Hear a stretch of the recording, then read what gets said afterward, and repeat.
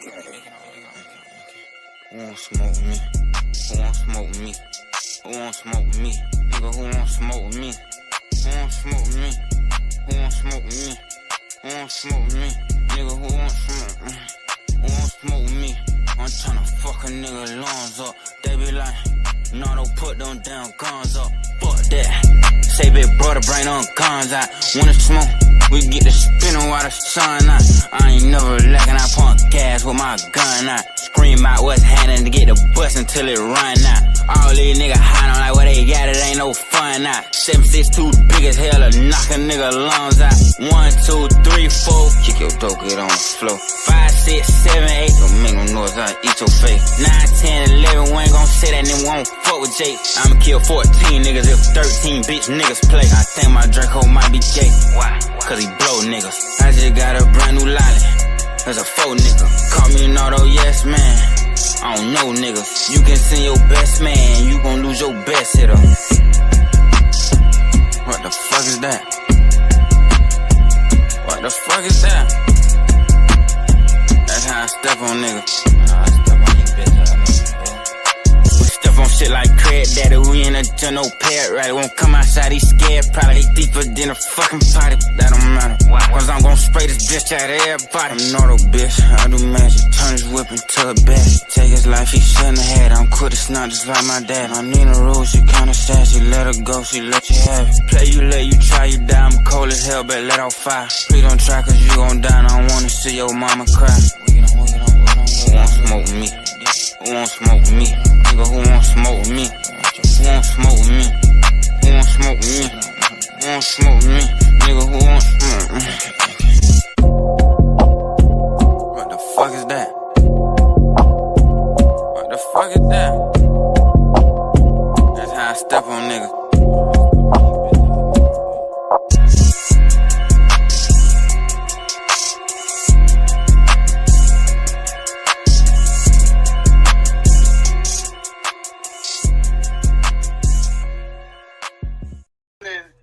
Doing what you do with the ladies. Yeah, but I wasn't doing anything illegal, just macking as far as going to the club and spitting game. I wasn't doing anything nefarious, so there's nothing to really explain as far as that end.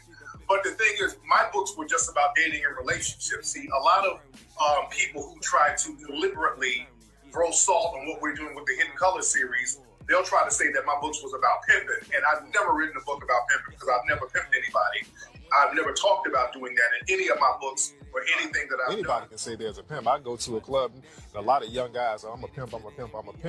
But you can tell them the attitude. I even wrote a book on the game, man. I got a book. I'm one of the 5 pimps in history to actually have a book about the game. That's why I'm so well known around the country. And the prerequisite to pimping is capitalism. That's the basic components of the game. In society where we live in, you either a pimp or you a hoe. If you work for any corporation and your boss is making more money on your labor than you are, that's pimping. All right, ladies and gentlemen, boys and girls, hit the like button on the way in, hit the Cash App or the PayPal if you support the mission, and let me get some black fists in the chat if you can hear me loud, crisp, and clear. There's going to be a lot of you guys watching that are new to my channel, are new to my content.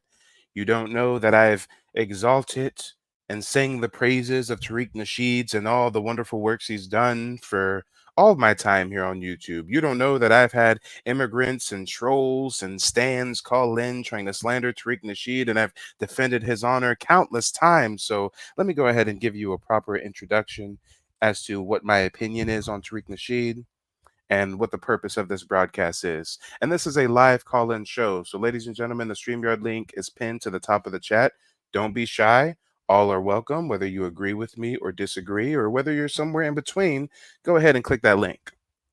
Now, if we're going to compare Tariq Nasheed to somebody like, let's say, if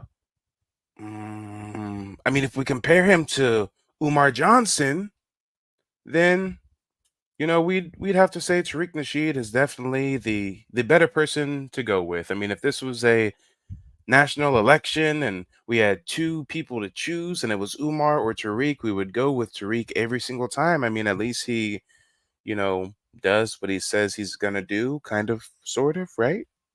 I mean, at least he's actually, said, "Hey, I'm gonna build a museum," and built the museum, and he said, "Hey, I'm gonna make this film," and he's made this film, and if we're gonna compare him to someone like Umar Johnson, then goddamn it, is it that Tariq Nasheed is so much of a revolutionary, or is it that people like Umar Johnson just set the bar so damn low, so damn abysmally low?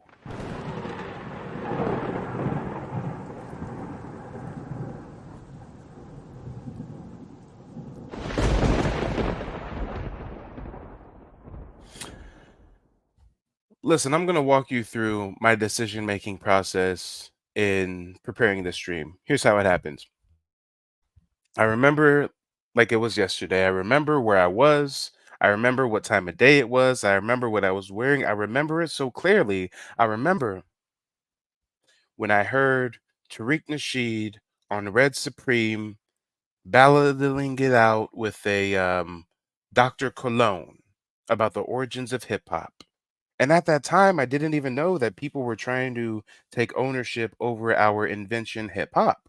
So I thought this was interesting. I thought it was strange that people were trying to lay claim to something that is foundational to us.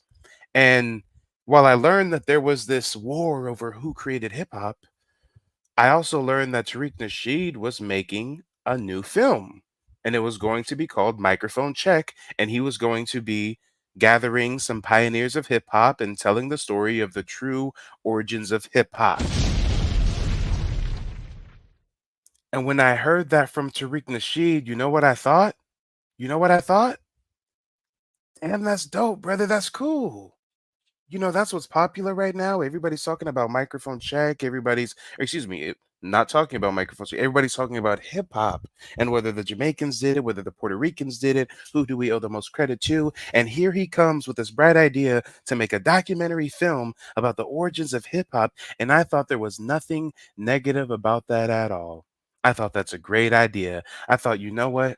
My first introduction to consciousness was being a freshman in high school and coming across the Hidden Color series. So I owe Tariq a lot of gratitude because he has taught a lot of us folks who previously were ill informed, who previously did not have the knowledge about the true origin of things. And when I heard that he was making a microphone check documentary, I said, damn, this is cool. That's what's up. Kudos. So you guys might be confused right now. You might be saying, "Well, Mike, why is your stream titled Tariq Nasheed Exposed? Well, why are you questioning whether microphone check was just a cash grab?" Well, because guys, maybe I've been living under a rock. I know I do not follow Tariq Nasheed as closely as a lot of you guys do, but I'm gonna share with you some things that I learned just earlier today, and I'm gonna see if you guys knew these things or if you didn't. And if you did know these things, click the link, call in. I want your opinion. If you did not know these things, then click the link and call in. I want your opinion. But here's the things that got me questioning whether or not this is yet another goddamn cash grab. Because when he said that he was making the microphone check documentary film, I said, that's cool. You doing something for the culture. Bravo. But you know what I didn't know until earlier today, until this morning? You know what I just found out to when I was today's years old, as they say? That he crowdfunded $180,000 to produce that film.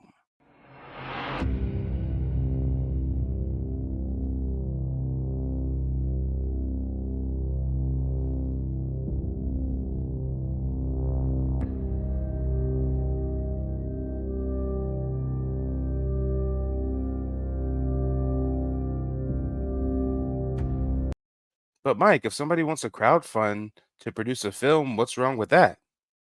I mean, if he wants to have a GoFundMe or a Kickstarter campaign to raise 180,000, what's wrong with that? Mike, are you a hater? Are you some troll? Mike, are you a tether, Mike? What's going on, Mike? You tripping, Mike? Hold on, wait, guys, work with me here. I had no, maybe I'm naive, but when he said he was making the documentary, I thought he was just making that on his own. I thought he's a multimillionaire living in Hollywood, living in a mansion, driving a Bentley, multiple successful businesses, root work, the museum, the discography, et cetera, et cetera. Maybe I'm just ignorant. Maybe I'm just naive. I had no idea this whole time. I just found out today that he was crowdfunding $180,000 to produce this documentary. But wait, there's more. He's asking for 180,000 and he gets $261,720. Well, Mike, what's wrong with that? I mean, if people want to pledge above the goal, I mean, you can't blame Tariq Nasheed for that. I mean, what's so crazy about that? I'm just letting you guys know what I didn't know. I'm just letting you guys know that I just found out earlier today that he was crowdfunding $180,000 to put on this film, and that oh my God, he shot past that goal by a long shot. Let's pull out our calculators. He went $81,720 over that goal. Okay, Mike. Well, he made some extra money, Mike. What's wrong with that, Mike? If he wants to crowdfund and if the people give him extra, then there's nothing wrong with that, Mike. Well, hold on, wait. There's more, y'all. There's more. This is what has me questioning whether or not it was just a money grab. This is what has me questioning what the fuck is going on. This is what has me questioning, did he do it for the culture or did he do it because he saw it was trending and he wanted to make a buck? This is why I am questioning the documentary. He's asking for 180,000. He raises $261,720. He shoots past his target by $81,720. And I was curious. I said, you know what? I heard it's in theaters. I wonder where they're screening. I wonder if you can still get tickets. I wonder. And when I looked it up, I learned that he's selling the tickets for $29 a piece.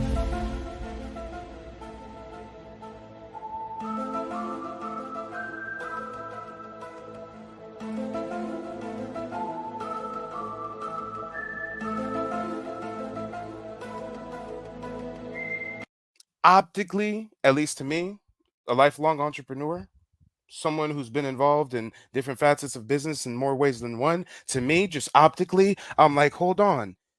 If I asked for 180,000 and I overshot that goal by 81,000, god damn it, why do I have to charge $29 for a ticket? Guys, I'm a lover of the cinema. I just went to the movies and saw Dune 2 the other day. Imagine if I had to pay for the director to develop the film and then on the screening night I had to pay $29 for a ticket?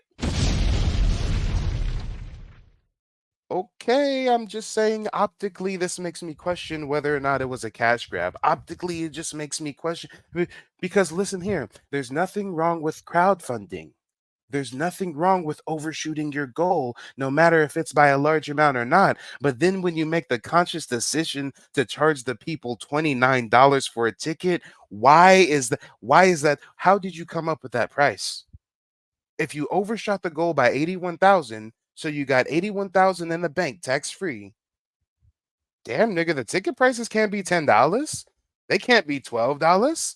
They can't be $15. They gonna be $29? $29? And I ain't gonna pocket watch them like this or whatever, but as someone who's involved in cinema, I know it don't cost no $261,000 to make no indie documentary. Even if you paid each one of those people in the film $10,000, and let's say he paid $20,000 for the final editing, and let's say he paid $50,000 to rent the equipment, and let's say another $10,000 for travel, and let's say another $50,000 for marketing and promotion, it still don't go. The math ain't mathing, family. I'm just saying the math ain't mathing. When I first heard that he was putting on a documentary about the origins of hip hop, I said, yo, that's cool. And maybe I was naive in thinking that he was footing the bill. So when I learned today that not only did he get the money from the people, but he overshot his goal by such a large degree and then still turned around and is charging us $29 for a ticket, it just makes me question whether or not it's a cash grab. And instead of slandering the man, Instead of making streams like all these trolls calling him a scammer, I like to ask the court of public opinion to click the link and call in and let me know your honest opinion. Do you think this was a cash grab? Do you think this was not a cash grab? Do you think that is justifiable for the ticket prices to be $29 when he already overshot the crowdfunding goal by $81,000? I mean, guys, I want you to know, above all else, I'm not a hater. I'm taking notes. Game recognized game. You know what else I just found out earlier today? Let me introduce you. Let me hip you to. Let me expose, because it says Tariq Nasheed exposed, right? You know what I'm exposing about Tariq Nasheed here? Tariq Nasheed's infinite money glitch. Again, call me naive. I was only a freshman in high school when the first Hidden Color series came out. Someone in my family bought the DVD. I didn't know that even the first Hidden Color series was crowdfunded. I had no idea. I didn't know that for the first Hidden Color series, wait. We're going to see a common theme here today, guys. Let me introduce you to Tariq Nasheed's infinite money glitch. Love him or hate him, take notes. This is capitalism. This is America, y'all. The first Hidden Colors, $20,000 is a goal. He raises 26,777. So he says, okay, let's snowball this. Hidden Colors 2. Now he's asking for 30,000. He overshoots that goal. He raises 37,697. So he says, okay, let's keep this thing going. The third movie. Now he needs $50,000. And he overshoots that and raises $72,733. And he says, damn, okay, let's keep this shit going. Hidden Colors 4. Now he needs $60,000. And he raises $135,091. And I'm just interested. I'd love to make documentaries one day. I'd love to do what he's doing one day. I'm wondering, did the cost of production dramatically increase? Or did his bottom line just increase? Was the production scale so much different than the $20,000 Hidden Colors 1 versus the $60,000 Hidden Colors 4?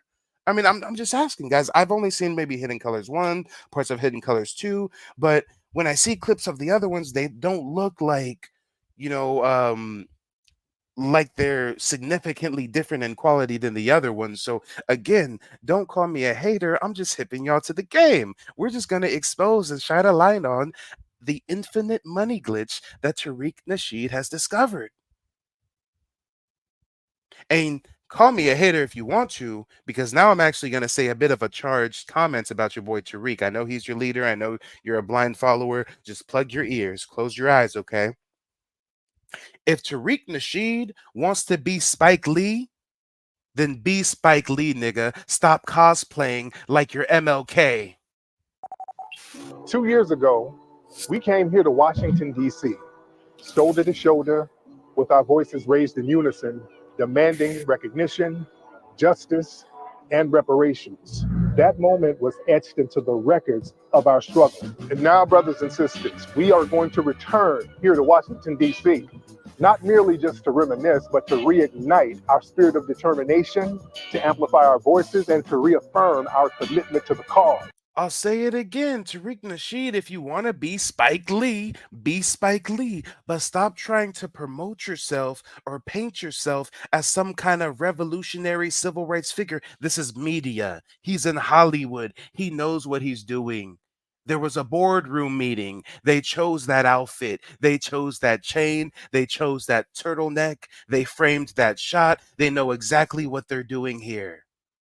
They got the clips together. This motherfucker looks like this is a campaign rally footage. I feel like I'm looking at the Black JFK. What are we talking about here? If you want to be Spike Lee, be Spike Lee, but stop trying to promote yourself as a pseudo-revolutionary. Shoulder to shoulder, with our voices raised in unison, demanding recognition, justice, and reparations. That moment was etched into the records of our struggle. And now, brothers and sisters, we are going to return here to Washington, D.C., not merely just to reminisce, but to reignite our spirit of determination, to amplify our voices, and to reaffirm our commitment to the cause. Join me, Tariq Nasheed, here in Washington, D.C. at the Oh yeah, guys, you know what? I heard he's doing a reparations rally. I thought that's good, Tariq. You doing work for the people. That's what's up. Hey, if we need something, we need reparations. But guess what? I didn't find out until recently. Oh, he's raising $50,000 to put on his rally. Is the rally at a private venue? No. It's at a plaza. It's at an open air environment. Me and you can just walk up there. But for whatever reason, Tariq Nasheed, the multimillionaire living in a mansion, driving a Bentley with a successful museum, successful documentaries, selling root work, appearances, the list goes on and on and on. For some reason, if we want to rally, we got to pay him $50,000. Damn, I didn't know that we had to give Martin Luther King Jr. $50K to put on a rally. I didn't know that when Malcolm X wanted to go do a rally, he had to ask the people for tens of thousands of dollars first.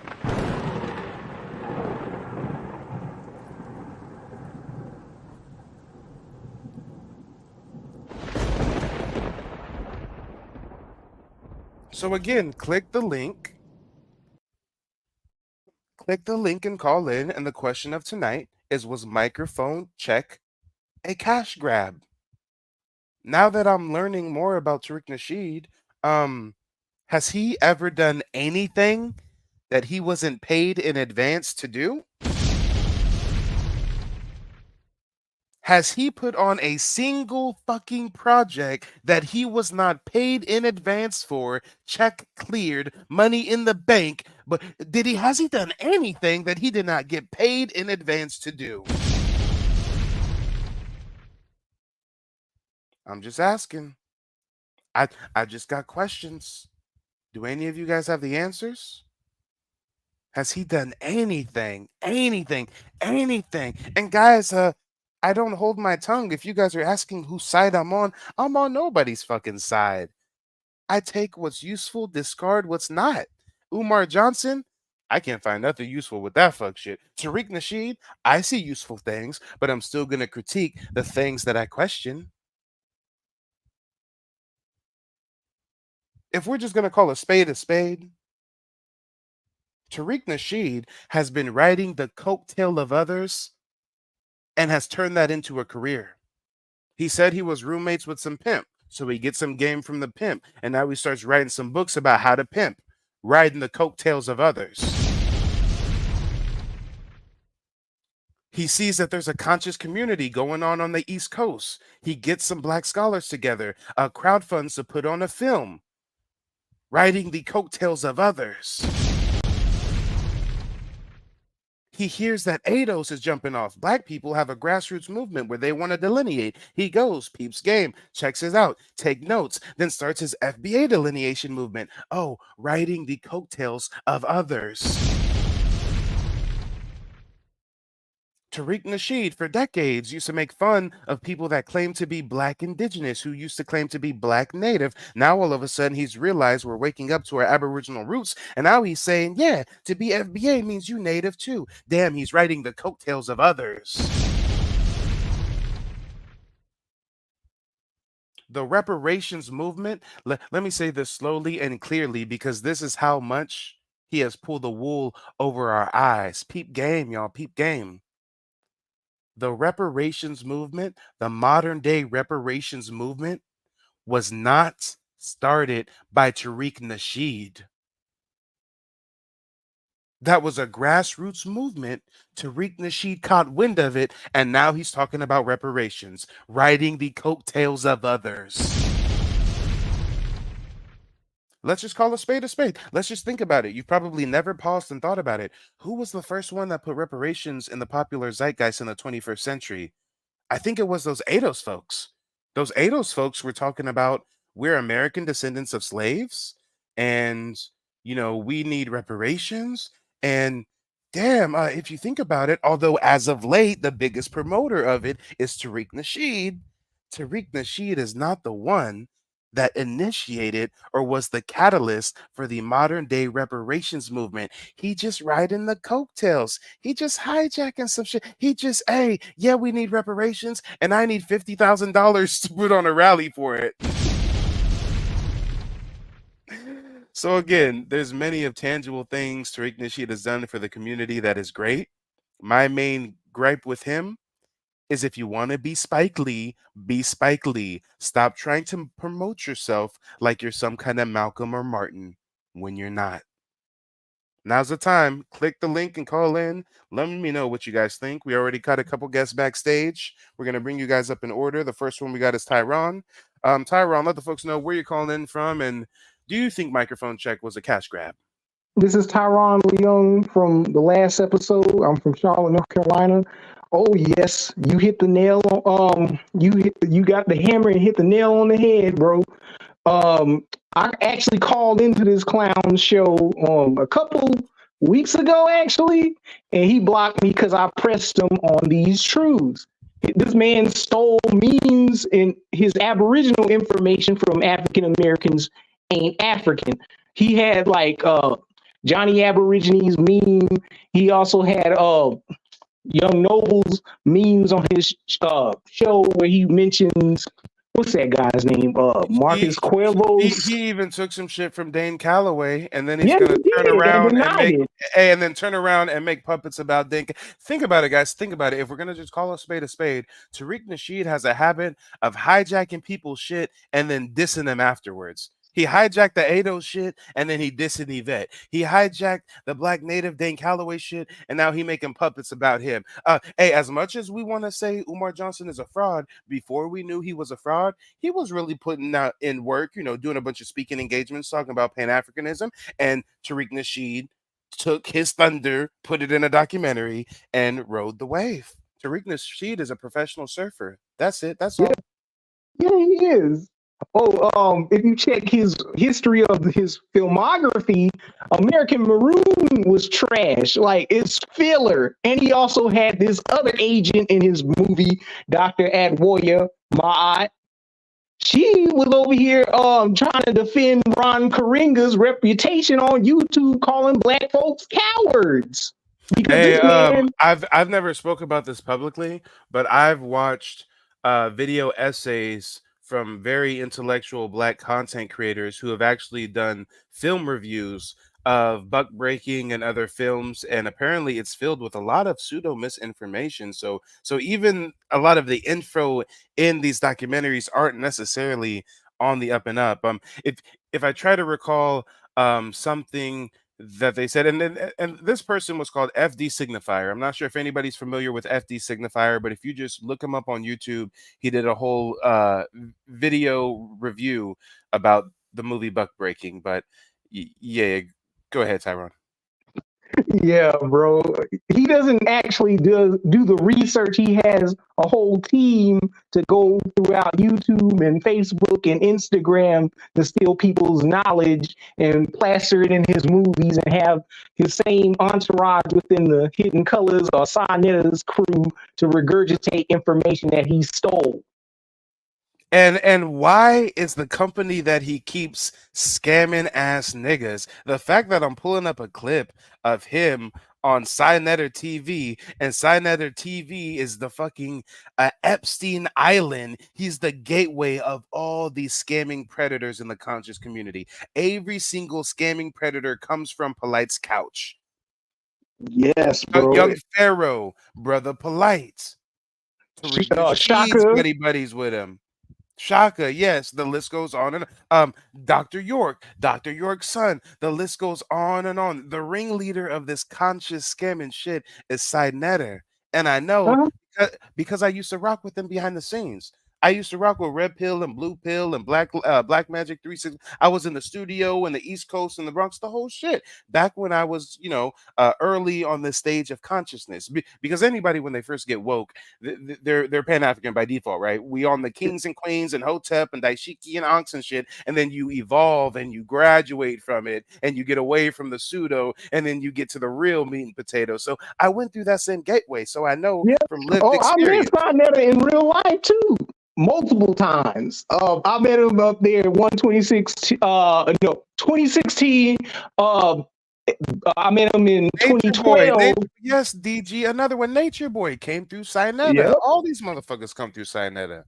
Elliot Blunt, aka Sarah Susan Seti. Who else? Dr. Maad that I just mentioned.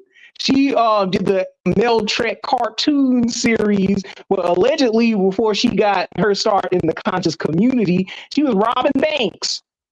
Hey, they out here promoting the one dude rocking the bow ties, trying to look like a mini Farrakhan. Didn't him and his mama just get indicted on Medicare scams a couple years ago? Oh, what's his name? Reza Islam. Yeah, Rizza Islam. Yeah, him and Yeah, his he rocking mama. with Reza Islam at that conference. Come Who on. else? Vicky Dillard, I think. Yeah. Come on, all of them. Oh, hold up. Damn, there's I so got it many somewhere. fucking scammers. Shoot, I think I got a photo. So, is there a photo on this motherfucker? Is there a photo? Where is it? I swear I seen a poster of the lineup. It was. Oh, here it is. Here it is. Yeah, Dr. Maya we got at the RZA, end. Vicky Dillard. He brought that homosexual Marcel Dixon into the community. Hey, and again, I take what's useful, discard what's not. Marcel seems to actually be doing some work. He's trying to get political office. I did purchase Marcel's documentary titled Tethers, and it was pretty interesting. He went on the Tethers, but yeah, still, strange company he keeps. Oh, ain't Sonetta Caribbean too? He's Frank Gehry. He's Dominican. Wait, hold on, He's also guys. I know that a lot of you guys watching right now are not used to critiquing Tariq. Everything that he says, it seems good, it seems on the up and up, so you've never really took the time to think critically about him. But just think about this. He keeps some strange fucking company. Why on his Twitter spaces does he have the same 4 or 5 white supremacists that call in who are white supremacists, but they're friends with Tariq somehow because they always call in at the same regular time and they're promoting root work? And then he has, right? He got white supremacists up there like they're paid actors promoting his fucking deodorant stinks. And then he has a tranny named Giselle. This motherfucker keeps some weird company. I'm just saying. And then how does he and Jason Black all know who was it Richard Spencer and Jared Taylor? Hey. They know their face. Wait. But, y'all, I'm young. I'm 29. I don't go back this year. So am I, bro. We're the same age. Hold on. Are you telling me Tommy Sotomayor used to be friends with Tariq Nasheed? I know he roasted Tommy. I know he gave him he used to rock with Tommy. No. Yeah, he did. No, not Tommy. Not black woman hating. I hate everything. Guess what? Tariq Nasheed is a black woman hater. Oh. He did a blog talk radio with Pearl Jr. talking about he wanted to domestic violence this woman. He wanted to catch all types of charges on.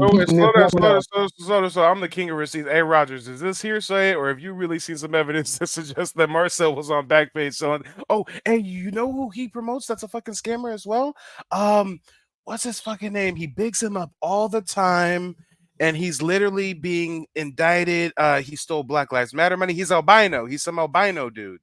Darren Seals? No. What's his name? King. He's on the Twitter spaces all the time. It's this albino dude. He's always bigging up.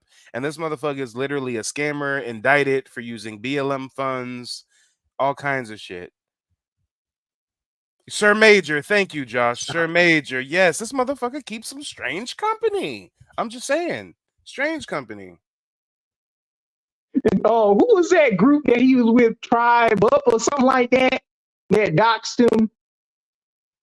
Hey, I'm just saying, a strange company you keep. The biggest scammer we got in the community is Umar Johnson, and Tariq put him on, and now modern day, he's endorsing Umar again, saying he's a brilliant guy, and if he was in trouble, he'd bail him out. So yeah, Tariq Nasheed, birds of a feather. I don't know. The question of tonight is, was microphone check a cash grab?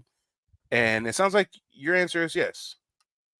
Oh, most definitely. If you check the track record of all his movies, it's the same Hidden Colors formula. Hey, first I need $20,000, but I raised 26. Now I say, okay, I need 30,000, but I'm gonna raise 37. Hold on, now I need 50,000, but I'm gonna raise 72. Hold up, now I need 60,000, but I'm gonna raise 135,000. Hold up, wait. Now I need 180,000, but wait, I'm gonna raise 261,000, and I'm gonna sell y'all the tickets for $29 a pop. For those that already bought the movie and fundraised it, he's charging you an extra $20 or $30 to go see this movie. Hey. And he also got to pay mortgage on that mansion he got to pay for that Bentley, he got to pay for them expensive trips out of the Americas and across America. Wait, hold on real quick. And somebody asked me earlier in the chat, someone said, but Mike, if you donate, do you get a free copy? Yes and no. If you donate at the lowest tier, and the lowest tier he allows is $75. God damn it, he won't let people choose their own donation amount. Donations are starting at $75, and $75 don't get you no copy of the film. It gets you a shout out on social media, though. If you want a copy of the film for your donation, you got to drop $100 to get a copy.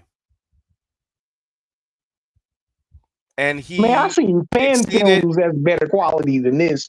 You know, exactly. are you familiar with Bat in the Sun?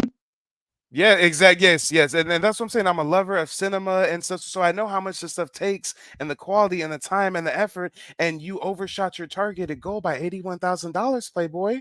You said you needed 180, and to produce that film don't even cost 180, but you asked for 180, you get 261, and you're still gonna turn around and charge $29 for a ticket? And yes, and Nick says, "Wow, I didn't know folks couldn't choose the donation amount." Exactly. I'm just bringing to your guys' attention what I just learned today because I said, "God damn it, I'm kind of smart. I kind of follow Tariq Nasheed loosely. If I don't know this, then a lot of you guys didn't know this as well." Let me get a one in the chat if you did not know that the first Hidden Colors was crowdfunded for. He exceeded the goal. Then the next one he raises a bigger goal, exceeds the goal. Then the third. Guys, maybe I'm naive. I thought he was funding these Hidden Colors series himself. I had no idea Nope. that from day one the people were paying for these documentaries and then paying for the documentaries after paying for the documentaries. And it looks like a lot of you guys didn't know that neither. Now you see why I do what I do. What some of you guys might confuse for hating, I'm just making sure y'all are informed as I am, because I didn't learn this shit till today. So I said, hold up, some of my subscribers, some of my viewers, y'all didn't know this neither. He ain't even Yo, paying. what about the Majora thing that he copywritten? Isn't that like Legend of Zelda? Hey, and Trey says he didn't take a vowel prop. And Trey, if there's anybody that should call in, it should be you. Because God damn it, you're the only person that I know who can call in and really show some debate skills. I don't know if you were watching the last stream, Trey, but I was talking about Umar and I had some ignorant Umarians calling in. It was terrible. It was terrible, bro. But Trey, I agree with you. One of the coolest phrases that I think Tariq Nasheed has coined, other than FBA, was when I heard him say, just because you're a thought leader, just because you're like blase, you shouldn't take a vow of poverty. And that resonated with me. I rock with Tariq Nasheed's more ways than one. I think he's a trailblazer. I think he's proof of concept. I think for people like me who aspire to be amateur filmmakers producing historical documentaries, I think he's shown proof of concept that our community likes, is receptive towards, and would even pay for that type of entertainment. So I rock with him more ways than one, but still, I gotta call a spade a spade. And above all else, I just want to hip y'all to his infinite money glitch. I need 20, but I'm gonna get 26. Now I need 30, but I'm gonna get 37. Now I need 50, but I'm gonna get 72. Now I need 60, but I'm gonna get 135. Now I need 180, but I'm gonna get 261. Now, hey, we're gonna do a reparations rally, right? But in order for us to do this reparations rally, I need me $50,000. All right, the infinite money glitch. Game recognized. I'm taking notes. I don't hate, I congratulate. And I just make sure that other people are aware of what's going on. Because again, correct me if I'm wrong, guys. Put a 1 in the chat if you agree with me and a 0 in the chat if you disagree. But does Tariq Nasheed, do you think that he tries to promote himself as if he's some kind of like revolutionary leader? Like, look at this film quality, the way he edited it, had it shot. It even has a historical little overlay, so it looks like it's like shot in the 60s or the 50s or something. I mean, look at this shit. Nigga, if you want to be Spike Lee, be Spike Lee. I don't see Spike Lee trying to promote himself like this. I don't see Spike Lee throwing $50,000 reparations rally. Spike Lee just making his films, making his money, And guys, I know about film. Typically, there's producers, there's financial backers. They fund the film because it's an investment. Because just like a real estate investment or a stock investment, they recoup their investment for investing in the film. They don't invest to have the film built and then pay a ticket to go see the film that they paid to get. It's hey, the infinite money glitch. But go ahead and provide some closing remarks, and then I'm not going to kick you off the stage or anything. I'm just going to put you backstage while I bring up the next caller, and then we'll circle back to you. But what's on your mind? All right. One more thing is, has anybody noticed that he's a fake Moor as well? Because with Moors, why would you call your people black when they, for themselves, if you speak with Moors, it will tell you that black means dead in the eyes of law. And why doesn't he teach people how to be lawyers like Johnny Cochran? Hey. And what's his real government name? Because he doxed his real name by saying that he's Saunders. I got him to do that. Okay. We'll get back to you in just a bit. Go ahead and hang out. The next guest we got coming from the back to the front is Aaron Von Black with the Freedman Network. And actually, I'm not sure if you got the YouTube video playing or something, but there's a bit of an echo. I got an echo back there. Hold on, let me say something again. Mic check. Nope, it's fixed. It's fine. Okay. Yeah, man. You think microphone check was a cash grab? This is what I will say about it. As far as Tariq and the money he makes or whatever like that. One thing, I was aware of it because I did pledge to the fund, the 180,000. I pledged some money. I was aware of what they, what they were, the goal they were trying to get. Do you feel confident in disclosing at what level you pledged? I think it was about $300. It wasn't much money. It was about $300. It wasn't much. And also, guys, I didn't know this until today, but there were different pledge amounts. So the lowest amount was $75. Then there's and actually, hold on, that echo came back, so I'm just gonna place you on mute while I talk. It's all good. So the lowest amount was $75. The next amount is $100. Then we've got 150. We've got 300. We've got 500. We've got 1,500. We've got 3,000. We've got 5,000. 8 people paid him $5,000. One person paid him $3,000. 20 paid at the $1,500 level. 28 paid at the $500 level. 76 paid at the $300 level. 485 paid at the $150 level, and 320 paid at the $100 level. 99 paid at the $75 level. Now, before we get back to what Aaron has to say, I'd like to see real quick, because I haven't even read this. What do you get at the $5,000 level? At the $5,000 level, now you're in the big leagues, it says. Now you're in the big leagues. Your name will be listed in the film credits as an executive producer. Guys, remember when I said investors and backers and how you make films and how there's producers? You know how when you see a major movie or a project, it says executive producers? Executive producers are basically people who pay to have their name attached to it. They're basically, I want to help this come to fruition, so I'm going to pay some big money. So executive producer, okay. Your name will also be on the film's IMDb page. Okay. You will be invited to a red carpet premiere of the film, and you will be allowed to take photos on the red carpet. You will be a lifetime membership to the FBA streaming site, and you will get 10 advanced copy. I'm surprised that there's typos when we get hundreds of thousands of dollars here, but and you will get 10 advanced copies of the Blu-ray. Okay. I don't think that you and here's the thing. That $5,000 value, that's valuable to somebody. Hey, if you're trying to get yourself listed on IMDb and you want to get in the game of producing films, okay. Let me just read the level right below that, and then we're gonna get right back to Aaron. For $3,000, you'll get 5 advanced Blu-ray copies of the film. All right. This is where I just once again say that Tariq definitely appeals to the older generation. Nigga, why are we selling Blu-rays? Ain't nobody do anything. Put a 1 in the chat if you own a Blu-ray player. Put a 1 in the chat if you own anything that plays DVDs. Okay. You'll get 5 advanced Blu-ray copies of the film, 6-month access to the FBA streaming site, a co-producer credit in the film, and your name will be listed on the co-producer section of IMDb. Okay. All right. All right. Well, go ahead, Aaron. And I'm not sure if you answered the original question, but do you think this was a cash grab? No, I really it could be for him. I see the thing. This is my thing, Mike. I'm from Brooklyn, New York. Um, Early in the game, man, I was taught, you never watch another man's pockets.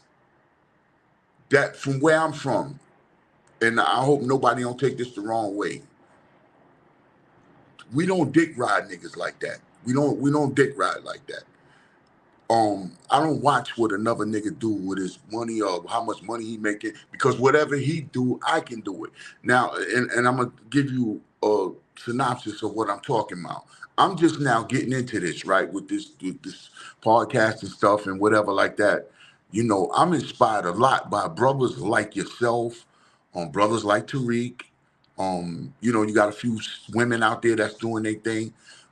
I'm learning this stuff. All of you guys are inspiration to me. You understand? So when it come down to the money or whatever, if a brother's making money, that's fine. I don't because I got potential. Well, real quick, and the only reason I muted you is because there's that echo situation.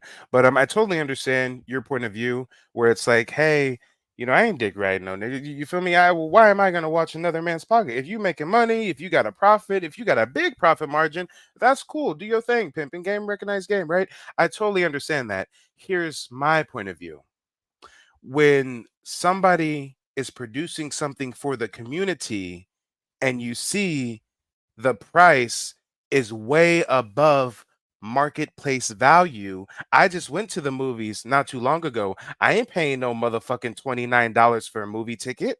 So when you're being sold something to you and you look at the price and you say, damn, that price seems inflated. And then you learn, wait, I thought he put this together himself. He raised 180 G's. Wait, he asked for 180 G's. He raised 261. Wait, he made an extra $81,000 and he's still going to charge me $29 to go see the film? So on the one hand, I totally understand not dick riding, not policing. Again, I rock with Tariq more ways than one, but nobody's above reproach. And we can definitely question the price of the goods or services you're soliciting to us. When I heard him originally talk about making the documentary, I had no idea he was going to get paid $261,000 to do it and then charges $29 for a ticket. That's all I'm saying. So from that perspective, when I unmute you, the next question I have for you is, do you really think that he had to charge $29? Do you think it would have been reasonable to charge $10 or $15? I mean, not from a pocket watching standpoint, but from a comparing it to the marketplace. What movie do you go see that's $29? Yeah, I thought the ticket prices was a bit much. Uh, but you know what? Now I never donated to none of. I did donate to the museum because I thought that would be an institution that would be viable for the overall community. So I did donate to that. The other movies, the Hidden Colors and all that stuff like that, the Buck Breaking and the American Maroon, I didn't donate to that. I think I like the brothers' work. Some of the information is pseudo or whatever like that, but it makes you. It opens it's the key to open the door to other things. Now, with the ticket prices were a little steep, but I think I brought about 4 or 5 tickets because my whole family is going. I'm taking the wife, the kids, everybody's going. That night is going. Now that particular theater, these are not going to be screened in regular theaters. These are filmed at Cinemark theaters, yes. Right. Um, what I will tell you is this: I'm gonna be front and center. That shit is gonna be crazy. Here in New York City, that premiere is gonna be fucking crazy. You understand? I thought I now the reason why I got so involved in it, well, not so involved, but to the extent that I did, was because I felt that it was greatly needed. Because a lot of those dudes that's in the film, Those are the forgotten giants that really started this shit. You understand? And a lot of people don't really know what went on here in this city during that time. That movement, the hip hop shit came about through youth gangs of New York City. I was there. I was. Wait, hold on. Before you continue, I just want to make sure we're on the same page. So it sounds like you do acknowledge that the $29 ticket price is a bit steep. It was a little steep. Yeah, it was a little Okay. steep. Especially when you hear that he overshot his goal by $81,000. Yeah, it's a little steep. Okay. You know, but see, my thing is this. I'm supporting it because I see the significance of it. I don't agree with everything Tariq does or says. I don't agree with everything. However, I want people to understand this. I want people to understand this. This dude was swatted at his home by law enforcement. Oh yeah, I remember that. Yeah, facts. You understand? So when cats get on here, you know, okay, his name is Marcus Sanders. So the fuck what? So the fuck what? Who gives a fuck? Who gives a fuck that his mother-in-law is white? Who gives a fuck? It's the work that the cat is doing. It's the work Jason Black is doing. It's the work Professor Black Truth is doing. I don't give a fuck about all this little minute shit, man. Let's stop all this sucker shit, man. Well, see, and that's once again where I have to provide a counterpoint of view because I know what the general consensus is. Just like earlier, you're like, "Hey, we don't dick ride dudes," and I'm like, "Well, we don't dick ride, but when someone sells us something for a price, we can question the price, right?" Well, on the surface, we can be like, "Yo, like he's been swatted. Like, who cares if his real name's Marcus or not? Or like, you know, who cares if his mother-in-law is white, right?" But there's people out there who were like, well, the only reason someone hides their name is if they have something to hide. So now that promotes the question, what do you have to hide? I mean, my name is Mike TV. I go by Mike TV on YouTube. My real name is Michael Lane Jr. Mike is a nickname from Michael. I didn't create a whole fantasy Michelangelo, Abdullah Nasheed, Jarir Jabbar. So, I mean, I think on the one hand, although some people definitely go down the rabbit hole with claiming he's a murderer and that's why he's hiding his name, I think it is fair, though, to ask, why are you hiding your name? Just like it's fair to ask someone like Jason Black, why do you hide your face? So, and then as far as the white mother-in-law thing, I mean, I've got white people in my family. I date whoever I like as well. But it is interesting when recently you go so hard on tethers, and then most people don't know that by your own definition, you're kind of married to a tether. I mean, most people don't even realize that the mother is European and the father is Dominican. So, you know, again, the only reason that's relevant is because of his rhetoric and how it seems that he may be contradicting his rhetoric. So while I totally understand your point of view, you know, some people have a bit of a different point of view. And while there's vast extremes on both sides, I think everybody can kind of find a common ground. Yeah. Well, here's the thing, right? I don't my name is not Aaron Vaughn, but my name is Aaron, but my real name is not Vaughn Black. Now they used to call me Black in the streets, right? That was my name, Black. I hated that name at first. When I was younger, I hated that name. But it grew on me, and it was the dude that died, a friend of mine. He was an older cat that gave me that Vaughn Black. Because he used to tease me about my government name was from some German probably slave owners of my family or whatever like that. That's why I got Devon Black. But my real name is Aaron. Now all of us got shit to hide. I got a pass. My fucking rap sheet is from here to goddamn Georgia, and I'm in Brooklyn, New York. I've been a criminal all my life until I changed. So all of us have something to hide. Now, I'm not sitting here. I can't defend Tariq, and I'm not here to do that. The reason why I got on, because I seen the mic check thing, and it's this work here, this project is very important because of dudes like the Fat Joes, Busta Rhymes, Crazy Legs, and all them dudes. See, I grew up in this culture. I grew up in it from the beginning.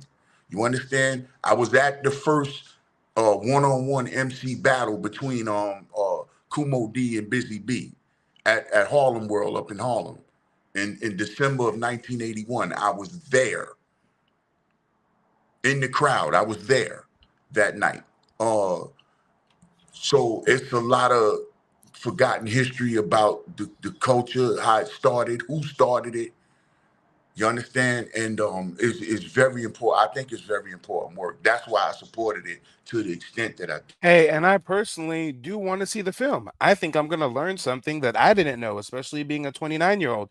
But I ain't paying no $29 movie ticket. And I hope when he does release it online, it's maybe $10. I mean, hey, I critique Dane Calloway, and I've learned a lot from Dane Calloway. Dane Calloway recently produced a documentary about Rosa Parks and the NAACP. I purchased it. It was $7. That was fair marketplace value. No issue there. So, as much as I do want to see the film, $29 is not fair market value, and I'm very, very curious to see what the price is going to be for a digital copy at this rate. Right.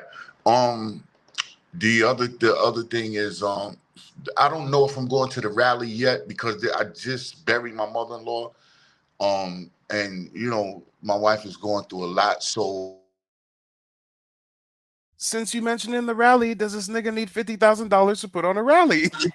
well, I don't think I think it's more that money is more or less to go because they got volunteers, they got to clean up and all that shit like that. They got the sound production they got to do because the last one they did, them goofy ass Israelites was out there. Brother. It ain't no volunteers. It ain't no sound production they gotta do. They're gonna be in a public square rallying like anybody else. This is wants, not needs. He lists right here where the money's going. Peep game, y'all. The money's going for stage and lighting construction.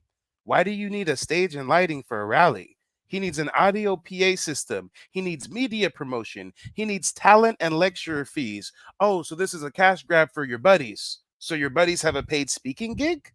So he thinks that we need talent and lecturers to be paid to come talk to us at the rally. I didn't know this is how Malcolm and Martin moved. I didn't know they had to crowdfund tens of thousands and then pay speakers to come out. I thought people did it because they cared. I thought people did it because they were passionate about it. Look, it ain't shit saying nothing about no volunteers, but they need travel and lodging for their guests. They need security and other related expenses. The only thing I see on this list that would be deemed a necessity is security. Because, like you said, people pop up on them. There's trolls. Get some NOI guys to follow you around. You don't need $50,000 for that, Tariq. So again, this is not in a private venue. This is in a public square. And if you feel like you want to get your friends to come out, and if you want to pay your friends to come speak, multimillionaire, and if you want to stand up on a stage like a church pastor, multimillionaire, then pay for your own stage and lighting. That's my point, but I digress. Yeah, the thing, yeah, I agree with some of what you said. I don't know what the money's going to be used for now. It's on you if you want to donate. I don't think that there's not a demand. They're asking for money, but it's not a demand. So, if you want to donate, you donate. If you don't. I went to the last one. Like I said, I'm not sure if I'm going to this one because I got some personal family stuff, I'm dealing with. But I would like to go. I would like to go because it was like a family reunion vibe when we was out there. It was real nice, really nice.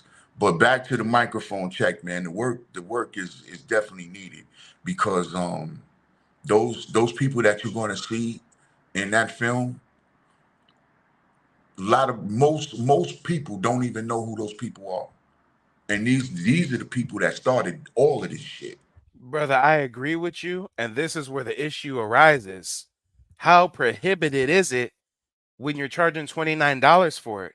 And this is information that people really need. Motherfucker, you got an FBA streaming service. Why don't you stream it on the streaming service?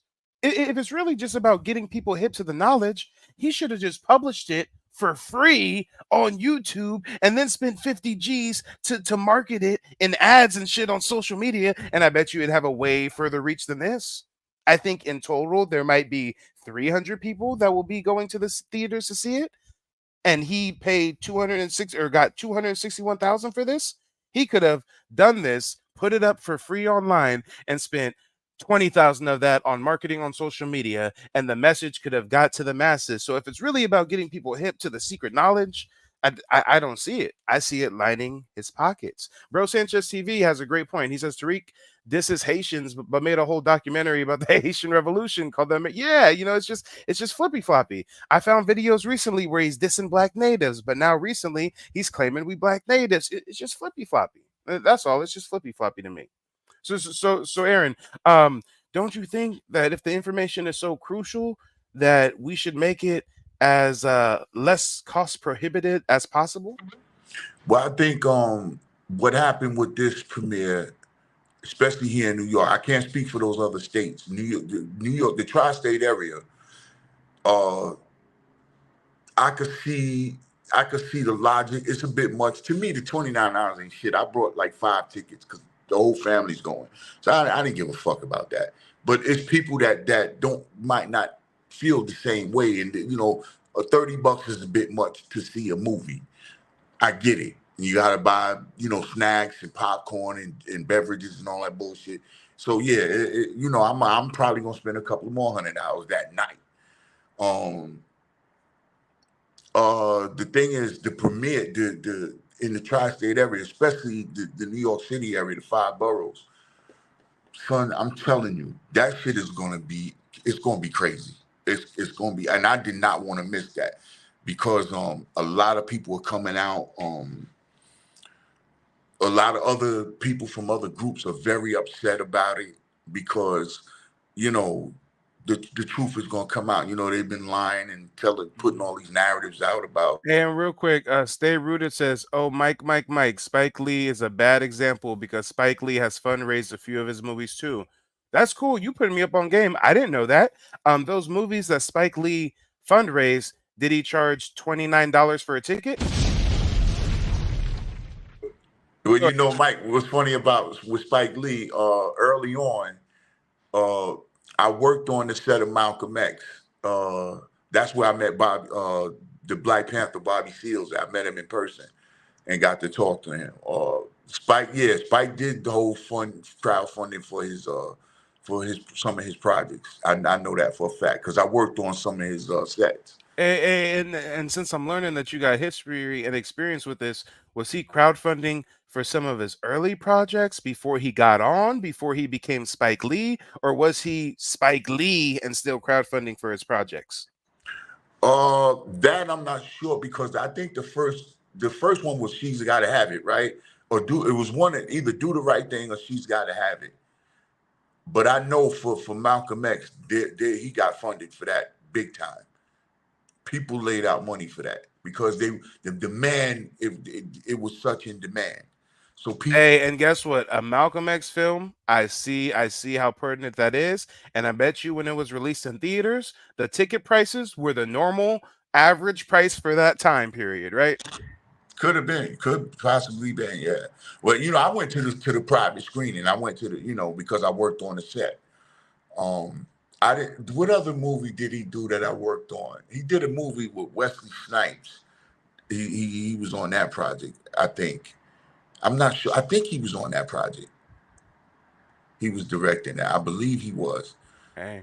And and real quick, I got one more guest I want to get to. So go ahead and provide us some closing remarks, and then I'm not going to kick you from the stage. I'm just going to put you backstage for a few minutes, and then we're going to bring everybody back up. Yeah, I'm getting ready to go to bed, and because I got to take my wife to work in the morning. But the closing remarks is this: you put me on to some very important game. This guy you put me on to, I started looking at his stuff today. The research guy. I never knew nothing about him. I learned that from you. So what I'm saying is, you're not going to be able to please everybody. Somebody's going to have a beef no matter what you do. You could do shit for free and put your money behind whatever. Somebody's going to find some shit to say, oh, he did this wrong. He did that. So you're not going to be able to please everybody. But what we got to do is start supporting each other. If we're not scamming and doing that type of shit, you understand? It's a lot of little guys out here that are trying to come up. This brother, Calvin Michaels, I like his stuff. The research guy, just got on to him. and I'm learning this stuff from you. Hey, and speaking of learning stuff, I know our beautiful sister Gia is going ham in the comment section. Yes, darling. I just found out the other day he charging $20 for that deodorant. Yeah, Aaron, did you know the deodorant was $20? I think because I bought a couple of sticks of it, I think I paid like $15. I think off Amazon, some shit like that. It wasn't $20. Yeah. So I don't know why he does this, but on Amazon it's 15, and then on the website it's 20 even. Yeah, well, you don't have to buy that shit. I buy it because it's some black shit, and to am I gonna buy it all the time? Hell no. But you understand what I'm saying, Mike? We gotta, Exactly. we gotta, if you got some shit, I'll still look. We have to support one another, and I've gave Tariq Nasheed super chats and GoFundMe's and stuff here and there as recent as 4 months ago, because I believe in reciprocating, and if I get some game, I like to give a little something to the game. But when I get excited about this documentary and I learn that you asked for 180 and you got 261 and you're charging 29 for a ticket, god damn it, I'm just wondering if the people knew that, because I didn't know that. Well, I don't know if you're familiar with this Derek Colon nigga, this Puerto Rican dude, Derek Colon. He's been in my chat trying to beg to come on my show and debate me over hip hop. Yes, he's a clown. Yeah. Fuck him. Don't bring him on your. Well, let me not tell you what to do, but fuck him.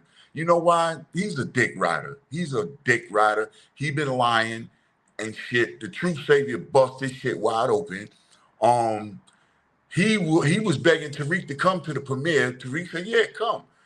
A couple of niggas got online and said something. Now this nigga, he won't come out. He got scared. Yeah, he got scared for you, bitch ass motherfucker. Like, yo, but I'm gonna tell you now, Brooklyn gonna be in the house heavy that night.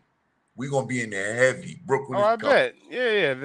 That's the origin of hip hop. Should it better be packed, sold out, lined out the door? Yeah.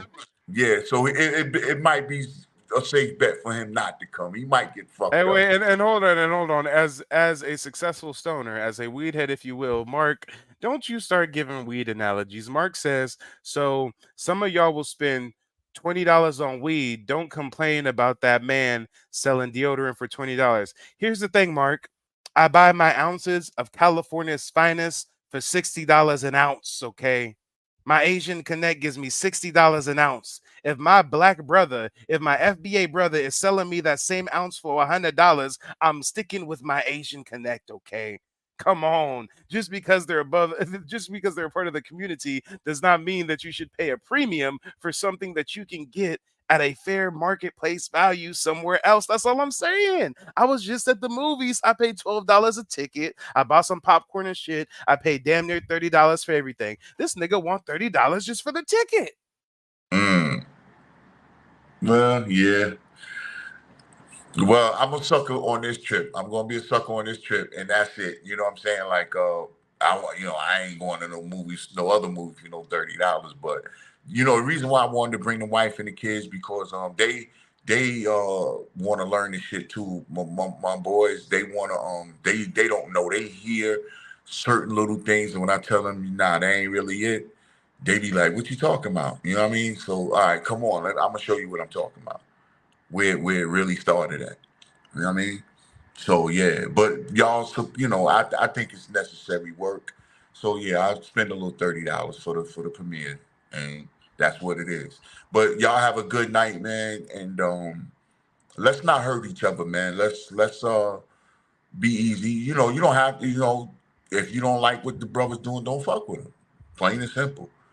You know what I mean? There's plenty of other people out there that's doing this work that we don't know about when we need to start bringing them up a little more, because these guys are already established. Tariq and all these other guys, they already established. But it's other. Anyway, brother, it's funny that you just left us off with "Don't hurt one another," because before I even went live with this stream, I had Tariq Nasheed cult followers leaving comments before I even went live. Jesus is King left a comment that said, "Keep Tariq name out your mouth or I'm gonna have to see you." So Tariq Nasheed's followers is already trying to pull up on me for just questioning the ticket prices. Nah, that's that. Yeah, don't. I'm Jesus is king. Don't do that. Don't all the it's no point in doing none of that. Everybody has the right to voice whatever gripes they have. You understand? And as an older brother, you know me, Mike. I try to diffuse things if I can. You know what I'm saying, and try to draw that negative energy out of it. That's why I was, even with the Kendrick Lamar Drake thing, you know, I said long as they keep that to the music, it's fine. When you start getting into all that other shit, it gives the game a black eye, and you don't want to do that. So we don't want to do that. I fuck with Tariq. I fuck with Mike TV. I fuck with Mike. It's people that don't like Tariq that I fuck with. You understand what I'm saying? So we all got a right to voice whatever. Just we don't want to cause rank stale ass distinction between us because the end goal is the empowerment, and let's keep it there. Okay, so everybody be good and take care. Have a good night, Mike. I'll be talking to you, brother. All right, brother. Till next time. Thanks for All right. calling in. Yep, and for the record, I fuck with Tariq, and I would not be doing the stream right now if them ticket prices was $10 or $15 instead of $29. After he asked for 180,000, got 261,000, which is $81,000 over his goal, and then you gonna charge me $29 for a ticket, Playboy? Okay. This stream would not be happening right now if the ticket prices were at a fair marketplace value. Well, the next caller we got coming from the back to the front is Trey. Trey, let the folks know where you're calling in from and what's on your mind. Yo, what's good? I'm calling from Charlotte. Charlotte in the building. I don't know if they had a microphone check screening somewhere near you. Charlotte, huh? What's the biggest city near Charlotte? They got Los Angeles, they got New York, they got Detroit, Dallas, Atlanta, Washington, D.C., Chicago, New Orleans, Denver, Oakland, Indianapolis, San Diego, or any of those places by you? Probably DC might be the closest. Okay, that's what's up. Well, the question of the night is, was microphone check a cash grab? Man, real quick, man, y'all ain't had to mute me in the chat, man. I wasn't even coming out of the pocket, man. First off, I was already in the backstage, man. Wait. Somebody muted you in the chat? Hey, wait, hold on. Time out. Are you still timed out in the chat? I don't even know. Okay. Hey, so wait, so real quick, and this is actually long overdue. Real quick, try to leave a message in the chat, because I'll just go ahead and give you a mod wrench, and now nobody can time you out. My man, yeah, I wouldn't come in disrespectful tonight. You know me. Yeah, no, it's all good. It's all good. Hey, I've instructed my mods on these live call-in shows. If someone's disagreeing or something, tell them to call in. And if they still talking and not calling in, then block them. So since it took a while to get to you, they probably assumed that you were talking and not calling in. Yeah, it's cool. Respect. Last time I got muted was with that Diddy stream. Baby, getting a tough break lately, but I'm not seeing a message in the chat from you. Have you left one yet? Yeah, I'm in here. Word up. Good look. Okay, hold on. Now let me go ahead and mod you up. Add as a mod. Okay, with great power comes great responsibility. If you see any tethers that's talking shit and not calling in, go ahead. Damn, new era. All right, brother. Well, now that you're a moderator, now that you've been bestowed with great power, go ahead and speak freely, okay? Was microphone check a cash grab in your opinion? Man, I don't care. I'll leave it like that, man. It was worth it, man. It's a good cause. Yeah. We'll see what he does with the money. I got faith. Wait, you don't care if it was a cash grab? I don't care. Nah. I think it's low-key to be with all due respect, I think it's off code to even question this shit until it does something out of pocket, like more extreme. Like, well, wait. So by that rhetoric, you'd pay $50 to go see it. Yeah, I mean, especially if it's a premiere. Like, okay, like red carpets and all that shit. It's not red carpet. It's not. The LA one and the New York one might be, but no, it's just. People do this all the time. You can book a movie theater for anywhere from $300 to $500, some as low as $99 if it's a small town, and it says exclusive screening, but anybody can pay for a ticket and go watch it. It's not like, the Chinese theater, the director's going to be there, the actors are going to be there, there's going to be a red carpet. It's not exclusive like that. So if it was still $50, you'd pay for it? People, ninjas pay $50 for all kind of dumb. Brother, it's a yes Man. or no question. Would you personally pay 50? Yeah. So would you Yeah, pay $100 to go see it? I don't know about 100. Maybe if I was like, if it was like the whole rollout and everything, and it So came now with we're some getting somewhere. ammunition. So your cap on the value for you personally is somewhere around like $50 to $75. That's probably as much as I'll pay for it. But either way, I mean, somebody gonna pay for it, and I'm glad they will. You know, that's what's up. Made their money, especially if it's for a good cause. And I don't, you know what I'm saying? If he's like tricking off and making it rain in the strip club, I'd be kind of mad. But I know we got a museum to pay for. I want to see him do some more projects. The I know he bails museum's people out. wait, no, it's not a museum to pay for. The museum's already built. It's profitable. There's paid events every week. There's donations that still come through. It's thriving. It's not like there's a museum we have to pay for. I mean, if he's making moves and he's making actions, it's tough because we don't have a whole lot of people that actually do things that are productive for our people and then profit off of that, and that we can expect to put money back in the community because we've seen him do it before. So if he's maximizing profit, and I'd rather go to him than I think now we're getting somewhere because you said that there's nothing wrong with him profiting from it, and I agree with that. But at a certain and again, I'm a businessman. You're a businessman. You know that at a certain point in time, your profit margin gets so big that it's unethical. At a certain point in time, your profit margin gets so big it's predatory now. It's not oh I'm just there's a standard profit margin. No matter what industry you're in, there's a standard margin of profit that you're accustomed to. So when you do things, when you manipulate situations to make an egregiously high amount of profit, that's something to be critical about. I mean, if I ask for $180,000 to make a documentary and I get $81,000 above that goal, and then I charge people $29 to see it, that seems a bit predatory. That doesn't seem like you're doing something for the culture. It seems like you're being a culture vulture. Oh, there's a hip hop debate. Let me hurry up and make a movie real quick and sell it at a premium. I mean, come on. Hey, if Vlad TV did this shit, we'd be giving him hell. But we don't say nothing to Tariq because he a black man. Let's be real. Vlad TV would not do anything that's truthful. At least, again, like this is not like Miss Cleo, the original, not the original tether, but one of them OG tethers. Wait, hold on. And thank you, J9. He's not doing shit out of pocket. He has 100% profit margin. 100% profit margin. This is why I call it the infinite money glitch.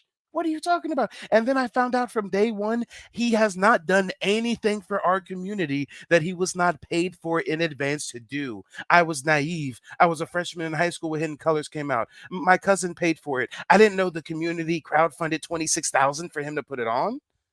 Hey, is this a trend we're seeing here? He asked for 20,000, he gets 26,000. Now part 2 comes around, he's asking for 30,000, he gets 37,000. Now part 3 comes around, he's asking for 50,000, he gets 72,000. Now part 4 comes around, he asks for 60,000, he gets 135,000.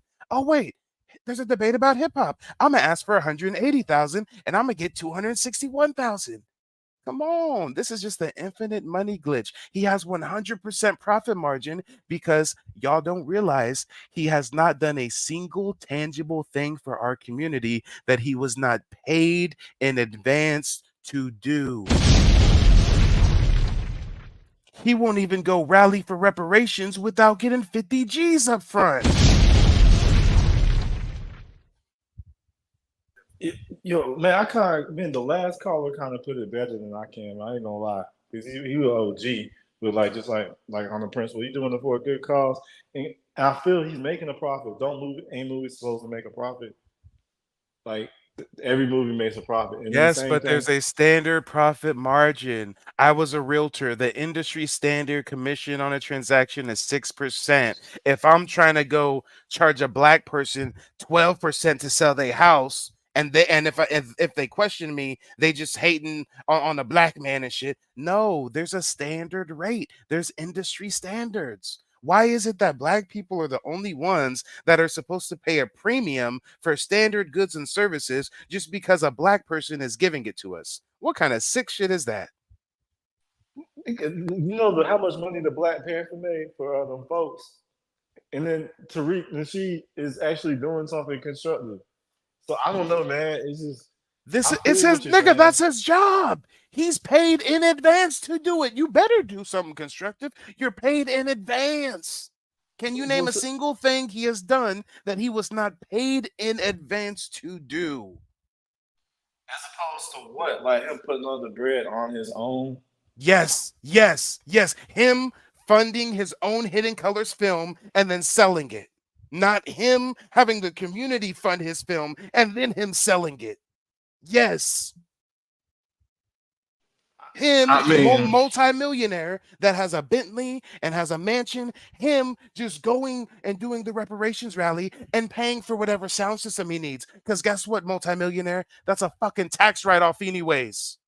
And the only reason why I get so animated about this is because I've been in corporate America long enough to know the scheme and the grift and the hustle. He does not, he's getting 100% profit margin and he's not doing anything without getting cash in the bank ahead of time. So this is his job. It's not community empowerment. It's not volunteer work. It's not charity. This is your day job. And he's employed by the grassroots. You know, I mean, and what is the grassroots getting? Buck breaking documentaries, Haitian maroon documentaries, a hip hop documentary. We got to pay $50,000 for a reparations rally. This nigga ain't talking about sending lobbyists to Congress. He ain't talking about hiring a political research think to draft legislation. He ain't talking about trying to sponsor or fund one of us to win a local office position somewhere. He's talking about rallying. Not a march, not a boycott, a rally. Okay. All right. Man, I don't really know. Where do you even get started with funding lobbyists? I guess the reparate. That's. I think he would be. I think he's open to those types of discussions too. Bring that up in the call. Right? He's not why is it that he needs to be open to those types of discussions? Why is it that the 20-something-year-old has to bring that to the middle-aged man who's supposed to be conscious for decades? He should know the shit. He should already know a clear plan of action to actually get some progression. But you know what? Maybe he's an agent. Because what an agent does is he keeps us in a place of stasis. He makes us feel good and makes us feel like we're empowered and we're progressing, and really we're in the same place. There's a difference between rallying for reparations and lobbying or boycotting or drafting legislation. There's a big difference. The civil rights movement, right? Were they just out there rallying? They were. Rallying was a big part of it. Rallying was one of many different tools they used, right? One of many different avenues they took. Not the end all be all, but the end all be all with Tariq when it comes to reparations is making some live streams talking about it and holding a rally where he pays all of his friends to come out and make some money speaking about it. We've talked about it long enough. So you don't think it's been productive at all, his campaigning for reparations by galvanizing the grassroots? He's not galvanizing the grassroots at all. He is only relevant to the 45 and up crowd. He is pandering and catering to his existing base. He's not reeling in no new people. Ain't no new college age youth people gonna be out there at that rally. He ain't galvanizing no grassroots. Y'all don't realize this is a niche middle-aged segment of our population that rocks with Tariq. Because we him and we know how important some of his work is. We think it's on a grand scale when it's really not. Go talk to your average black person. They know who Umar is. They don't really know about Tariq like that. Tariq who? Huh? Oh, that guy with that museum? Oh, okay. Okay. So again, what are we gonna rally for reparations for 20 more years? For 40 more years? For 50 more years? And what? They know about Umar Johnson because he's a certified clown. Like he's constantly embarrassing himself. Because he has done what he needed to do to maintain massive influence. Tariq Nasheed is not even fighting to get grassroots influence because he's comfortable just profiting. Umar Johnson is a meme. Like that's not an accomplishment. And then I didn't say it's an accomplishment, but it wins in the war of influence, does it not? Put influence to what? To be a joke? Like Influence of our culture. That's to what? Influence of well, our culture. How much different would it be if the youth is hip to Tariq instead of Umar? If Tariq was with Little Yachty and Suki Hana and Sexy Red and Nick Cannon, if Tariq's messaging was reaching the masses of the youth, then maybe our community would be in the right direction. But we got a Umar who has influence over the youth in our community, and y'all don't see how that's such an issue, huh?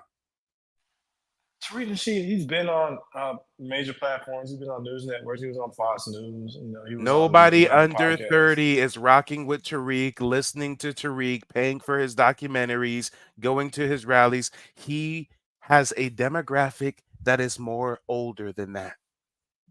I mean, people that call in the show don't seem to be too much older than a lot of the people that call in here. And I know Black Yes, Alpha Network. yes, on Twitter when he's roasting young tethers, there are some young folks that get in on the roasting tethers things. But when we talk in reparations, it's just, no, he's not spreading his reparations message to the youth in any way, shape, or form.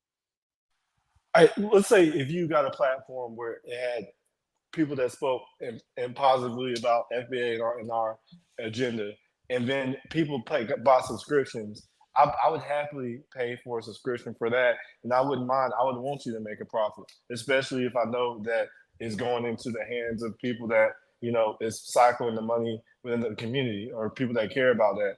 And I know Tariq Nasheed does.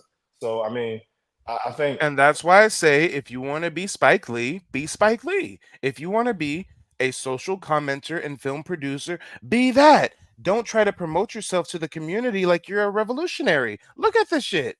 This motherfucker got the old age film fucking look filter on. He got the suit and the red tie. This looks like a campaign video. This motherfucker is trying to look like JFK or something. Look at him. He got the peak coat and the gold chain and the turtleneck and the what is he trying to present himself as? As a simple filmmaker, as a simple social commentator? When does Candace Owens try to promote herself like this? When does Ben Shapiro try to promote himself like this to his community? No, people know what they are. They are talking head people. They are media correspondents. They are social commenters. But only in our community do we have social commenters trying to cosplay as revolutionaries. I'm the biggest revolutionary, but I'm not a leader somehow. But let's go rally for reparations, but I'm not a leader. But we got to protect our culture. Let's do this film, but I need 180,000. Oh, y'all gave me 261,000. Cool. But you got to pay 29 to see the film. I'm just saying. I don't know, man. If it's an FBA event and something positive for FBA and somebody's making a profit, especially someone that's pro FBA, I'm not so pressed about it. I understand, but it seems like what are we going to replace Tariq with? When I see the video and I see people rallying for FBA shit and then protecting hip hop and then talking about our history, And it perfect seems like example, Polo. This is the issue in our community, Trey, and I hate to cut you off. Polo says, I heard someone questioning him about the 50K for reparations. He called him an FBI agent. Exactly. I question why the ticket prices are so high. I'm pocket watching. I'm a tether. I'm a hater. This is what's been wrong with our fucking community for decades. This is the age old story of the dirty pastor. Hey, Pastor, I just want to say, you said that money last Sunday was to fix the church roof, but there's still a hole. Blasphemy. Blasphemy. You're out of place. Don't talk to me like that. Sit down. Come on. This is bullshit. and you don't think it's reach comparing him to a person that's trying to get us to praise white Jesus and then doesn't really care, was more in vote Democrat. Tariq's telling us to do the opposite of that. So that's a wild comparison, bro. That's not a wild comparison in my mind. What does a preacher do? Solicits funds to tell you shit to make you feel good, to make you feel like you're advancing in your life. What does Tariq Nasheed do? Collect funds in advance to produce things to make you feel good like you're advancing in life. But we're in the same place. Didn't last week you said we would need more Tariq Nasheeds, and then I thought you said he was a net positive. I mean, so like none of that's true anymore. No, he is a net positive. We need more Tariq Nasheeds, but we need them to be better. We need a Tariq Nasheed 2.0. We need a Tariq Nasheed that when he has 10 years of successful filmmaking and becomes a multimillionaire, he then takes action. He then does something to really progress us forward, not just patronizing his base with some feel-good films. And Yeah. again and again in the war of media, media is about controlling the narrative. Media is about influence. We need a million more Tariq Nasheeds because the people who have the influence in our community are people like fucking Umar Johnson. But guess what? When I said we need a bunch of more Tariq Nasheeds, I meant filmmakers, I meant social commenters. I don't mean Tariq Nasheeds that are going to cosplay like they're a revolutionary when they want to get 50K to go put on a rally. If you're gonna be a filmmaker, be a filmmaker. If you're gonna be a revolutionary, be that. So are you saying that Umar Johnson is more productive with his at least the money that you put towards Yes, Tariq Umar materializing? Johnson is a million times more productive and maintaining dominant influence on our culture. This motherfucker lives on the road. He was at a college speaking to black youth the other day. He's with celebrities on a podcast the other day. This motherfucker lives on the road. If there's anything he's the most productive in, it is maintaining the dominant influence over our community. And that's a terrible thing. And guess Niggas, what? And guess what? Tariq Nasheed could beat him in that battle. But Tariq Nasheed ain't playing that game. Tariq Nasheed's playing the as long as I get richer, it's okay. Ceci Red stays on the road too. I mean, I don't understand that. And yes, I, and what is her staying on the road doing? What is her going to high schools doing? Maintaining she has dominant influence over the youth. Do you get my point now? I do, but I don't know if that's his purpose. I think his purpose is to make money for, I mean, and make movies for, and make a profit, and that we need. And then I think to get together rallies for things that we need. If we gather, I think you're right. We do need someone to fit the bill exactly like how you described. But I don't know if it's constructive to come at Tariq, who's actually producing something. Like even if it is something you may not value as much It's as other always people do. constructive to critique our leaders. When MLK was doing his thing, the community was critiquing him. When Malcolm was doing his thing, the community was critiquing him. When the Black Panthers were doing their thing, not that they deserve critique, the whole community was critiquing them. So why is it now wrong for us to critique people who are vying for influence and power within our culture? Well, why is it wrong to critique when, if anything, critiquing makes someone stronger, right? Critiquing makes somebody wiser, right? I would hope that you guys call in and critique me. I don't want you guys to be mindless sheeple. I don't want you guys to, when you see Mike doing something that's contradictory, be like, wait, I gotta hold my tongue because Mike's gonna call me an agent or some shit. No. Of course, critique is fine. Nobody is above reproach. But I think at some point, if we have be the change you want to see in the world, like if we can get another Tariq that doesn't do that without raining on Tariq's parade. Especially when like one thing Claude Anderson said is that we need to be able to get on one accord. And being on one accord is we get this movie. Let's not complain. Let's just make this rally better. If he wants more money to make the rally better, we need that. If we need lobbies, let's add to that. But what we shouldn't do is go after like one of the few people that's actually making noise just because he's making profit. Listen, What when we see noise him is he making a rain, making? when we see What him making noise? a strip, Hold on. What noise is he making? The people he's talking to about reparations are middle-aged people who are already wise and already know about reparations. So what noise is he making? Is he introducing the concept of reparations to the young black youth that have no idea of the importance of reparations? No. And just like Polo says, I think those people are paid actors that call into his life. He keeps some strange company. He has like 5 white supremacists that act like paid actors because even though they say racist shit, next minute they're promoting his deodorant. Then he has the tranny TS Giselle. Then he has the BLM albino scammer Sir Major. I mean, if the biggest scammer in our community is Umar and Tariq put him on, then what does that say? man, didn't the Black Panthers have some type of thing where they were talking to the KKK or white supremacists? Like, not I forgot what type of shit it was exactly, but I don't think Tariq is like buddy on their agenda or anything like that. But I think people on an intellectual level can have some cordial discussion where they still hate you, but they still have a discussion and joke about things.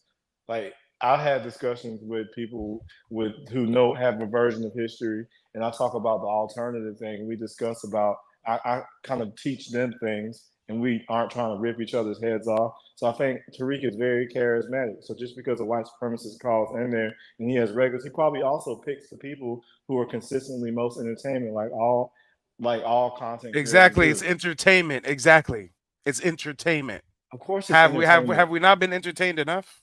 Nigga, so is Tucker Carlson, but he's also politically like viable. And is Tariq Nasheed politically viable? As far as yes, he has all the Democratic shills know about him.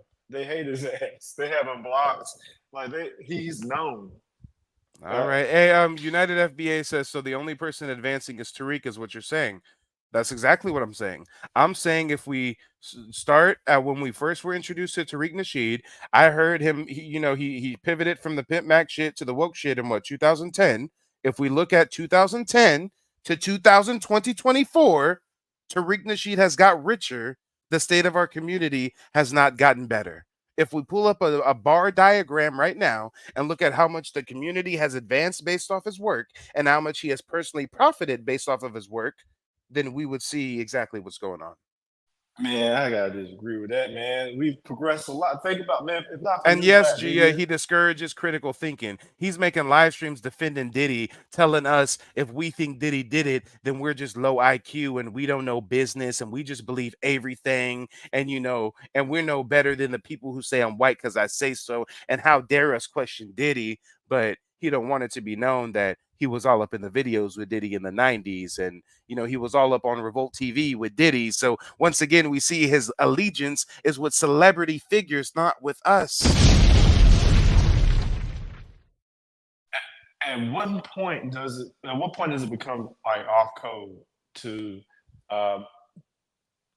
disparage a person that may have a positive agenda, even if you disagree with their motives and in every little detail? At what point does it seem like we are cutting our nose off to spite our face? Like, if there's any net gain at all, like new black media, if I didn't have that and all I saw was on the news, I didn't know about these tethers, I would think that these black people doing crimes, I wouldn't think about where did they from? Oh, they're not us. If I didn't think about our history from, like I had some inkling of that in my mind, but all these different outlets that are confirming that, and a community of people that agree with that too, I don't mean you say he hasn't done anything for us. I think there is some value in that. I never said he hasn't done anything for it. Don't put words in my mouth. I never once said Tariq Nasheed has not done anything for us. I said if you pull up a graph from 2010 to now, he has personally profited more than the community has profited from his works. That doesn't mean he hasn't done anything for us. You see how you're painting a false picture and putting words in my mouth? Well, I'm more than just clarifying because that's just kind of how it's coming off. And what I'm saying versus how it's coming off is two different things. I've said multiple times and cited specifically the great things that I congratulate Tariq Nasheed for doing. But when I come out and speak about something I'm critical of, now it's, oh, y'all saying that he don't do nothing and y'all pocket watching and hating and all right. And shout out to Joseph Jackson. Joseph Jackson says, what are you doing, Mike? That's a very simple answer to your question. Out of anywhere in the world you could be right now, you're here watching me. I think that should tell you what I'm doing. Netflix, Hulu, Pornhub, everything in between, but he's here watching Mike TV. I think you see what I'm doing. Thanks for being a part of the program. But Trey, do you at least acknowledge and respect the hustle of his infinite money glitch? Did you know that the first Hidden Colors was funded? And then after he exceeded that fundraising goal for the next one, he did a higher goal. And, just like a snowball effect, I don't think the cost of production is really getting greater. The production value from one film to the next is not showing a 30, 40, $100,000 difference. But, we see that he's kind of created a bit of an infinite money glitch here. Would you agree? Oh, you're on mute, Trey. I wouldn't agree with that characterization, but I would say, good for the brother. Good on him. Wait, you don't agree that it's an infinite money glitch? Yeah. I mean, if that's what I don't know what that really means. That sounds An like it's infinite more like money a glitch scammer. means this. No. I didn't. Oh, here we go again. So I say he has an infinite money glitch, and now you're talking about I'm calling him a scammer. Come on. This is the infinite money glitch. Don't you know the story, the like children's story of like a pot or something, and you like put $1 in the pot, and then it becomes $2, and then you put the $2 in the pot, and it becomes. You remember that fable, right? Yeah. That's the infinite money glitch. I'm gonna ask you for $20,000 and get 26,000. Then I'm gonna create this product and sell it to you 100% profit, 1,000% profit. Then I'm going to do it again on a larger scale. And then I'm going to make it a larger dollar amount and a larger dollar amount to now my documentaries cost $260,000 to produce. You don't see how that's an infinite money glitch? If I start with no capital, this is business, Trey. If I start with zero capital and you give me $1 million and I make $2 million from that $1 million, and then you give me $3 million, and then I make $6 million from the. It's just multiplying. It's an infinite money glitch. I agree with that, and I think that's a positive thing though. Because think about it, man. If standing on lineage, calling out tethers, or talking about culturally relevant things, if we have a foundation of Black Americans who are so hungry for that there's a market, then we need more people in that market to tap in. Maybe do it in a way that's more efficient and I getting back. agree. I've said that all the time. I've said that he's proof of concept. He's a trailblazer. I'm taking notes. I want to produce films and shit like he does too. It's just when I do it, I'm going to do it a bit differently because I have some critiques on how he's doing things. So you're right. We're saying the same thing. There should be thousands of more Tariqs, and they should aim to be even better than those who were their predecessors. That's what life's about. We taking the torch and we moving the needle forward. Yes, sir. So with that perspective, then like, what's all the fuss about? Like, let's get money like Tariq, and then The fuss is about the nigga charging me $29 when I can go see Frank Herbert's Dune 2, a fucking cinematic masterpiece for $12.99. But I gotta pay $29 to see something that he already got paid $261,000 to create. That's the problem. That's the problem. Man, what's more constructive, that 29 you spent on that, or the 29 going towards an FBA agenda, man? It's no. See, you got to look at the big picture. This makes it cost prohibitive. Imagine this. Imagine he puts out a reparations film, and the reparations film was $100 for a ticket. Do you think that limits the amount of people who are going to have access to that crucial information because it's cost prohibitive? The answer is yes, of course. Now I know that No. was a now and I know that was a yeah. The answer is yes. Motherfuckers ain't paying $100 to go see a movie about reparations. It's Okay. sold out. I mean, No, it's not. You tripping? I mean, His some microphone of the check ain't movies. even sold out. His microphone check movie. You making me Trey? I'm putting you backstage for just a second. This motherfucker said 100. This motherfucker. Trey, I love you, Trey. I love you, boy. No Diddy, no diddler. Okay. This motherfucker just said it would be sold out. This motherfucker just sold. Mike TV, the king of receipts. The king of receipts. Oh Lord, not the king of the receipts. Not the one who holds all the receipts. All right, so Trey said if he charged $100 for a reparation movie, it'd be sold out. Did y'all know that microphone check ain't even sold out? Did you know that he pushed back the release date because he said he needs to sell more pre-sale tickets? Do you know that if we look up right now what it's looking like in them theaters, it's a whole bunch of blank motherfucking seats? What are we talking about? People ain't even going to see that shit at $29. Like I said, it's cost prohibitive. It does not help get the message out there when it's so expensive compared to a regular movie or documentary you're going to go see. The gray spaces are the people that have purchased seats. The black blank spaces are the empty seats. This ain't even half the theater. This ain't even 25% of the theater book. This ain't even 10% of the theater book. But Mike, you're just looking at one location. But Mike, you're just looking at Indianapolis. Well, let's look at San Diego. I wonder, is Mike right? And the extremely high ticket prices are making this cost prohibitive? Look at this one. He got even less tickets sold here. He got even less tickets sold at this one. Come on, y'all. Even less tickets sold. He got 1, 2, 3, 4, 5, 6, 7, 8, 9, 10, 11, 12, 13, 14, 15, 16, 17, 18. Out of all the black people in Indianapolis, he got 18 people to buy a movie ticket. And yes, to be fair, New York is sold out. It should be. That's the birthplace of hip hop. If he has a bunch of if he has a bunch of New York hip hop OGs in the Microphone Check movie, New York better be sold out. And New York is the only place that's sold out. This is what it's looking like across the country. So when Trey makes the statement, well, Mike, even if it was a reparations movie for $100, that's not cost prohibited. Why are there so many empty theater seats? Why is it because he doesn't have influence over our community like that? Is it because he doesn't have the influence over the community that we thought? Hold on, y'all. I'm not even seeing the seats on this one. Hold on. Let me go back. What's going on here? I ain't even seeing seats. This one's glitching out on me.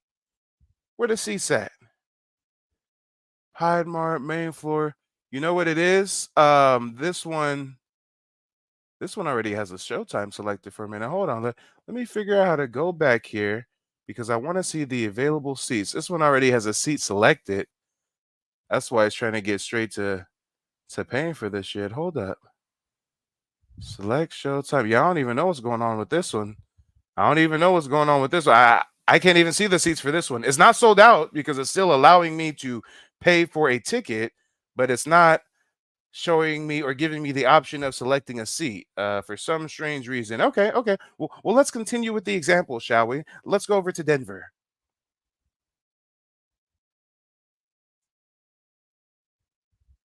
Oh, look, I see a whole bunch of empty seats. Do you?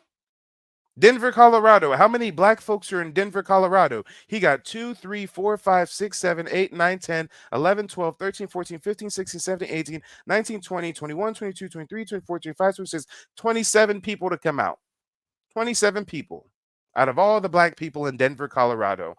I wonder if more people would be in the seats if it wasn't $29 for a ticket. I'm just asking you guys. These are just questions. I'm brave enough to weather the storm that comes my way when I ask these critical questions that people don't want to think about. So, Trey, when you make the statement that even if it's $100, it'd be sold out, he can't even get Microphone Check sold out.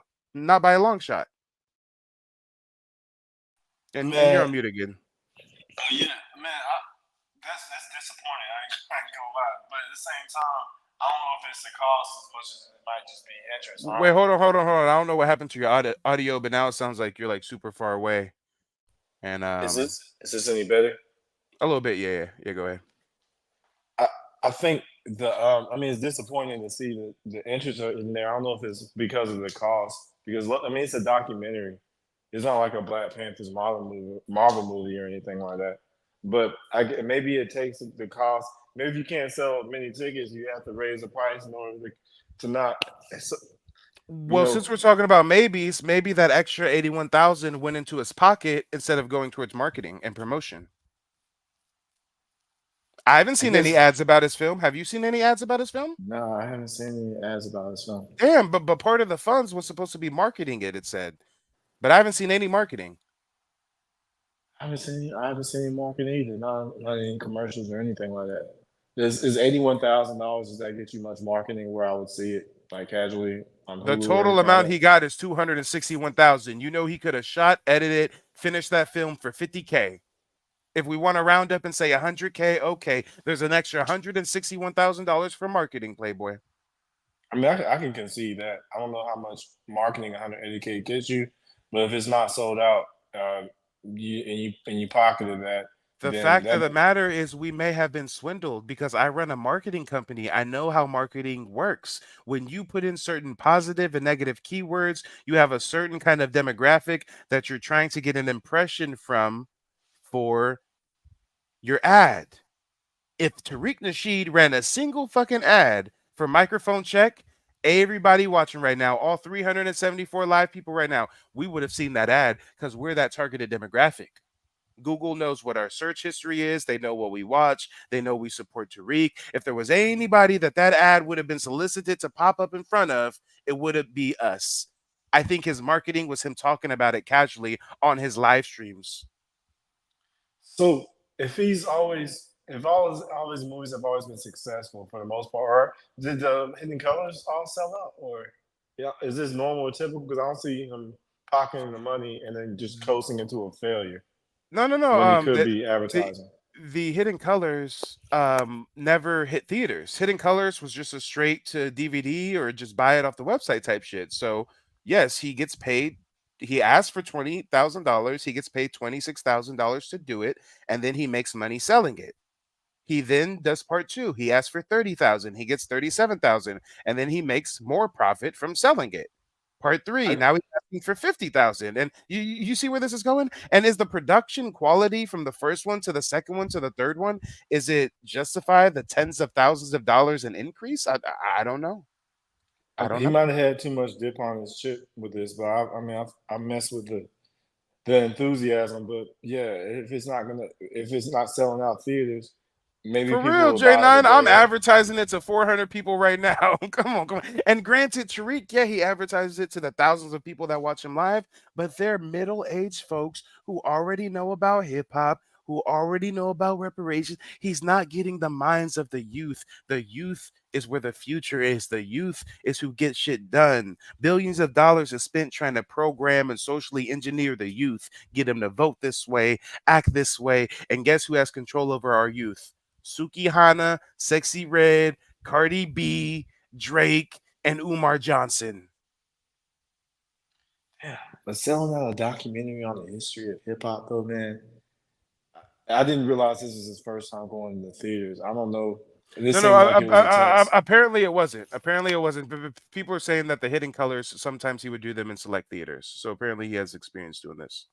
You probably should have been more selective with the theaters and just stuck to New York, maybe. Some Hey, J9 says, yep, Mike, and he's not giving out a free ticket. God damn it. I ain't even saying you got to give. Hey, you get $81,000 past your crowdfunding goal. I ain't even got to say you got to give out a free ticket, but can you make the tickets $10?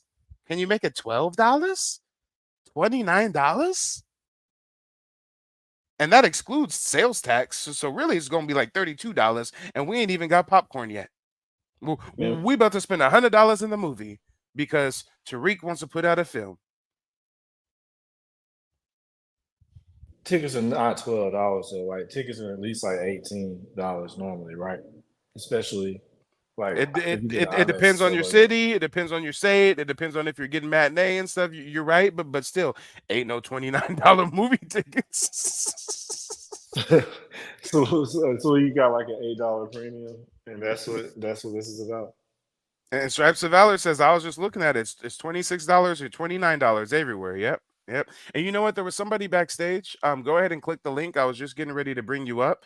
Again, I'm going to drop the link again. If there's anybody that wants to call in before we wrap up the stream here in the next 10 minutes, then go ahead and click the link and call in. But again, he's done a lot of great things. I rock with him in more ways than one, but I don't think the ticket prices justify what's really going on here. And I didn't know that all of his Hidden Colors were crowdfunded by the people too. So when I see this, I just got to call a spade a spade.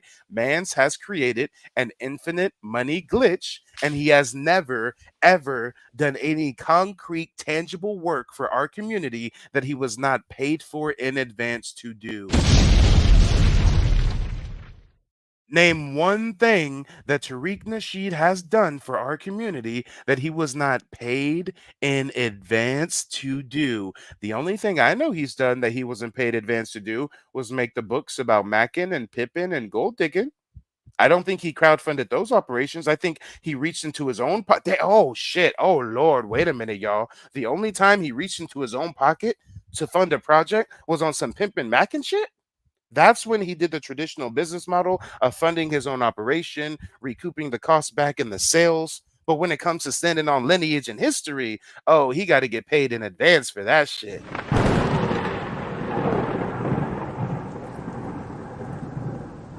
Yeah, and he did drop that album. Crowdfunding that.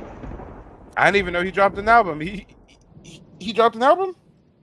A couple of them, R&B one, and he had a rap album back in the day. So what matters more to him? Lining his pockets, increasing his social standing, Creating a celebrity status or grassroots empowerment? I ask you. His background isn't someone who was a teacher or a professor and then made a documentary. I mean, he's not someone who was just like a regular businessman or blue collar worker and then, realized the plight we were facing and wanted to start making documentaries. No, he was an entertainer. He was a Mac. He was a pimp. And he saw folks was getting conscious and he said, let me use them pimping tactics in a different industry. And he was one of the first ones to use that pimping tactics in this conscious community. He's the first one to commercialize consciousness. He's the first one we've seen to take Hotep Hollywood.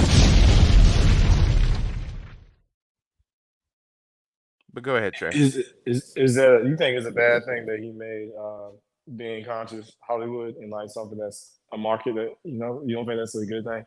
No, that's not a good thing. Anything involved with Hollywood is in direct opposition of the grassroots. In Hollywood, in every sense of the word, he doesn't literally live in Hollywood, but he down the street from Hollywood.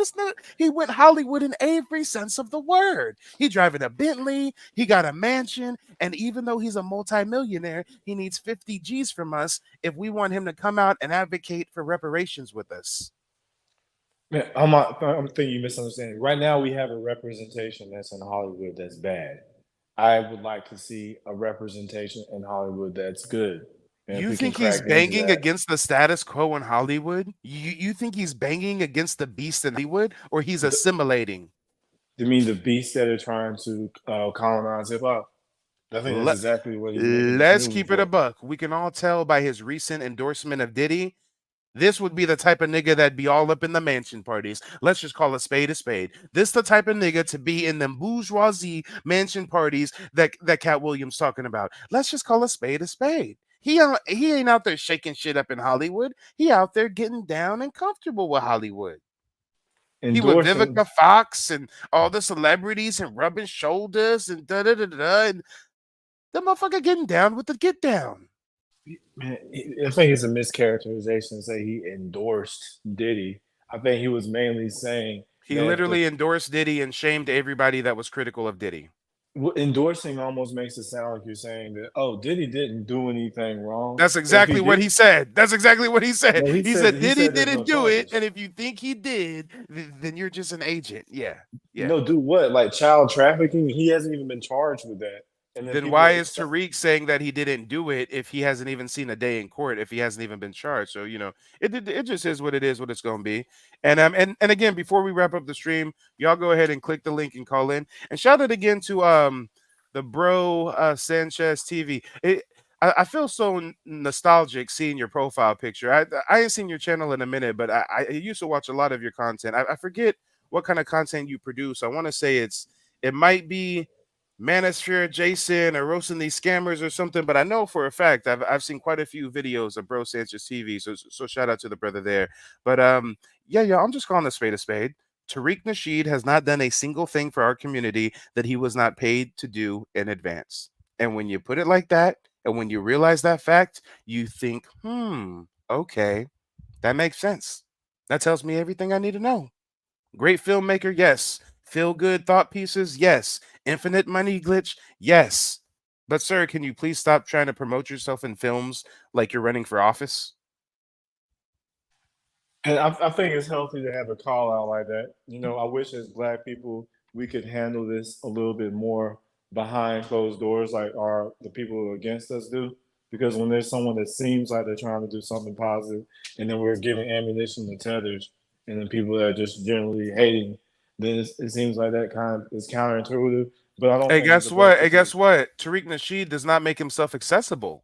Tariq Nasheed is not like Mike TV. Tariq Nasheed don't go live and drop a StreamYard link. If you want to pull up to Tariq Nasheed's Twitter space and raise your hand, he'll never pick you because he only cherry picks a few, acting white supremacists and trannies and stuff, right? I've called into Tariq's Twitter spaces several times. I spent a total of maybe 10 hours waiting with my hand up to have a chance to speak to Tariq. And through that time, I've noticed he cherry picks the same people. It's like it's a play. It's like it's an act. It's like they're paid actors. It's like it's a show. It's all for entertainment. If you really want to have like a discussion about this, I know Jason Black is way more receptive, and he would probably be able to, especially if you talk about the business, because he's all I ain't about. got no critiques for Jason Black.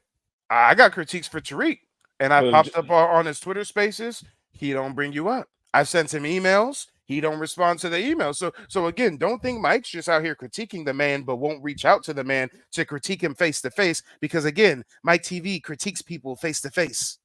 Well, the only reason why I mentioned do you people's tweet him actions is too? because you yourself exclusively date black, yet you're one of the biggest scammers in our community. It's been 12 years and you still haven't. We gotta let him. Why you do me like that? Man, Why you do me like that, bro? Oh. So I ain't got no problem pulling up to somebody face to face or virtually or whatever. So again, he doesn't make himself accessible. Anybody who does slip through the cracks and has a critique for him, he kicks them off. He calls them an agent, cult leader type personality shit, right? I can do no wrong, blind loyalty, blind allegiance. If you critique me or are critical of me, you're an agent. That's interesting because Jason Black will answer if you call him, but you can't see his face. Meanwhile, Tariq Nasheed has events and you can literally pull up on him and you know where he is, but he only takes certain calls. So, I mean, as far as accessibility goes, we all know exactly where he's at. I feel it. Well, hey, Trey, I'm not going to kick you off the stage, but I'm just going to bring you backstage for a moment while I bring up the next caller, and then we're going to bring everybody back. But before I put you backstage for just a second, if there's any final remarks before we get to our next caller. No, I mean, not to rehash or anything like that, but I understand. I'm not saying he's above reproach or anything like that, but at the same time, it's just I hate to be so thirsty for some positive representation that I'm just reluctant to. I give him a lot more rope, I feel it. Maybe more than I should. And I've given Tariq a lot of rope. I've defended him against people that I've called into my stream saying he's a murderer, he's a fraud, he's a pimp, he's a scammer. I've defended his honor in more ways than one. But when I hear him disrespect Black Indigenous folks and then grift the Black Indigenous community, when I hear him try to promote O.J. Simpson as a hero, when I hear him shame people for being critical of Diddy, when I learn that the microphone check film, he raised $180,000, got paid $261,000, and then turned around and charged $29 for a ticket. Well, God damn it! At a certain point in time, one of these straws is going to break the camel's back. But Trey, we'll be right back to you in just a minute. Oh, wait, I almost clicked the wrong button and kicked you off the show. Hold on, I just want to put you backstage. There we go. The next caller we got coming from the back to the front is Clarity. Clarity, let the folks know where you're calling in from, and do you think microphone check was a cash grab? Yes.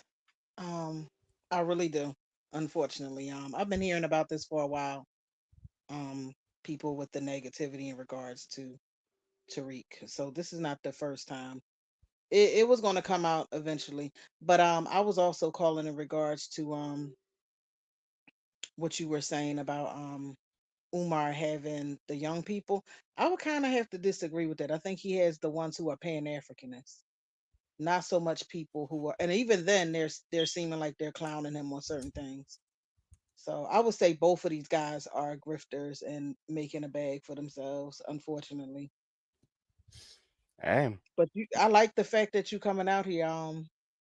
You test everybody. You test the link. So I'm glad about that.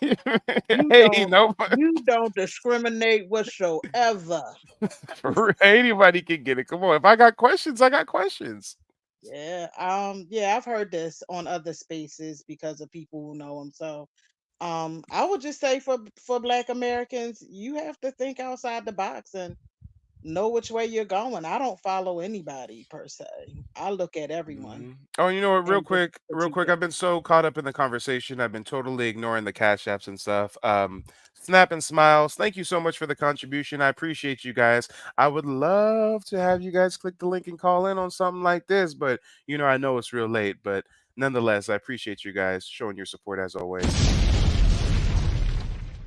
And Najia, thank you for the contribution, darling. Thank you. Oh wait, and Snap. Matter of fact, you tripping, Snap. You sent me $50, and I appreciate that. I know that's all you had, but next time, Snap, make that 100. Thank you, Sister Avanti, $10 coming on the Cash App. Thank you, sister. Next time, make it 20, but thank you for that 10. I know you barely had that. Thank you, sister. Oh, that's a classic. That's a classic. And that's an inside joke, y'all. I really do not shame and abuse my supporters like these other cult leaders do. That's just a bit of an inside joke. But Clarity, why do you think so many people have such blind loyalty to him? I mean, if you just pose a question and correct me if I'm wrong, I think I critique Tariq in the classiest way possible. Motherfuckers calling him a murderer, saying that he's in bed with the Jewish people and shit. I mean, I think I really give him a fair shake with my critiques, but even still, I get called an agent or a tether for simply raising questions. Well, that's what you're gonna get raised, I think, when you go in opposition. No one is above reproach. And I think at this stage, as Black Americans in the link we're in, such a serious aspect of us defending our culture, our identity, which way we have to. We can't take anything for granted. So I'm glad as a young person you're doing that, even though a lot of ways, it is what it is. I'm glad that we have more young people doing it. We can't just follow blindly. You have to know what's going on.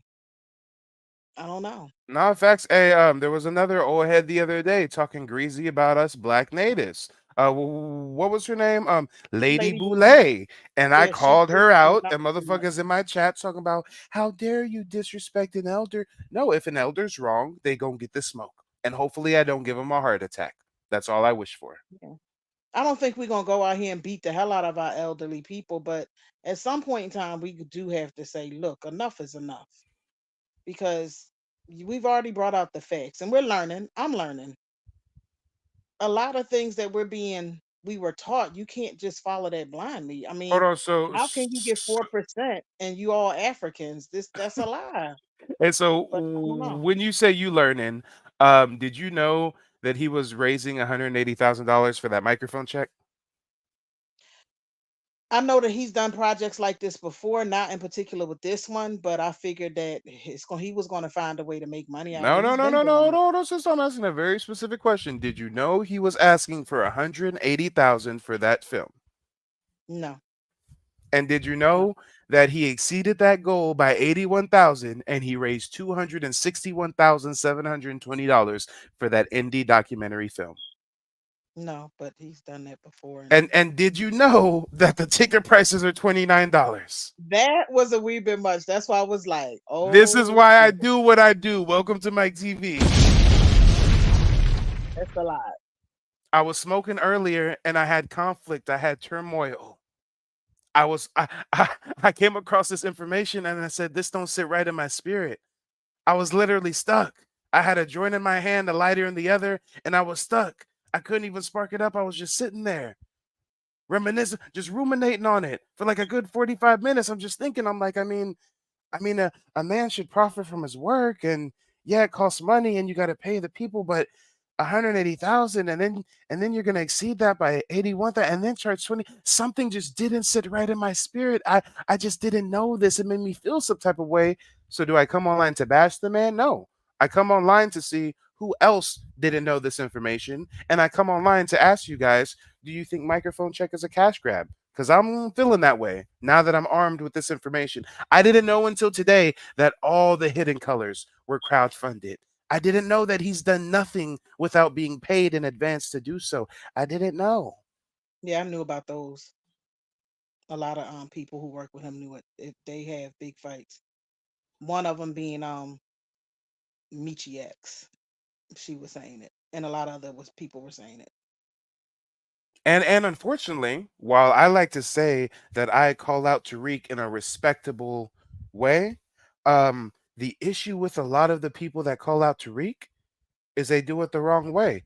Some of the same critiques I've heard the captain, not Captain Tazariak, but whoever that Moorish dude have, he's brought it up. but he's a Moorish, goofy stalker. Nobody's gonna fucking listen to him. Some of the same critiques I have for Tariq, Michi X brings up, but she kind of comes off weird. I ain't really trying to watch no Michi X. You feel me? So Mm, the yeah. people who have been critiquing Tariq have been such kind of imbecilic buffoons to where nobody will even listen to the message because of who the messenger is.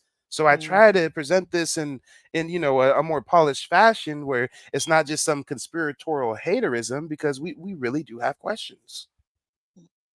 Well, I Why are think they you all need to. rallying instead of lobbying? Why do you need $50,000 to rally, multimillionaire? Why don't you just go pay for that shit and call it a tax write-off?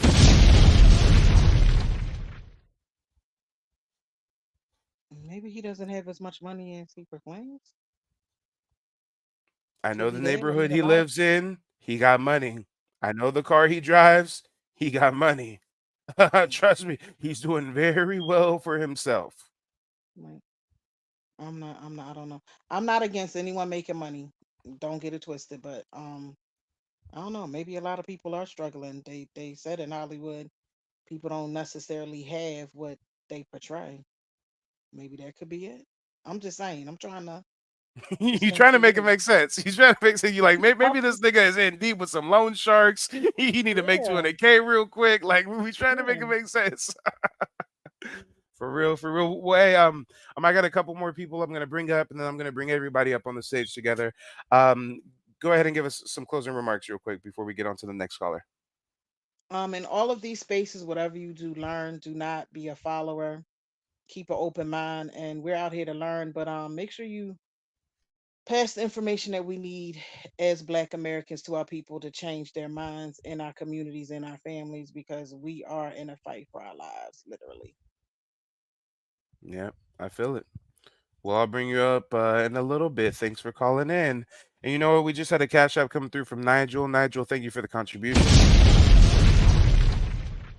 It might actually be Nigel. Maybe it's not Nigel. I'm not sure. But they say Tariq is legit alternative than Umar, at least. That's the problem. That's the problem. The problem is Umar Johnson has set the bar so low that when you compare Tariq Nasheed to Umar Johnson, yeah, Tariq Nasheed's putting in the work.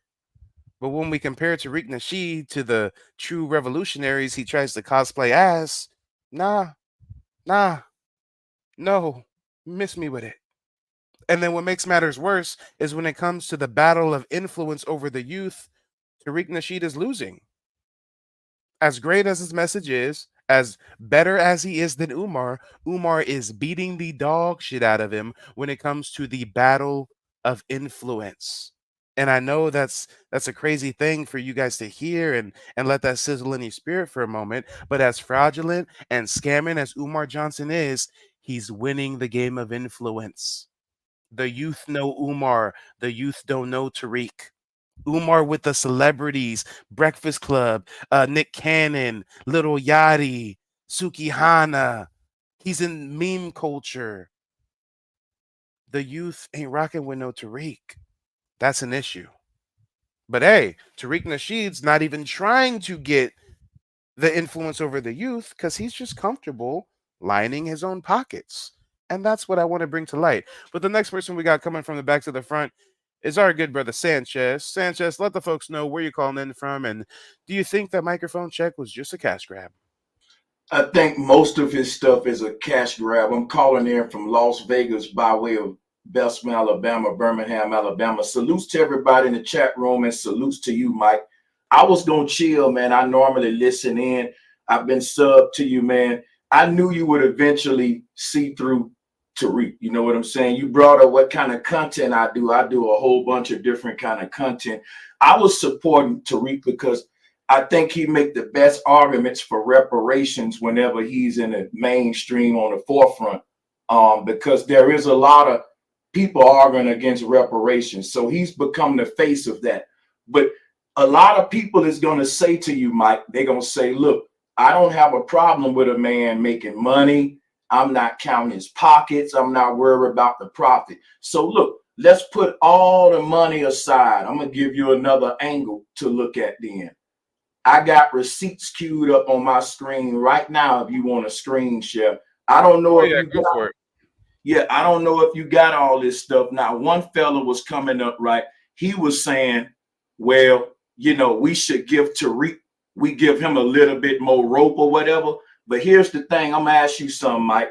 If we give Tariq more rope and Tariq extends that rope to P. Diddy, then we shouldn't be giving him that rope because we ain't giving P. Diddy no rope and he defended P. Diddy. That's one thing about it. Now, I want you to keep in mind, not only did Tariq defend P. Diddy, Tariq was in a video with P. Diddy right here. He used to work for the man. I'm going to say that again. Tariq got a check from P. Diddy before in his life. Can any of y'all say that? Of course he gonna defend the man. He ate with him before. Here go the receipts. Tariq has been trying to get in the music industry. Here go a ratchet song that came out back in the day. That's just my baby daddy. That's just my baby daddy. Y'all probably remember this ratchet song. Wait, hold on. So while he's critiquing the minstrel show, that is that new Good Times Netflix shit, he was participating in that same type of minstrel show. You see where I'm going, Mike? Okay. And here he go in this video right here. I'm saying, like, all of a sudden you popped up dog in the ratchet image and all that, but you was in it, you was all for this. This was you. You know, and not only that, he got paid from Diddy in the 90s, and in recent times he was also paid to be on Revolt TV too, so he got real business dealings with Diddy. So he got a reason to defend him. Let's talk about Hidden Colors. People say, well, he did so good, man. He gave us Hidden Colors. Man, when you look at the first Hidden Colors, it was full of Pan-Africans. Bobby could not check this out. Here go my thing is the out of Africa theory is what foundational Black Americans need to be pushing back on. Tariq Nasheed actually took the momentum away from Yvette and Tone Talks, man. Them was the real. They were pushing the delineation. They were pushing the reparations. Yeah. And the thing about it, you can't get reparations teaching the out of Africa theory because we still immigrants. And you can't say we foundational Black Americans if we come over here on ships, which is kind of a hypocrisy. You see what I'm saying? So he's still cool with all the Pan-Africans. And just to give you something else now, Tariq Nasheed was on Conan O'Brien, smiling all in this man's face, talking all. Listen, here go you something you can make a show. Hold on. I had no idea. Hold on, yo. I am 29 years old. In 2006, when he was on Conan, I don't know what I was doing, but I wasn't standing on lineage, okay? So he can you please play that? Please don't tell me he's going to have a pimping persona that he's promoting on Conan O'Brien. Man, this is cringe. If you want to, bro, I'll mute up in 7 minutes. We can check this out. You can do your thing with this. I knew you. Look, you can take all this and use it for your thing. And I got most stuff too. You want to play it now? Oh, yep. At least a couple minutes of it. Shit, I ain't seen this before. Okay. Now, I don't know what they'll do as far as the copyrights, but you can trim it out. Remember this time. Oh, yeah, I got it. Yeah. Hey, and peep game, guys. What we're really highlighting is whenever somebody is disingenuous, whenever somebody is a grifter, you know how they know? Because they sway from vast extreme to vast extreme. Just like how I call out that dude, the amazing Lucas, for being a conservative shill, and now all of a sudden he's a new black media, right? Well, how does Tariq Nasheed go from Pan Goofy to FBA? How does he go from pimping and minstrel show to now I'm a revolutionary? All right. Go ahead and cue it up, brother. Bro, I roasted this video, man, because Tariq was a fake Mac, and none of the pimps respect him because rest in peace, Sinful the P, shout out the Freeze is it, and you know, Dre and all them niggas, the real pimps. But you'll see he ain't a real pimp with the advice he giving. I'm gonna hit play.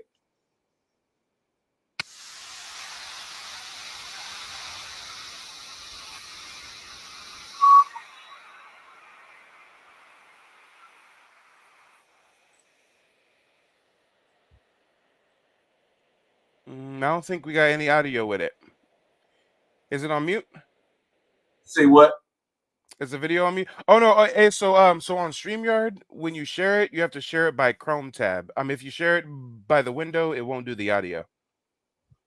Okay, how I get to the Chrome tab? Guess what? I'm gonna give you the link real quick. I'm gonna give you the link in the back chat right now. All right. I just put it back there. For sure. Matter of fact, I think I already found it. Shoot. Man, Live this, TV.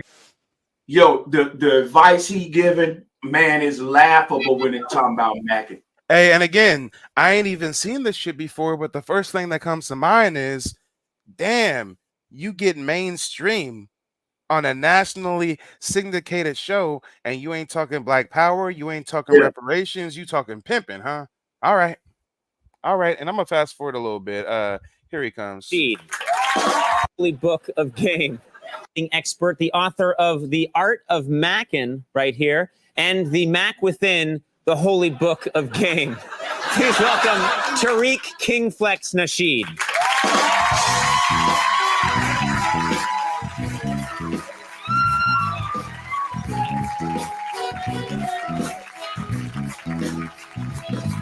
And what kind of agent provocateur boule shit is it? What black man starts their own Mackin book and now is on Conan O'Brien? What kind of strings were pulled? Yeah. What kind of affiliations do you have to get this kind of exposure? Look at how to exploit the black woman, and then it's finna be cringe.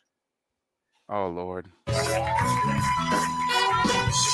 Now, Tariq, there is so much to learn and not a ton of time. So let me get started. Yes. Tell me. This nigga ain't never wore a suit before, sir. You're supposed to unbutton it when you sit down. What are we doing here? He doesn't look natural. What is a Mac? Do you teach people how to be a Mac? What's a Mac? Yes, I do. I teach people how to be Macs. The word Mac is like really loosely based now, but the definition of a Mac is a guy who's successful at anything he does. Right. It could be business, entertainment. Yes. The most common thing that men want to be successful at, dating women. Yes, yes. And this is what I do. I give guys Mac makeovers. And okay. How would I become?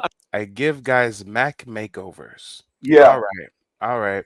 Hey, when I was acting as a realtor, helping our community navigate the largest financial decision of their life, Tariq was on Conan O'Brien being a Mac. And I'm not saying literally, because at 2006, I was a kid, but I was a realtor as early as 18. So I'm just saying from 18 and beyond, I've always been a corporate professional. And it seems like he spent his early to late 20s or up to the early 30s. I mean, how old was he when he finally gave up the Mac facade?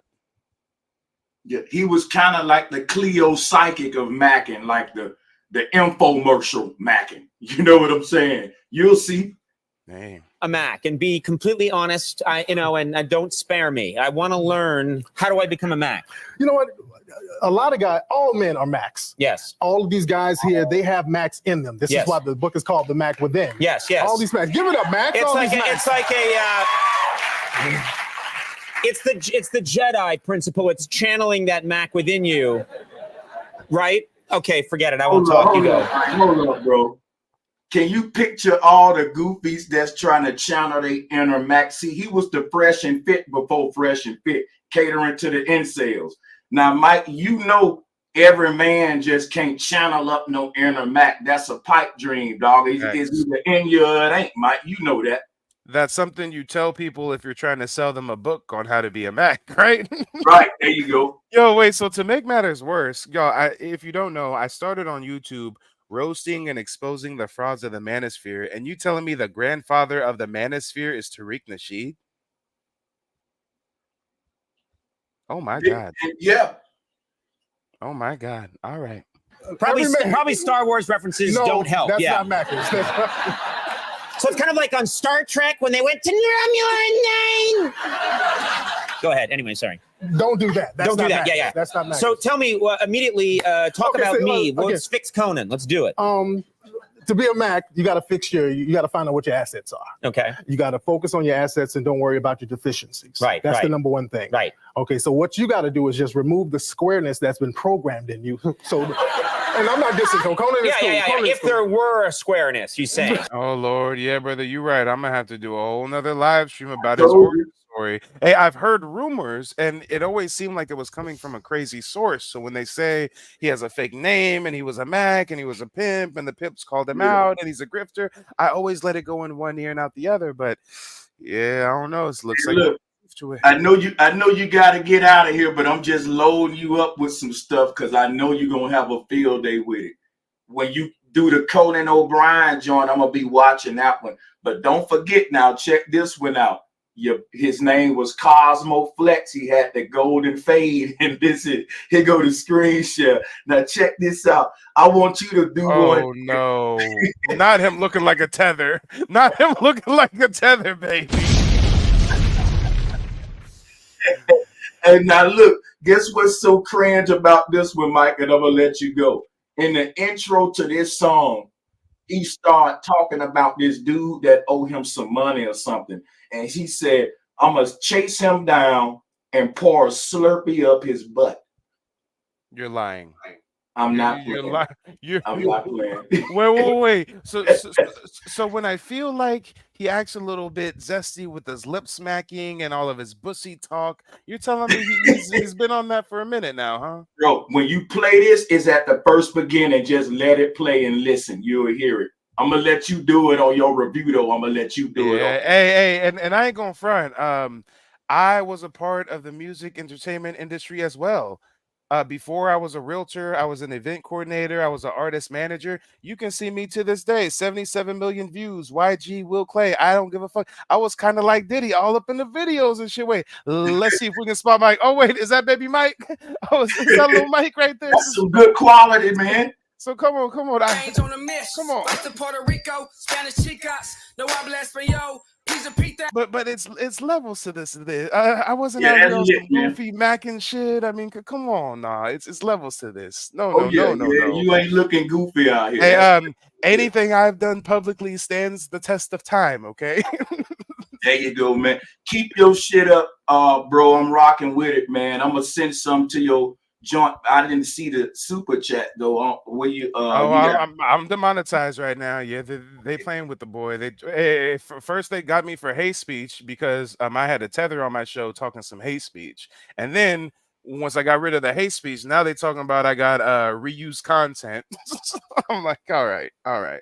Oh man, they making it hard out here for the real ones, man. But yeah, drop your link in the chat, man. I'm on it, and I appreciate you for letting me up, man. I'm gonna let you go. Appreciate it, and much love to the chat as well.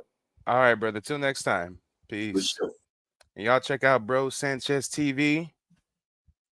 That's the man right there. He armed me with some knowledge. We might have some more Tariq Nasheed streams coming up in the future because I didn't know that's his origin story. I mean, sir, how are you promoting all the degeneracy within our culture, and now you're fucking Malcolm and Martin mixed with Spike? I mean, I don't even think he knows what he wants to be. I mean, all right.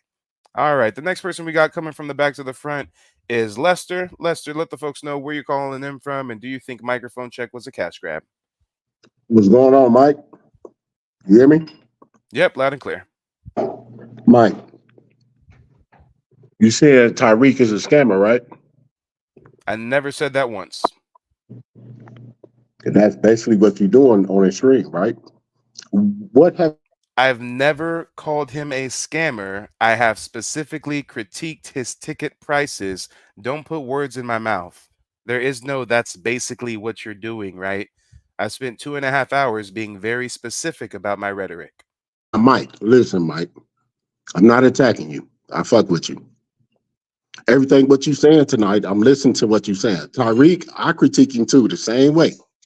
I'm asking literally, you think the whole purpose of what he been doing the whole time because he's scamming the community to like everything what you just showed, he done exposed already. You know that, right? The video. Okay. Let's see if the caller is lost in the sauce, or let's see if Mike TV is lost in the sauce. We've got almost 400 people watching. Some of you guys are new to the stream. Some of you guys have been watching the whole 2 hours. Let me get a 0 in the chat if you think that I have not called him a scammer and have not said he's scamming the community. Put a 1 in the chat if you have heard me call Tariq Nasheed a scammer tonight, because I've gone out of my way to make my points painfully clear. Put a 0 in the chat if I have not called him a scammer once. Put a 1 in the chat if you've heard me call him a scammer. Have I said he's a grifter? Yes, a grifter and a scammer is two different things. Have I said he's never done any work that he wasn't paid for in advance to do? Yes, that doesn't mean he's scamming. Have I said that his allegiance is with celebrities more so than the grassroots? Yes, but that's not calling him a scammer. So before we continue, I just want to, read the room. I'm seeing a whole bunch of zeros. Oh, shit, hold on. I got to scroll up. The zeros started sooner. Okay. I'm seeing a whole bunch of zeros. Let's see if we see a single one. Let's see if anybody else heard me call him a scammer or inferred that what I meant was that he's a scammer, or if everybody else gets it. Okay. Okay. Yeah, I don't see a single one. But go ahead, Lester. Continue. I rock with you, Mike. Listen, I'm just trying to make it real clear. Because regardless of what you're saying, Tariq showed everything what you just, as far as the video with him being on Conan. That's old already. You never seen it yourself. So Yes, you're just adding on. that video is old. It was in 2006. I was a child at that time. I just saw it today for the first time. You're right. I was just exposed to it right now. What's your point? I'm literally 42, and I only seen it like a year ago.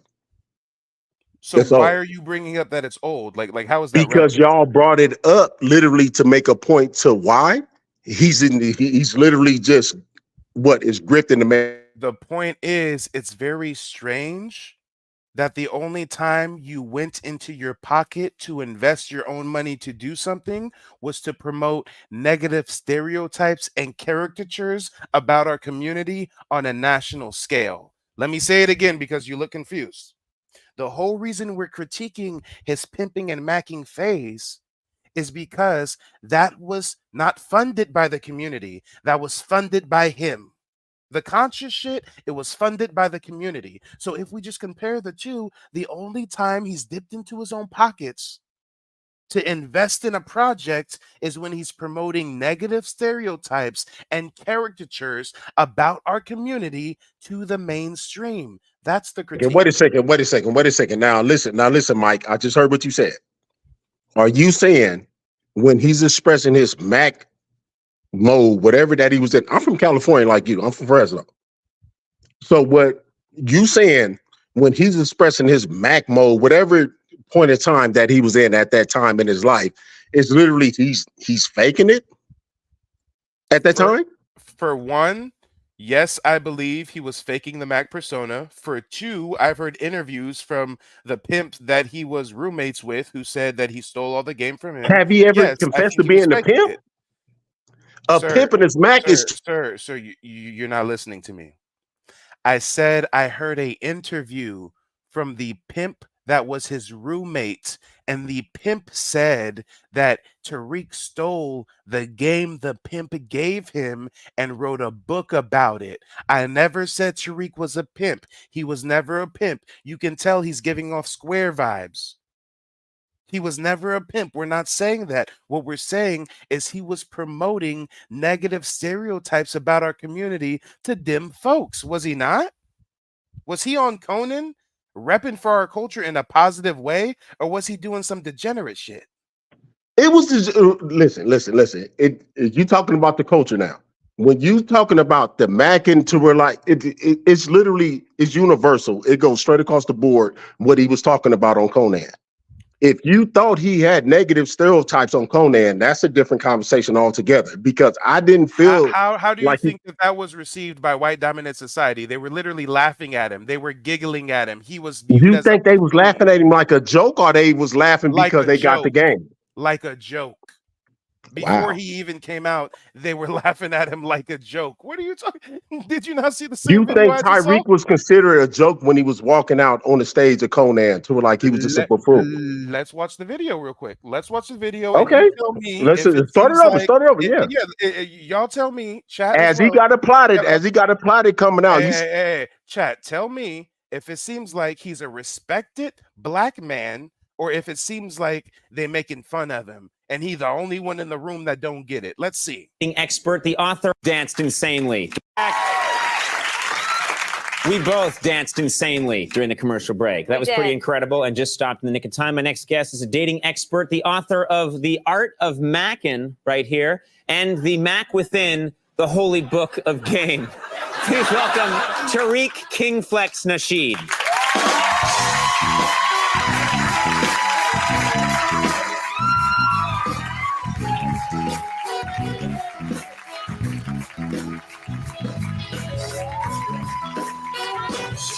Now, Tariq, there is so much to learn and not a ton of time. So let me get started. Yes.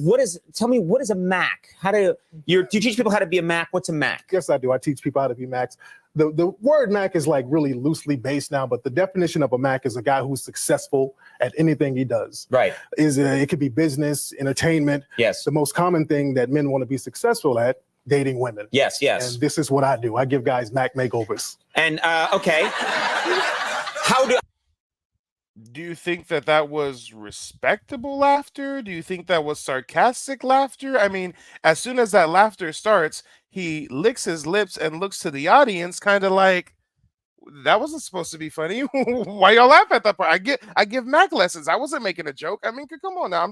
Maybe we're seeing two different things. I don't think that they're viewing him as a respectable black man right here. It's entertainment. Yes. The most common thing that men want to be successful at, dating women. Yes, yes. And this is what I do. I give guys Mac makeovers. And okay. How would I become a Mac and be completely honest? And don't spare me. I want to learn. How do I become a Mac? You know what? A lot of guys, all men are Macs. Yes. All of these guys here, they have Macs in them. This is why the book is called The Mac Within. Yes, yes. All these Macs. Give it up, Mac. And this isn't the first time I've seen videos of him acting like a minstrel. Not the first time at all. I'm a pimp. But you can tell him the attitude. I even wrote a book on the game, man. I got a book. I'm one of the 5 pimps in history to actually have a book about the game.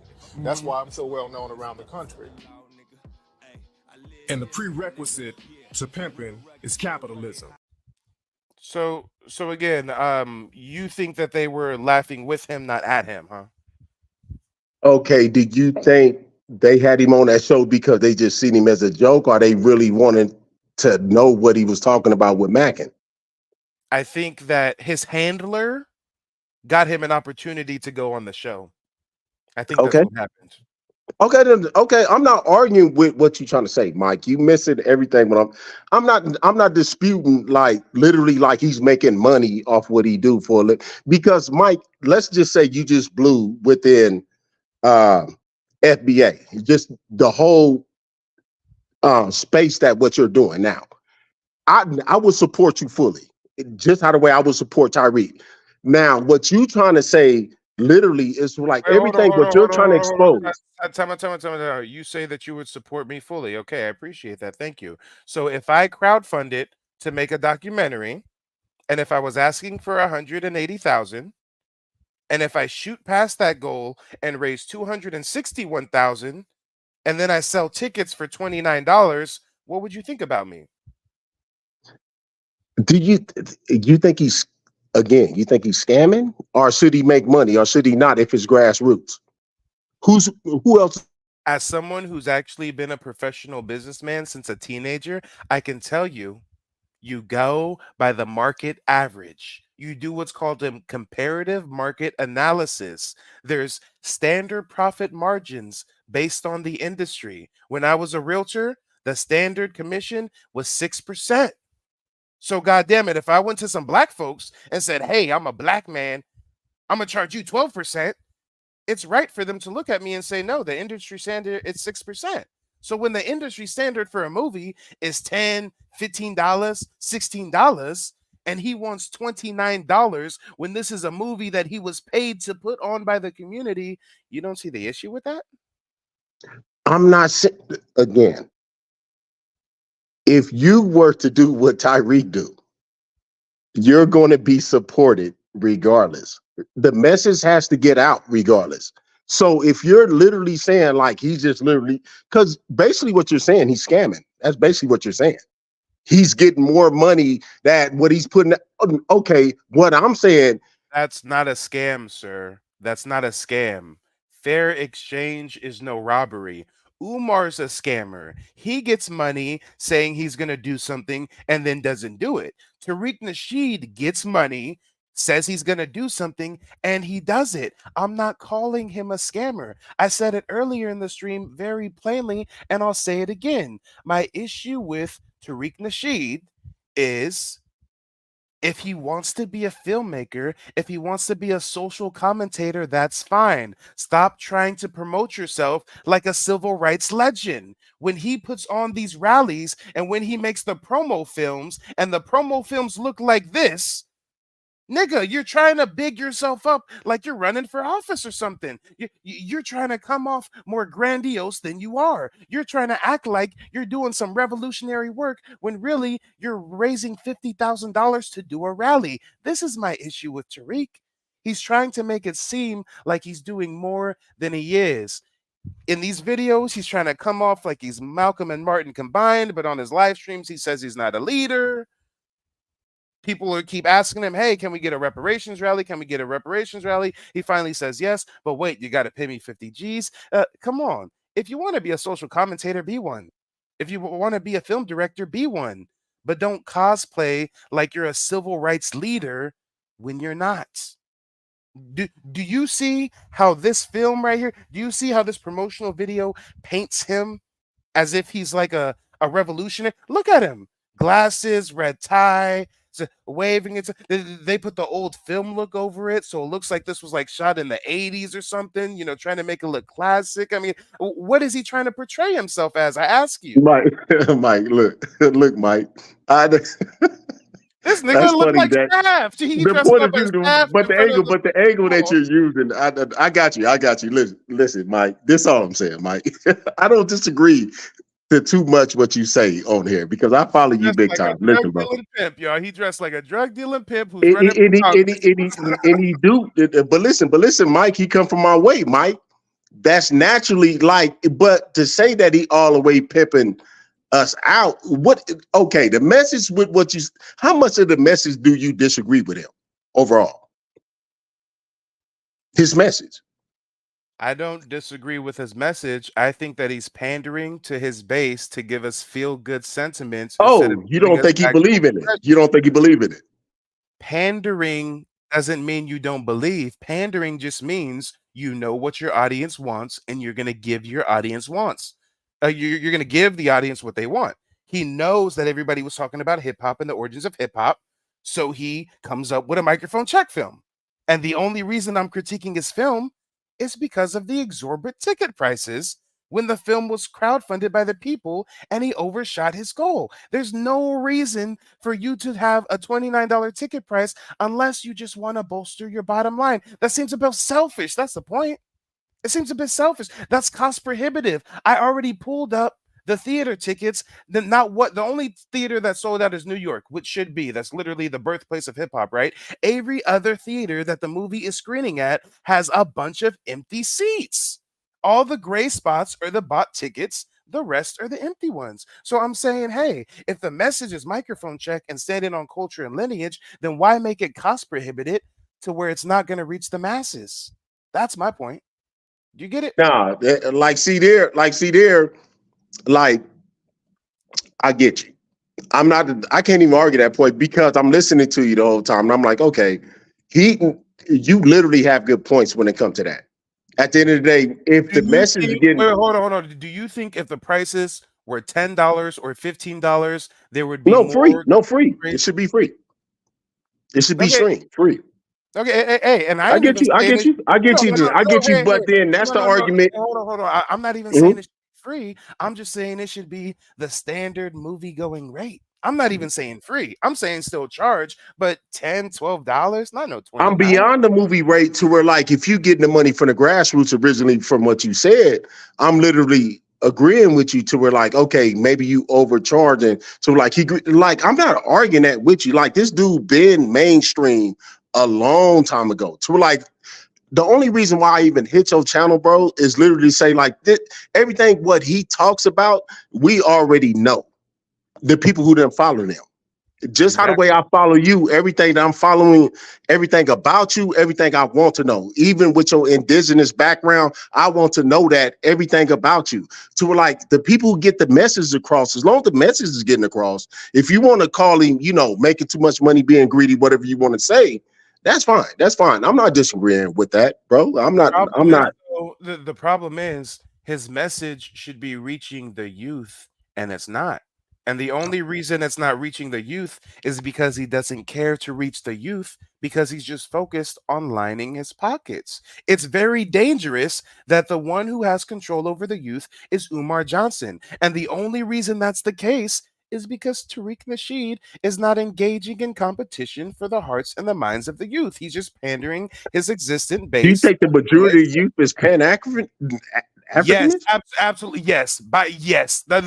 I'm 29 years old. People under 30 don't even know what the fucking FBA is, but they know what Pan-African is, and they think we all come from Africa and we be one, and Africans are our brothers and sisters. Yes. You think the majority of black men and black girls know what Pan-Africanism is? Under 30, yes. They know Umar Johnson. That's what I'm saying. They know Umar Johnson, and Umar Johnson is the prince of Pan-Africanism. So if they know Umar Johnson, what is this following? What is this following? This man doesn't even have social media, and he's killing the following influencer game. He doesn't even have a Twitter account. He just got banned from live streams. But before Tariq Nasheed got banned, he had over 700. Hold on. Here's the difference. Tariq might have 250,000 on YouTube. Tariq might have 500,000 on Twitter. Umar Johnson does not manage any social media pages, and he still beats Tariq Nasheed in influence over the youth. Umar Johnson just last week was speaking at a college of young black people. Umar the week before that was on Nick Cannon's podcast. Umar the week before that was on Little Yachty's show. Umar the week before that was on The Breakfast Club. Umar is getting the clout with the youth. The biggest influencers to the youth is called the AMP House. Kai Cenat is one of them. Kai Cenat has 20 million subscribers. Umar just collaborated with the AMP House.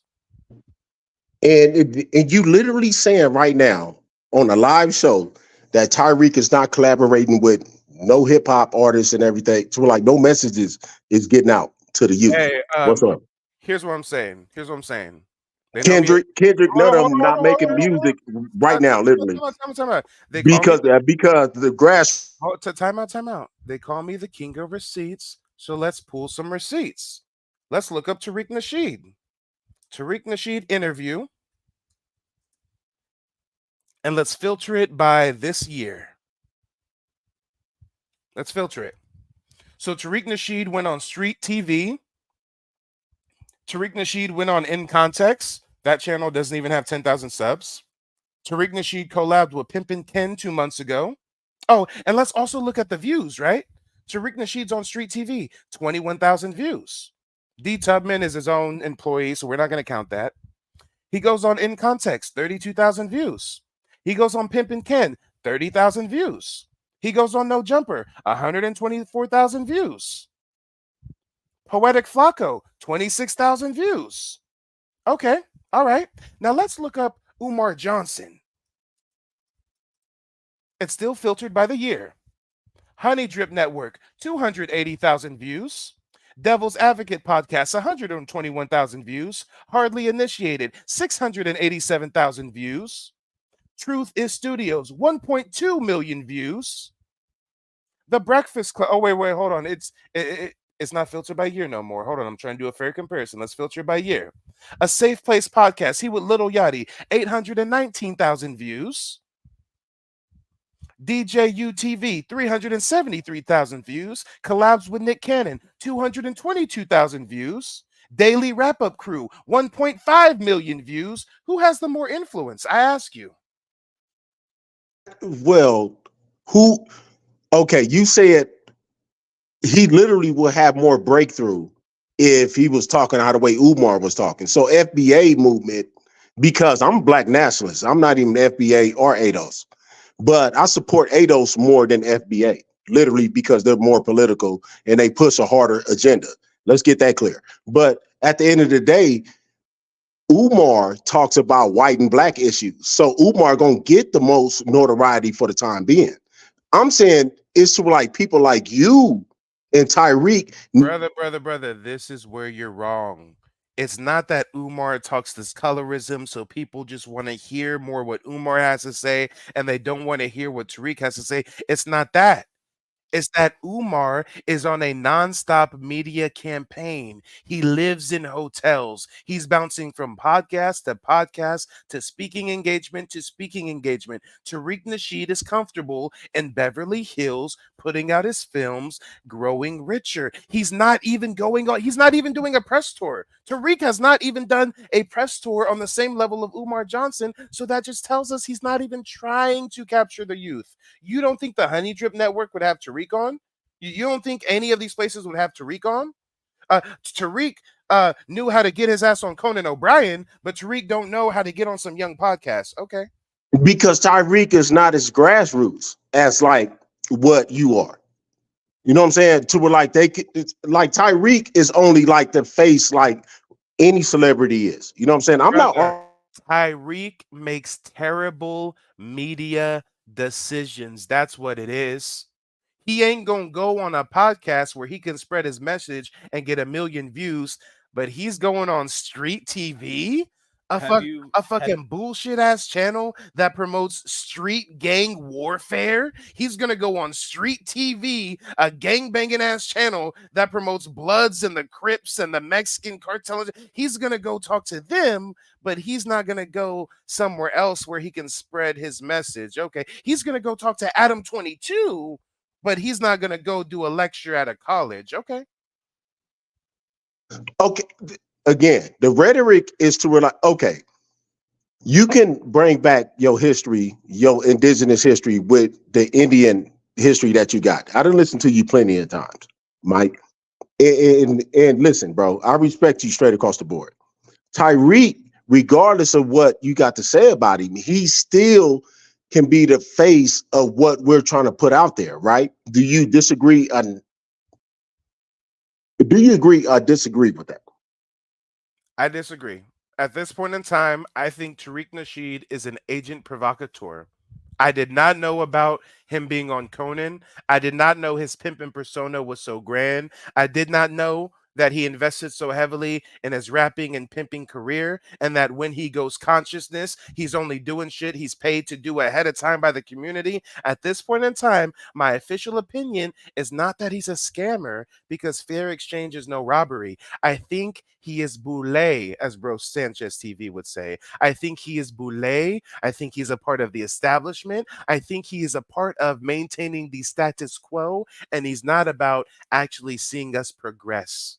He started the Hidden Color series because the grassroots made consciousness poppin'. So he said, let me make some money over here in this conscious community. He saw delineation and reparations coming from the ADOS crowd. So he went over there, took some notes, and started his own shit. He goes where the wind blows. But that can be said by any popular black leader or celebrity, right?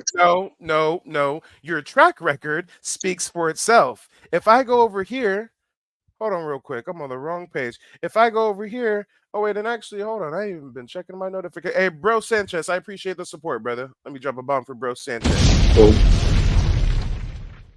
Here's my screen I was pulling up. Your track record speaks for itself. Why, when I look at Tariq's track record, what he was doing at my age, he was doing some pimping and pandering, cooning and buffooning shit. If you look at Mike TV's track record, let's do an audit on me. Let's click oldest. What have I been doing since? Africans versus foundational Black Americans. Exposing frauds and charlatans to our community, exposing the manosphere crowd, getting at these grifters and these charlatans and these people that are preying on the young and impressionable members of our community. Okay, so I'm sorry, your work speaks volumes. When I was selling houses, he was trying to be a rapping pimp. And that takes away from everything about him as a man. I mean, Malcolm X and almost any leader that was the month, even though Tariq don't claim to be a leader, and I don't view him as a leader. I'm talking about the message, the overall message. I don't take none of all our leaders within our history seriously 100%. It's only a couple who I can literally voice out my mouth. I can tell you, like, they 100% died for the cause. Tariq, I don't look at Tariq like that. He just a vessel, like maybe you a vessel. Do you not got a history, Mike? Then why As you is Tariq keep exposing your trying? history, you keep talking about your history, but I'm literally saying like your history will align with what you're doing to like you progress. It's to like the FBA, all this shit is new to you too, man. Pardon my language, right? I learned about the FBA movement 2 years ago. Yes. Okay, that's just all I'm saying, bro. I mean, Tariq learned it what 4 or 5 years ago, and he was what a pimp. It is like he had the Hidden Colors came out what about 6 years ago, about 6, 7 years ago. It's all So you're saying that I learned about our true history in my 20s, and Tariq needed to be 55 to learn it. he wasn't 55. Come on, bro. You How old being is he right cynical now? now. No. Yeah, help He me out, was guys. Help me out, guys. Is Tariq in his mid 50s or not? he started in his 30s for sure. No. Right now, how old is Tariq? Tariq got to be at least late 40s, right? I think closer to mid 50s. Okay. Well, if you come upon knowledge at some time, okay, again, this go back to me asking. I get to time out. So if he just started the delineation FBA reparation stuff 2 years ago as a middle-aged man, why did it take him so long to come to that? If he's been woke for decades talking about hidden history, why was he Pan-African and then went from Pan-African to the total opposite? And yes. I agree with you, bro. He was. So again, if you're going to compare me with him, why is it something that I can learn in my 20s? It took him to reach his 50s to learn. It just doesn't make sense. Okay. It's because he never cared to learn it. He never focused on it to begin with. He was focused on being a rapper. He was focused on being a pimp. And it wasn't until he saw this conscious grassroots movement that he said, let me pay these scholars some money to put him in a video and sell some DVDs.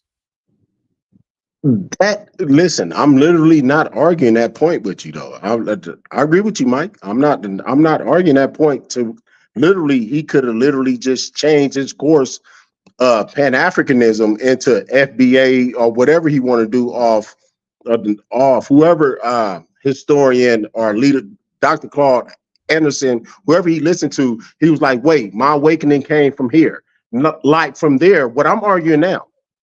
From there, are you saying he just about money? He faking. He don't care about nothing about the movement whatsoever. I think his main motivation is financial. Yeah. Okay. That's fair. And I can't argue that. And if you look at any of our true revolutionaries, their motivations were not financial.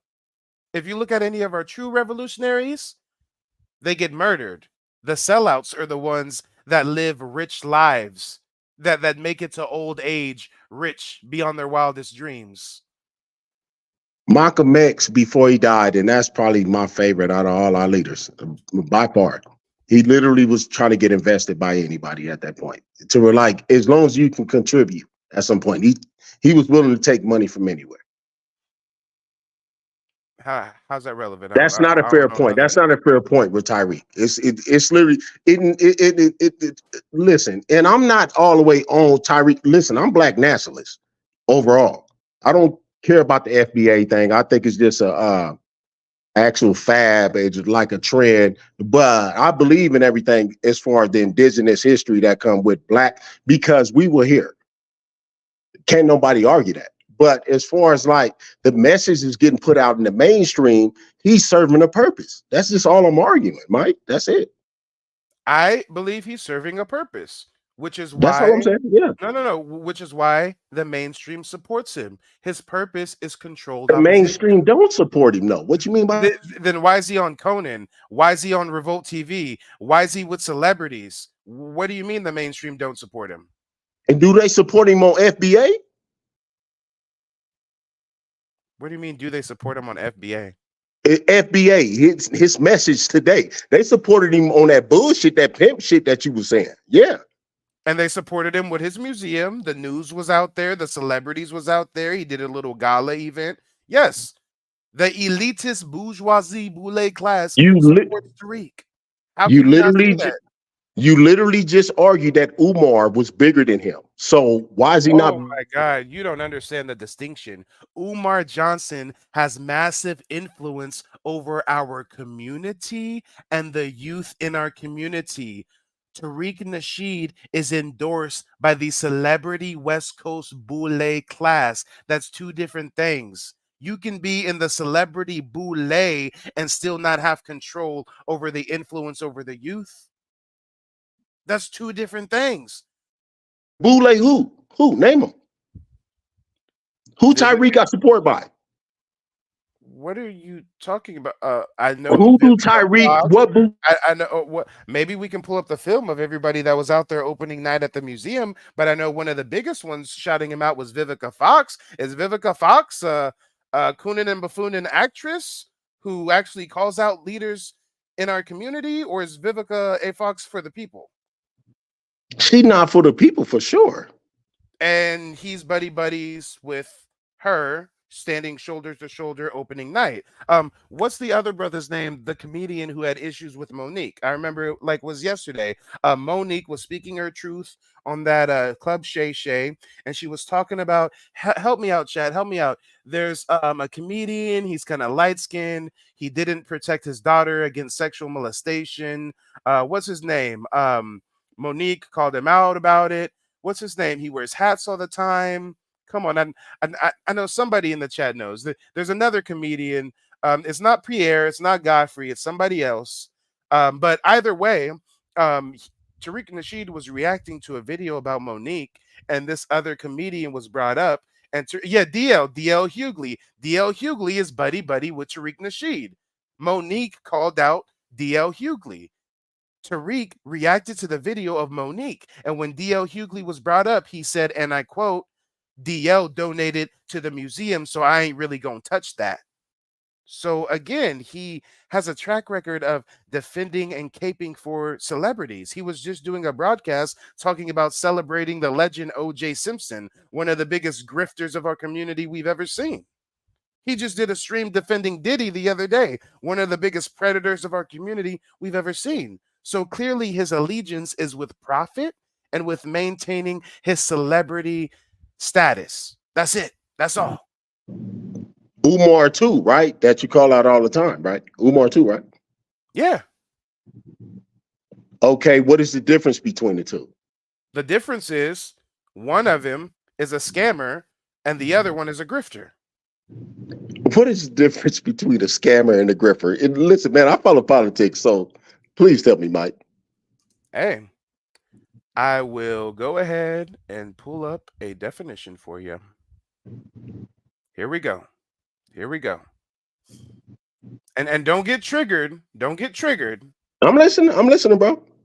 A grifter is a con artist, someone who pulls confidence games, a swindler, a scammer, a huckster, a hustler, and or a charlatan.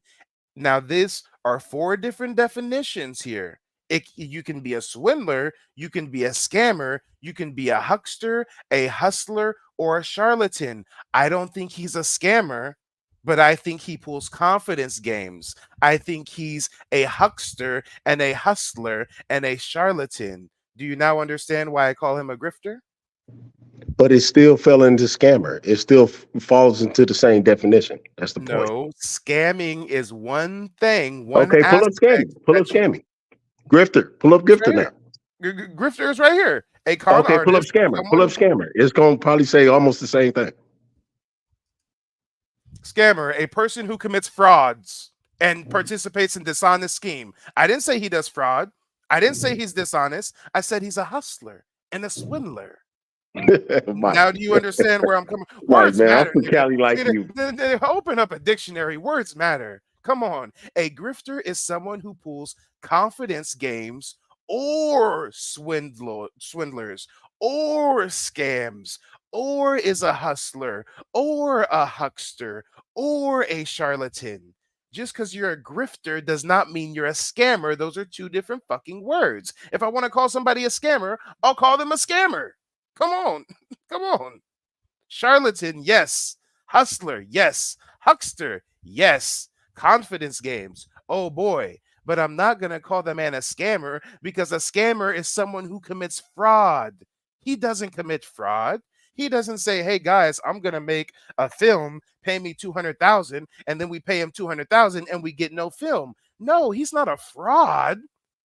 But he does do some hustling. He does do some Yeah. swindling. Okay. What other black leader? What black leaders didn't do that? Can you name me one? I don't think MLK Martin Luther King, yes. Malcolm, they all got paid. They all got paid. Hold on. Educate me on when Malcolm or Martin raised tens of thousands of dollars to put on a rally.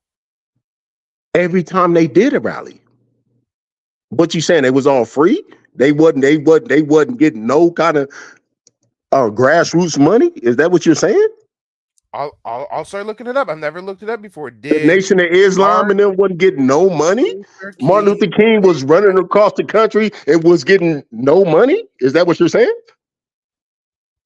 I'm telling you that I've never heard of any massive fundraising campaigns by MLK or Malcolm. So I'm doing some research right now in real time to see what kind of fundraising he did. It says that he was a civil rights leader, a visionary, and yes, a powerful fundraiser. So let's see what he fundraised for. Let's see.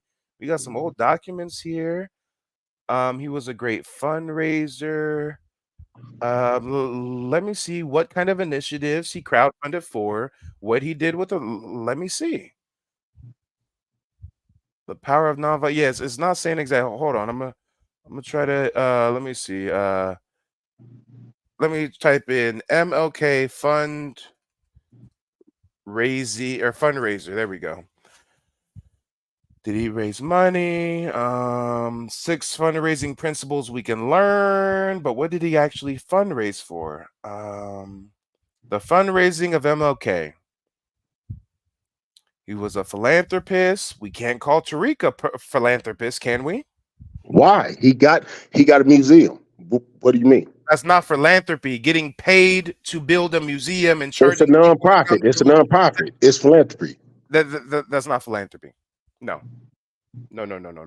Philanthropy. Since we're looking up definitions, we'll go ahead and look up the definition of philanthropy. Philanthropy is the desire to promote the welfare of others, expressed especially by the generous donation of money. What generous donation of money did he give for the museum when the people paid for the museum? You saying King and Malcolm them never did none of that when they was coming up with their locations, their mosque, when they were making mosques across the United States. Hey, here's what I'm saying. I was not privy to the fundraising of MLK and Malcolm X. This is something new that I'm learning. And now that I'm armed with this new information, I could say with confidence, whatever they was fundraising for actually impacted our community, because at the end of the day, they were killed for it. I got you. I'm not disagreeing with you. Mike, I'm not disagreeing with you. Hey, brother, I know you're not disagreeing, but I'm just saying, even if they lived off donations, clearly they were doing the work of the people because the powers that be didn't want them around no more. The powers that be ain't worried about if Tariq's around, because Tariq ain't really doing nothing revolutionary, is he? I don't look at Tariq like that. I really don't.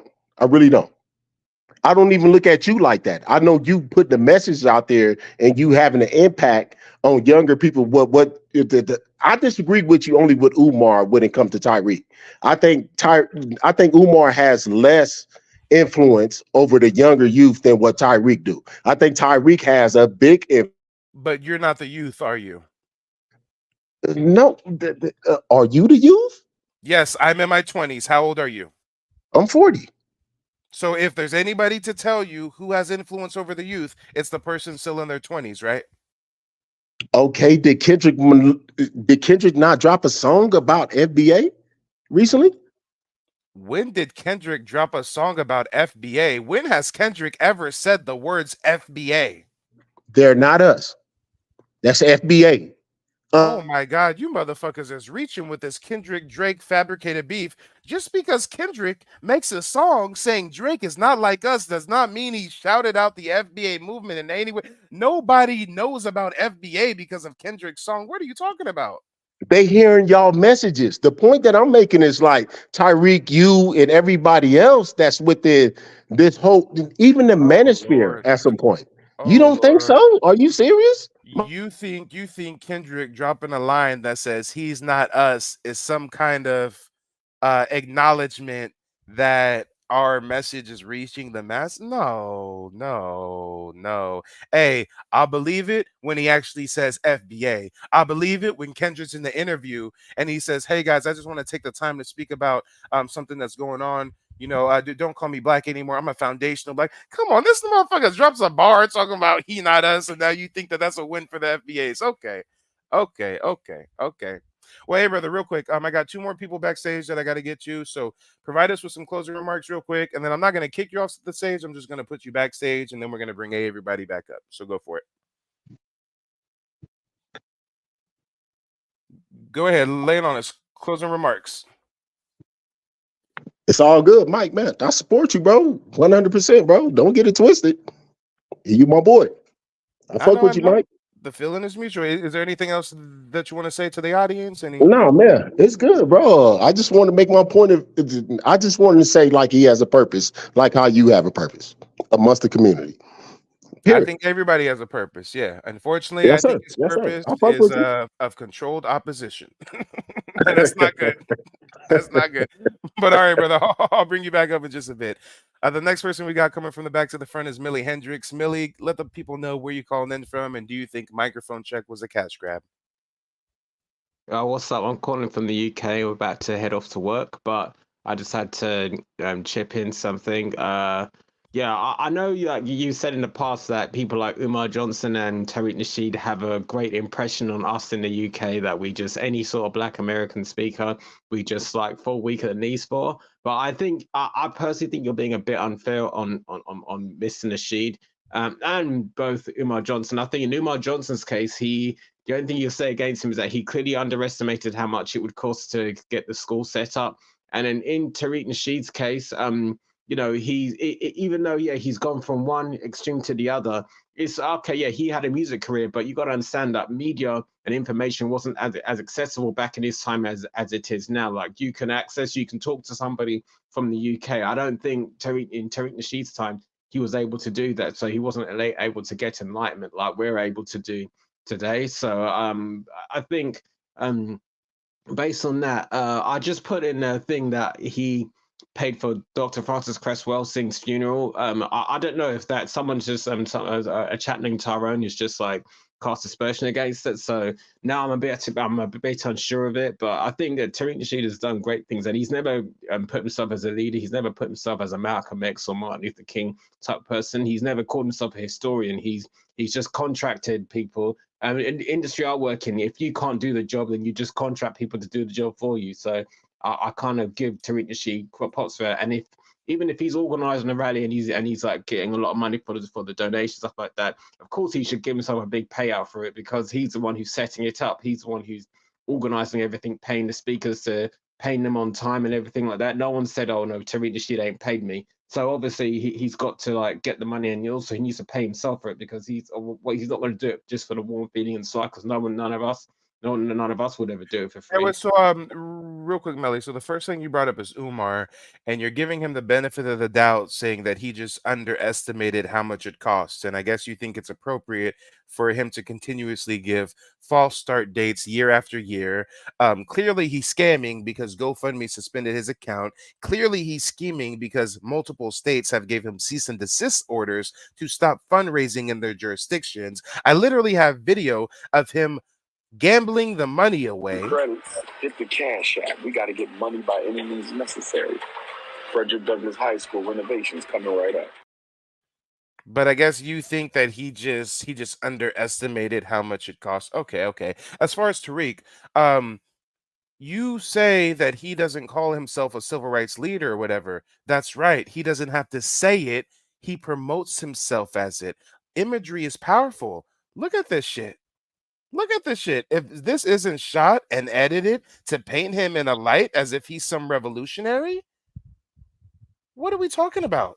Media is powerful. Film is powerful. This was shot, edited, wardrobe picked out, location scouted, framed, shot with purpose to paint him in a certain way. This looks like a campaign film. So while he never verbatim says, "Hey, I'm a leader, I'm a hero," god damn it if he ain't trying to paint himself as one in this shit. Now, let's see how much you know about the microphone check situation. The question was microphone check a cash grab? Do you believe it was a cash grab or no? No, I don't believe so. He's produced other tangibles in the Okay, hold past. on, I hold don't on. think. Time out. You said no, you don't think so. Um, did you know that the movie was sponsored by the community? Yes, which he put together though. So Hold on, I'm just asking, did you know the film was paid for by the community? yes, I'd imagine so. Yeah. And do you know how much he was asking to produce his documentary? No, I don't know. Well, guess he put out a documentary about the origin of hip hop. How much do you think that cost to put together? I think it was like, 20,000, 50,000, 100,000. How much do you think realistically? I think I heard you say 180,000. And do you think that seems kind of high? Do you think that seems kind of low? Well, I don't know because I've never made a movie before, so he's the one who has. So I trust his expertise on that front. So Okay. So he asks for 180,000. He gets 261,000, which is $81,000 past his fundraising request. And do you know how much he's selling tickets for the movie? I think you said about $30 or something. Yeah, about $30. And you don't see any issue with that. You don't see how that promotes questions or critique or anything. Like if there was someone else who had produced something like that without like the big media backing, then I would say okay, then we can hold Tariq Nasheed up to that standard, to that barometer. But no one is the things that Tariq Nasheed's doing. No one's really done it before, so That's an you know. absolute lie. That's an absolute lie. People do indie films every year. They have indie film festivals every other month. That's a lie. He's not the first nigga in the world to make an indie documentary and pay a theater to show his movie. That is a lie. There's a Sundance Film Festival. There's all kinds of indie film festivals. That is a lie, sir. On the true origin of hip hop music, as in the foundation of Black American like pioneering hip hop music. You think he's the first one to make a hip hop documentary? About concerning foundation of Black Americans. That's what I don't know. I haven't seen it. Obviously, that's testament. How would a hip hop documentary concern anything other than foundational Black Americans if hip hop was created by foundational Black Americans? But that's the thing, because they're saying that how it was done by other groups, so like Puerto Ricans and Jamaicans have contributed to it, and he's trying to like lay down the truth and say no, this isn't the case at all. So like I said, if there's anything else that's out there that's saying the same thing that Mr. Nasheed is saying, then obviously a testament to Tariq Nasheed's promotion abilities that I know about this one more than I know about the others. Okay, for sure. So you don't think it's odd that he's charging $29? You think that's fair marketplace value? I mean, I've got nothing else to go by, and I trust Mr. Nasheed based on his past. Do you know how much movie tickets cost in the United States? No, I don't. 12 to 15 bucks. So now that you know that movie tickets normally cost 12 to 15, but he's asking 29, and this is a movie that he didn't invest in himself.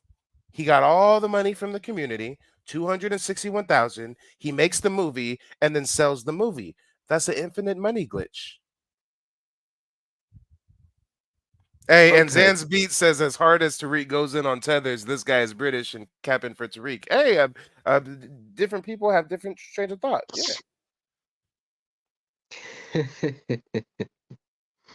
Yeah. Well, hey, real quick, Millie, real quick. This stream is actually going way longer than I ever anticipated. Um, I'm gonna drop you down for just a moment. We got two more people that I want to have a one-on-one with, and then I'm gonna bring everybody to the stage. So sit tight for just a minute, Millie. The next person we're bringing from the back to the front is Deformed Pretty Boy. Let us know where you're calling in from, and do you think microphone check was a cash grab? Oh, you're on mute. What's up, Mike? What's up? What's For up? Pretty Boy. How you doing, man? California love, you know what I'm saying? I'm calling from San Francisco, California by way of LA. That's what's up. That's what's up. So Shout out to the Bay. I've been riding with you for a minute now, you know what I'm saying? Since Platinum Elite shit. But anyways, uh so yeah, man. So well, if you allow me to shed my foreskin on this. Yeah, go for it. so so I've been like watching Tariq Nasheed for a long time. He's actually been around. If you look at his history, you know what I'm saying? It's all about sharing knowledge. You know how us Cali boys do it, you know what I'm saying? Investigating. But yeah, he's been around since like the MySpace days, literally. You know what I'm saying? He's been around for a while. You can look into it. Before YouTube was big, you know what I'm saying? There used to be a station out that came out that actually another streaming service that came out of here called Justin TV. Okay. And so Wait, basically, hold on, real quick, brother. Shelly says movie tickets cost way more than $12 to $15. I don't know where you live, no. but Yeah, exactly. in Los Angeles, one of the most Yeah. expensive places like ever. Correct me if I'm wrong. San Francisco. San Francisco is the most expensive place in California right now, and they're only $14. So again, Los Angeles, the most expensive place, one of the most expensive places in the nation. You can go watch the new Kingdom of the Planet of the Apes for $15. So what are Yep, we talking about? $15. Wait, for a movie that has a budget of millions of dollars budget, Exactly. super actors and all this kind of shit. hmm $15 for a ticket, but I'm gonna pay $29 to see an indie documentary about the origin of hip hop. Okay. All right. Yeah, big But go facts. ahead, brother. Big Go ahead, facts. brother. But that's how it is when people don't really get around that much. But at the end of the day, you know what I'm saying? Like I said, so back to where I was talking about, like, the start of this whole live streaming, which YouTube actually bit their whole basically from Justin TV. If you look that up too. But what happened to them is that somebody actually killed themselves on a live, you know what I'm saying? And so after that, it was just a complete downfall. Somebody actually killed themselves live streaming. So then after that, they just fell off, you know what I'm saying? Real talk, you can look into that too. But so he was actually doing, podcasts and stuff from back in the day. But you got to think like Tariq is really like he's been about the pimp gang. You know what I'm saying? Macking and pimping. You know what I'm saying? He kind of made himself known around the time with like American Pimp. You know that? Remember that movie? Yep. So he came out like kind of around that era when they dropped that film. He was like kind of like creeping in slowly because he started being associated with people like Gorgeous Dre. You know what I'm saying? People like that. You know what I mean? Pimping Kim was in that movie. That kind of pimping circle. So, and it was all about macking and pimping with him at the beginning. You know what I mean? This from what I know, And y'all because saying that he was 30 something on Conan. So at 30 something years old, he doing all this cooning and buffooning okay, all right, and it just takes until he hits his late 40s and 50s for him to finally wake up and delineation reparations. All right. I agree. I totally agree with you. You know what I'm saying? It's the thing is like us as black people, we gotta hold everybody that's kind of like coming out, kind of trying to not necessarily be a leader, but kind of twisting, kind of creeping in our and that upper echelon of notoriety. We got to really look at them and investigate. You know what I'm saying? Of course, are you doing the right thing? You know what I'm saying? Straight up. You know what I'm saying? We should know where the history of where these people come from. And a lot of us as Black people, we don't investigate. We just listen. I heard it through the grapevine type shit. You know what I'm saying? We got to stop that. You know what I'm saying? We got to actually dig into these people's, past and see what they're about. The only reason why I know about it is because, I've been around. I'm a little bit older than you. I'm 35. So I've been around, like, in the social media for a while. You know what I'm saying? I used to work for Nike, and that's one of the things that we used to do. You know what I'm saying? Get online and see what people like. You know what I'm saying? That way, doing market research and stuff like that. But one of the things that we got to really look at is, like, see who's funding that movie. So it's not his money didn't just come from the people. Actually, Kyrie Irving has been named as one of the executive producers of that film, and we'll see it. You know what I'm saying? And that, and Kyrie Irving, I'm still, because I work for Nike basketball, so as part of, so we got around with, Nike, so-called quote unquote Nike athletes, and he was one of them. But Wait, hold on. he's Wait, hold on. he's a I don't watch sports at all. Is Kyrie the one who got caught up because he was saying "We the true Jews"? Yes, exactly. He's the one who actually posted about that movie. You know what I'm saying? About it on his Twitter account, and they went off on him. They tore him up. You know what I'm saying? But he actually is one of the executive producers of this film. You know what I mean? So we really got to pay attention to where this money is coming from. It's not just coming from the people. And like you said, he's Hollywood. Tariq's definitely Hollywood. You know what I'm saying? He's been in the game almost 20 years. You know what I'm saying? You got to think about it. You know what I mean? So, like, he's been around for a long time. He's not a new booty. You know what I mean? It's like he's taken Hotep Hollywood. He's commercialized consciousness. Exactly. You know what I'm saying? All of the real leaders, all the real people, all them folks, except for Umar, but all them Francis Cress Wilson types that was in the Hidden Colors, they die broke. But the people they die broke. The consciousness, they pushing the Bentley. Yeah, exactly.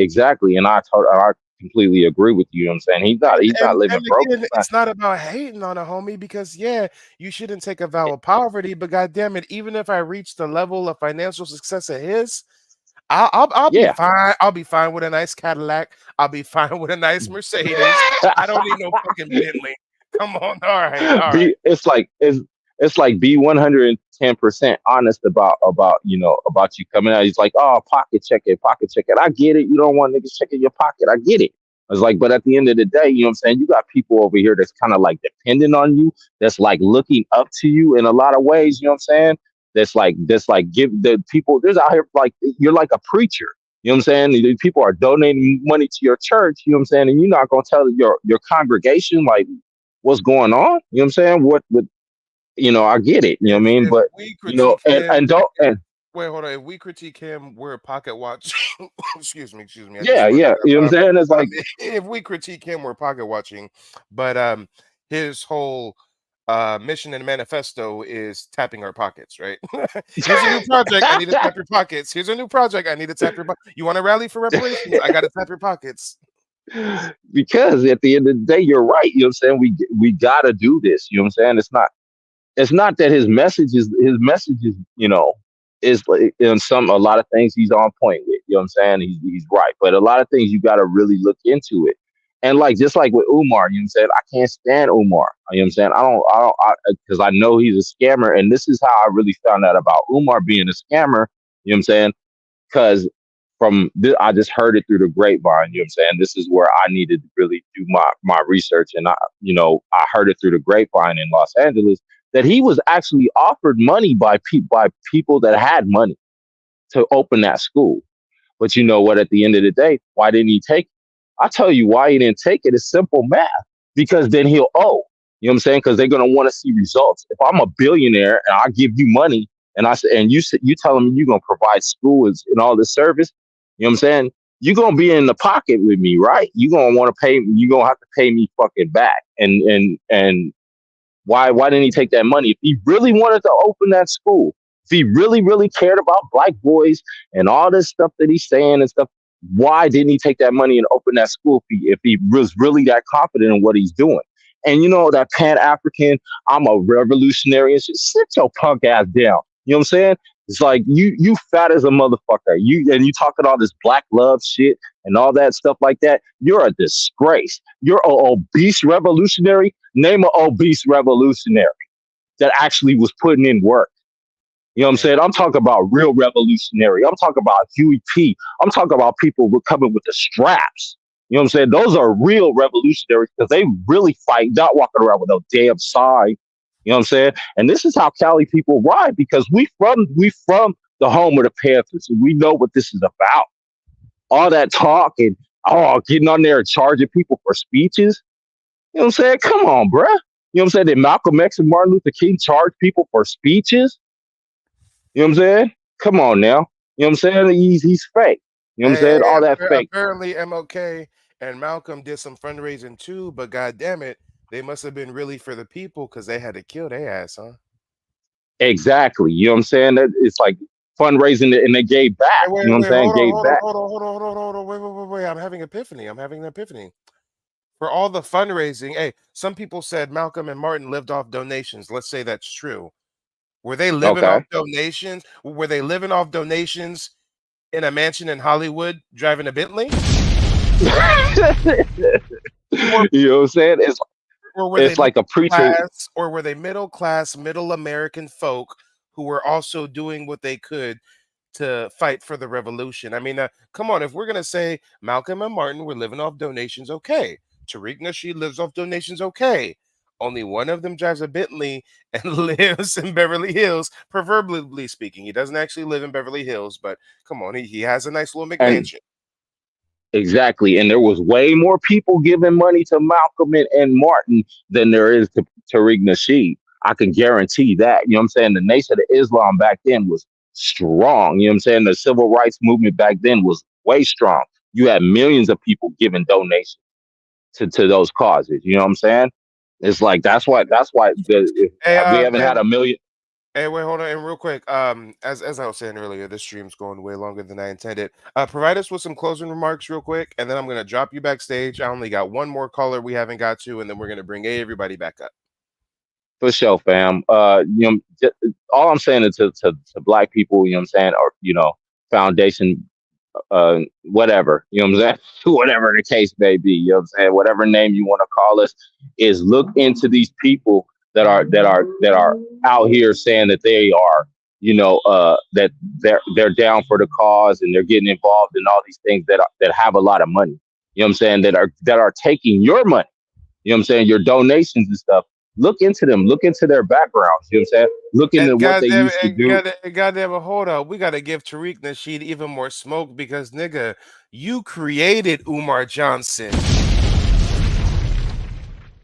Umar Johnson was introduced to us, was platformed by you. Umar Johnson would have never had the ability to pull off that school scam if you didn't put him on. Big facts. Big facts. Everything you say is legit. It's like, people investigate these people. You know what I'm saying? It's like Tariq has been involved for a while. You know what I'm saying? He's not new. He's not a new booty. You know what I'm saying? It's like, and especially out here in California, you know what I'm saying? From LA to the Bay, it's like we've heard of him for a while. You know what I'm saying? He's not new. Just look at these people. You know what I'm saying? And hold them under. And yes, we hear a car alarm. Our good brother is in San Francisco. Out there, they get money doing snatch and grabs. Okay, they break into the tourist cars real quick with the window puncher and they grab them bags, right, my brother? Right? Blipping. They call it blipping. They out here blipping for real. No joke. All right, Mike, man. Thank you, man. I'm gonna land my plane and land my spaceship. All right. All right, brother. I'll bring you California back. love. Thanks, fam. Facts. And the next person we got coming from the back to the front is Kobe Jackson. Kobe Jackson, where you calling in from? And do you think microphone check was a cash grab? Kobe going once. Kobe going twice. Come on, Kobe. You've been backstage waiting for damn near an hour. I know you got your audio together. I know you ain't wait backstage a whole hour in vain. Oh, Lord, oh, Lord, oh, Lord. Well, Kobe, go ahead and click that link and try to call in again. It's all right. It's all right. Let's go ahead and bring everybody up. We've got Tyron. We've got Deformed Pretty Boy. We've got Lester. I've got to do a quick tally because I forgot. It's been 3 hours now. Was everybody on the panel right now in one accord in thinking that microphone check was a cash grab, or are there some people who think that it wasn't a cash grab? It's a cash grab, bro. Okay. This man is a certified scammer. You didn't say he was a scammer, but I'm saying he's a scammer because that museum. Wait, hold on, real quick. I got to cut you off. Kobe's back. Kobe was waiting backstage for a while. I hope they got it together now. Kobe, are you able to hear me now? Kobe going once. Kobe going twice. And Kobe's out of here. All right, Tyron, as you were saying. You're on mute, Tyron, but you were saying I didn't call him a scammer, but you gonna call him a scammer, right? Yeah, you didn't call him a scammer, but I'm saying that this dude is a bona fide scammer. After he done made saving two videos of mine calling him out on Twitter, his ass went ahead and blocked me because I showed him what I had to offer with museum artifacts. I got a whole clan robe. This dude don't even have nothing like that because it's rare to find and expensive as hell. So I called out his Etsy museum and he blocked me because it's a short broom closet, bro. It's a cigar lounge at best. You know what? It's fucked up because I would defend the museum. I would defend Tariq when, all these tethers called in talking about hookah lounge this, hookah lounge that. But if I'm going to call a spade, I've been in hookah lounges that were larger than that venue. Like, come on now, you got the Apex Museum, which is basically what he was trying to pull off. They have in Sweet Auburn and Atlanta, Georgia, a whole movie theater in that bitch. And the guy, yeah, but I bet you. Hold up, you don't know the prices of what it costs to have a building like that in California, bro. Whoa, And especially for black people. Can I say something? Hold on. I'm gonna make a quick statement, then we're gonna let Lester jump in, okay? Don't none of you motherfuckers start with this building price shit, because the nigga was originally advertising that he needed all those millions because he was buying a parcel of undeveloped land and building for the ground up. And instead, he got a pre-existing building. And guess what, y'all? This is going to be fucked up. Are you ready for it? Here it goes. We don't even know if he bought that building. He can be leasing it. For all we know, you're right. You're right, Mike. You're right. Brother. For all we know, he's leasing that building, even in Los Angeles. Even if he's paying $2,000 a month to lease it, nigga, you got paid like $5 million. For all we know, he leasing it for $2K. It took him maybe, let's say, $50K to get the little Etsy artifacts and shit, and he getting more donations, running events on the weekend, charging ticket prices. That's why I say he got the infinite money glitch. Exactly. And both of them, Umar and him, made the excuse and said that white supremacy was barring them from buying these land properties when they weren't. The property is still for sale. They just had to make a close on it because nobody bought it. Yeah, originally he was trying to get $7 million for the museum. Yep, that's right. And there's no excuse because at the Apex Museum, the dude that's the curator of it, he's a filmmaker. He actually got Cicely Tyson and Ossie Davis to do documentaries with them narrating in it, and he filmed. But he bro, shows look at his you're comparing a whole different part of the nation. It's not the same, bro. It's not the same. But doesn't he come Because down why? here to the south? Because why? Does Tariq Nasheed come to I know, Atlanta? but why are you gonna run to a broker place when you should be in a richer place if you're trying to really push it? I'm just listen. Hold up. It's You the run towards hub the of money. black You run. excellence, though. I know. I get it. No, it's the hub of what? It was the hub of black excellence. Okay, maybe Where you you might get Freaknik and all this other you stuff might. in Atlanta? Okay, yeah, Freaknik's not. Wait, hold on. I thought Lester has something he wanted to chime in with. I don't think we ever got to Lester. Lester, go ahead and unmute yours. Oh no, But the whole I got it. am I on mute, Mike? You hear me? No. Yes, The point that I was making to you earlier, Mike, I agree with you 100% when it comes to Tariq as far as making money. I wouldn't disagree with you, not even a little bit about that. But the message is the message. Like I said, I would support you 100% if you was in the same situation. But is the message basically is Tariq needed in the situation? Do you think he shouldn't be paid? What he getting paid? Do you think he's a scammer? That's the point. Do you think he shouldn't get paid the money that he's making? Is the message getting out? That's the point. That's the whole point what we was talking about earlier. Literally. Yes or no? Lester, the point is getting out, but he's doing it the wrong way, the scamming way. How? Bruh, he was Because making all he's these taking money from the people. But he's taking money from the people, and who don't take money from the people? You want white people to take the money, or you want black people to take the money? I'm just saying, like It's going to cost, bro. It's going to cost. I'd rather pay Mike or Tariq. I'd rather pay Umar if I agree with Umar. I can't stand Umar. And on that note, ladies and gentlemen, hit the Cash App, hit the PayPal if you support the mission. Hey, I am demonetizing shadow ban, so there's no super chat option, but hit the Cash App, hit the PayPal.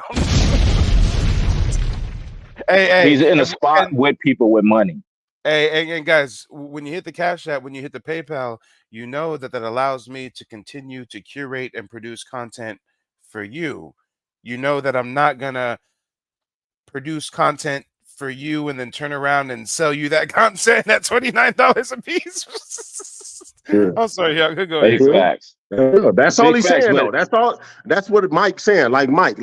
I get it. Mike, reiterate it to like what you saying. It makes all the sense in the world to what you saying. And like what you saying, we need to put these people under the microscope. I got you. But Lester, hold on. I got an argument for you because you got in Gadsden Wharf, you got black churches donating money towards that African American museum, and they use some of the lingo Tariq Nasheed put forth, like the 1526 year.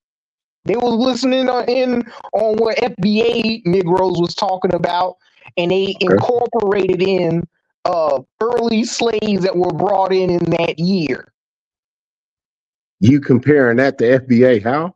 Yeah, wait. because they actually what you call him the African American. Instead of across the board. He's just a pimp. Hold on. That's what you the said? African American Museum in Gadsden Wharf has everything what Tariq Nasheed was talking about. They included the Moors. They included a tiny smidget of black Indianness. Okay, hold on. So although Tyrone is very passionate, I think what he's trying to say is just like people have told me about a Q butter or some black dude who's built a school and he did it. Q butter. Yep. Q butter. Yeah. So just like Q butter built a school and he didn't need to scam people out of millions of dollars and not build a school. I think Tyrone's saying that black folks in America have started their own grassroots boutique museums and not needed to raise millions of dollars from the community to do it. No, but this isn't, for years. It's been happening for years. They got one in Chicago too. They got one in Chicago. It's not just in Georgia, bro. This isn't grassroots. This is mainstream liberals putting their money into it, and these big Fortune 500 corporations putting their money into a so-called African American museum and keeping the public out of it. Only people gotta pay for it ahead of time, like what's the word? A pre-order just to enter the bitch. Some lightweight shit. Yeah, but they included a teeny smidget of Black Indian history in there, but it's mostly overwhelmed by some Africanization of Black American history. And then they included like black celebrities. They included they have a genealogy library within that museum. They also help out with people finding who their relatives are. They also help out with they include artifacts in there, and a little bit of everything, and they even have a film that talks about the Gullah Geechees, and they use Chief Sekou Hidden Eagle High Joe's footage in there and try to remove him out the movie and had him running through the forest and. We know real quick. Kobe's trying to come back yet again. Kobe, can you hear us this time? Kobe going once. Kobe going twice. All right, Kobe. This is the last time you don't got the opportunity to derail my show. I mean, with all due respect, good brother. I mean that this is live TV. You can't call in without your audio intact. All right, Kobe. I'm gonna be nice. I'm gonna give you 20 seconds, okay? 20, 19, 18, 17, 16, 15, 14, 13, 12, 11, 10, 9, 8, 7, 6, 5, 4, 3, 2, 1. All right, we'll see you later. What were you guys talking about? I try to give him the benefit of the doubt. You know, I try.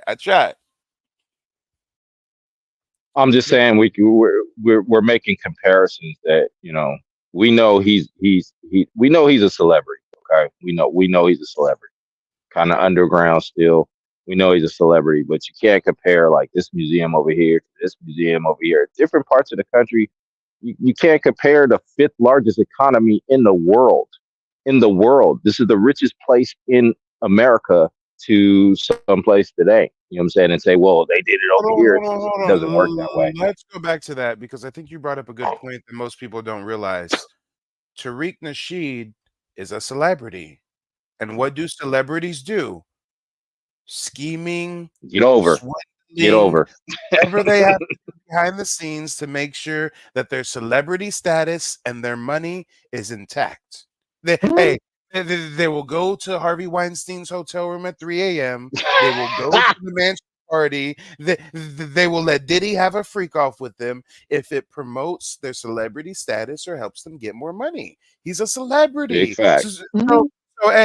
So with that said, Lester, I'm not saying he's a scammer, but I'm saying he's a celebrity. And you know them celebrities No, I got you. I got you. You know the celebrities don't care about the people, right? I agree with that. No, well, listen, Tyreek. This is all. Excuse me. Listen, Mike. This is all I'm saying. Call me Tyreek. By accident, because Tyreek, we come on Tyreek. But anyways, this is all I'm saying. At the end of the day, Mike, we do know, regardless of the money that he's raising, what he's making, the overall message. So, who's the best messenger to get our message across? I think Tariq Nasheed is the best messenger, and I think that his message needs to reach the youth. And I know for a fact he is not trying to reach the youth, because if he tried to do that, if he was motivated to do that, he would do it. And our youth would be looking up to Tariq Nasheed, not Umar Johnson. That's what I'm advocating for. I would have to interject and put on my team. Hold on. Interject when the time comes. Right now, we're talking to Lester. So again, although y'all might confuse this for hating, if anything, I want his message to be in front of the youth because that's who needs it more, not middle-aged folks who are already hip to this, that already know what's what. Us that are already initiated don't need the message. The people who are asleep is who need the message. I'm gonna ask you again, Mike, and listen to me real clear. Let me ask you this, Mike, and I agree with part of what you just said. Listen to me real clear when I say this again. Do you think Umar reaching more to youth than Tyreek could, or do you think the youth is already tapped out of all these conversations and they just doing what they want to do? Because I deal with a lot of youth all the time. They don't know about none of these discussions. This deep. Umar Johnson is on a nonstop media campaign. Tariq Nasheed is not. Umar Johnson does what? 150 speaking engagements a year? How many speaking engagements does Tariq Nasheed do? Not a lot. I think at the end of the day, we got to realize, like, once again, it comes to geographical location. You know what I'm saying? So, like, it's like what you guys are seeing in certain places and what we're seeing in certain places is going to be different. You know what I'm saying? This is the tech hub of the world where we're at, right? You got to think about that too. This is the tech hub. It's like YouTube is from here. It's like basically you're paying California taxes to use this shit. And you know what I'm saying? It's like Janasis says Umar ain't reaching the youth. The fact that you said that means you're not the youth, and you're No, speaking about you're missing something. the point. You're missing the point, No, Mike. hold on, hold on. And they speaking about something they don't know, because guess who was just kicking it with Nick Cannon? Umar Johnson. Guess who was just kicking it with Lil Yachty? Umar Johnson. Guess who was just kicking it with the biggest youth millennial YouTubers ever, the AMP House, Kai Cenat and them? Umar Johnson. So yes, the youth. Hey, I got a sister who's 20 years old. She knows who Umar is. She don't know who Tariq is. Can I speak on that, Mike? Go for it. And then I think D4 Pretty Boy wants to go right after you. And in all them interviews he doing, almost everybody you named is probably in relationships with white girls and other different races. So what is he reaching again? FBA is going mainstream from people who speaking from grassroots. That's coming from you, Tariq, and somewhat a little bit, like I said. Lester, have you seen celebrities, athletes, rappers, ball players? Have you seen people in the mainstream endorse Pan-Africanism? Yes or no? Not at all. Not at all. So you haven't seen anybody in the mainstream support this notion of Pan-Africanism, this daishiki, ankh wearing, we all came off slave boats, Africans are our brothers. You haven't seen that in the mainstream, really? There's been rap groups since the 80s. Public Enemy was on that Hotep shit. What are you talking Y'all about? talking about today. That's dead, bro. You know that's dead. Come on, Mike. Come on. No, period. Even today, period. When have you ever seen the FBA movement pushed in the mainstream? When have you ever heard the foundational Black American on the news? When have you ever heard that spoken by a celebrity, a rapper, an athlete, someone with influence? When have you heard any celebrity figure outside of Tariq Nasheed speak about FBA? And don't give me no shit about Kendrick said Drake ain't us, so he's talking about FBA. So that Kyrie don't count at all. Who? Kyrie? Kyrie and Kendrick Kyrie don't count at says all. he's Indian. How I don't get what you're saying. Like they don't count. Kendrick don't count because as far as Kyrie him literally actually, like, invested in the movie that just came out I with Willie Michael know. He's Let me part of finish that. what I'm saying though, bro. Hold on, y'all. One mic. The only example he can give is Kyrie Irving, someone who's already known for sacrificing his celebrity status for standing on truth and lineage. That's not a good example. I'm not talking about yes, Kyrie's a revolutionary celebrity, but I'm talking about just regular, everyday, late night talk show, SNL type shit. When have you heard FBA pushed into the popular zeitgeist? When? Gonna start on TV, then we just gonna get exposed and one day, or is it gonna take the grassroots, little incremental change, incremental? Hey, peep gameplay, boy. Tariq Nasheed successfully advocated to get on late night talk show with Conan O'Brien, and when he was on there, he was talking some pimp shit. Why ain't he use his media connections to get on a late night talk show, modern day, and talk some reparations? Can I answer that? Yeah, go ahead. Literally, Tariq, when he did the pimp thing, just what the brother was speaking on earlier about Pimp Ken and all that, that was a trend that was going on. The Pimp Legacy, Doom Chronicles that was going on. I'm from Cali too, bro. I think you just totally missed what I said. If we know that Tariq Nasheed has the pool and the connections to get on national syndicated television, and we know he's done that in the past to promote degenerate subculture within our society, why has he not used his connections to get on national TV to push reparations? Just answered your own question. Degenerate. If it's not degenerate, if he's pushing FBA reparations, every. So the answer to my question is, you think Tariq Nasheed behind the scenes is trying to get on national TV to push reparations, but they're not allowing him to because they don't want to push that. Is that what you're claiming? Do you not think that's possible? I think that's possible, but I don't think that's what's going on. I think if Tariq Nasheed wanted to get on a national news station and talk reparations, he could do it. But you know why he ain't gonna do it? Because it's gonna fuck with his money.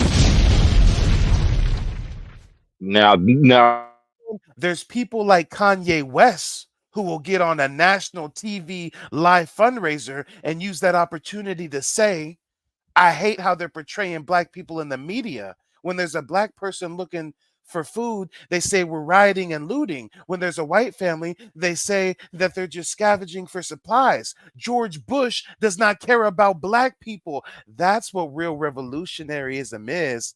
Guess what? He got on live TV and he spoke up for us. Tariq ain't getting no live TV and risking it all like Kanye did when he went against the fucking president on live TV. Also, Tariq. you gotta also remember, you know what I'm saying, that you know, your boy Kanye, his daddy was a Panther. Like Facts. people feel, you know, they for some reason these niggas act like this shit just pass over your head. You know what I'm saying? A lot of times. But You he know a what I'm saying? bootleg at the end of the day. He talk down on his people all the time. Come on, man. Well, he talks bad about shit that, you know, that we do. Don't act like it's not shit that we don't do. And white You know what people I'm do saying? that every day. But white people do that every day. He don't need to do that, right? I think that he doesn't need. Listen, I think that he does. What modern day artist was pushing to free Larry Hoover? What modern day artist was pushing for prison reform? Oh, wait, Kanye West. So, yeah, the nigga went mentally unstable and made some polarizing comments on TMZ, but I think his work speaks for itself. Hey, did this motherfucker have the biggest beef with Drake? Drake was talking about smashing his wife and shit, and Kanye squashed the beef to try to help Larry Hoover get out of prison? Oh, I don't see no other type of celebrity taking personal risks, taking personal sacrifice like that. Tariq Nasheed ain't making no sacrifices like that. Wait, is you trying to compare? Wait, I'm getting it now. I get what you're doing now, Mike. You comparing Tyreek with real celebrities. That's what you doing. They're like famous. Tariq That's is because he is a celebrity. Do you really? Wait a second. He's a celebrity, bro. I'm trying to wait a second. He was on You think he got? MTV. You He think was he got on notoriety? BET. Wait a second. Can I say this? You think he got notoriety like Kanye or anybody close to what you just said, Kyrie or any of these dudes? Because he don't have no. Because the thing is, he don't have no talent like that. He not doing something. Hold on. I think out of all the people we got talking this delineation and reparations, I think if there's anybody with that level of celebrity, it's Tariq Nasheed. He's been with the celebrity since the 90s. He's been on Conan and Revolt TV and MTV. And yes, if we're gonna compare Tariq to other people, yes, Umar Johnson has even more celebrity than Tariq, unfortunately. But I'm not gonna shame Umar Johnson for not speaking about our plight because I know he's a scamming ass coon anyways. I know he's talking against reparations, so I'm not gonna expect him to get on the national stage and advocate for it. But Tariq Nasheed, he has the ability to get on the news if he wants to. And he ain't getting on the news and hoodwinking him and tricking him and saying, hey, I'm gonna come talk some Mac shit. But then when he gets up there, give a speech about reparations. Okay, all right. That's what you mean. What you mean? Fox, like CBS? What you mean? The news? What you mean? He was on, I don't know exactly what the news station was, but they came and did a segment on the museum and everything. They interviewed him in the museum, the whole nine. And you don't think he'll speak on reparations if he had the opportunity? Is that what you're saying? He already did. He already went. That's what I'm saying. Hold up. Time out. The foreign pretty boy speaking. Go ahead. He already. I mean, he actually came up here. You know, when they had the governmental meeting up here, and they shut him down real quick. You know what I'm saying? As he got up there and started talking, they was just like, okay, bye. You know, basically, you know, they didn't want to hear what he had to say. But that's because they, of course, they know his history. You think these people that are basically running the world don't know the history of these celebrities or where they're from? They could do a whole background check. They know you got a criminal record. They know all this stuff about him. Hold on. You know what I'm saying? As soon as when you say Tariq was at some governmental thing, what do you mean? He was at like a council member hearing? Yeah, it was a council meeting here in San Francisco. You know what I'm saying? Okay. They had for the so that's not what I'm talking about at all. Council meetings, we know people, protesters go to council meetings, they get their mics cut, the council members don't listen to them and shit. We're not talking about that. I'm not talking about going in front of a council meeting and trying to sway council members. No, I'm talking about getting a media opportunity and promoting your message to mass media. That's different than going to a council meeting. Hey, if he goes to that council meeting in San Francisco, the only people hearing him are the people at that council meeting in San Francisco. If he goes on a national TV show, all the hundreds of thousands of people watching that live right now are going to hear what his message is. And he's already done Well, that. it's because And they've already heard his message. And his message at the time was what? about. It's because the city of San Francisco is actually taking the reparations, conversation a little bit more serious than a lot of places in the country, though. You know what I'm saying? Probably way more serious than the majority of the places in the country. You know what I mean? It's like, so that's why he showed up in the first place, because they're really trying to push it out here. But at the end of the day, I get what you're saying. He should use his celebrity platform, like, common sense. You know what I'm saying? He should use this celebrity platform to really push it nationally. I mean, a council meeting, yeah, but they're the ones that are going to make the decisions, aren't they? At the end of the day, Maybe he's just an old head.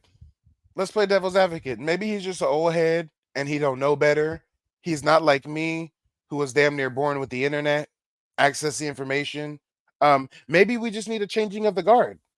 Maybe Tariq Nasheed's just blinded and he honestly believes that $50,000 to go rally is more beneficial to push reparations than publishing a video for free on YouTube and then spending $50,000 to promote it on TikTok and YouTube and Facebook and Instagram. I guess he just doesn't know how to reach the youth. Maybe that's what it is.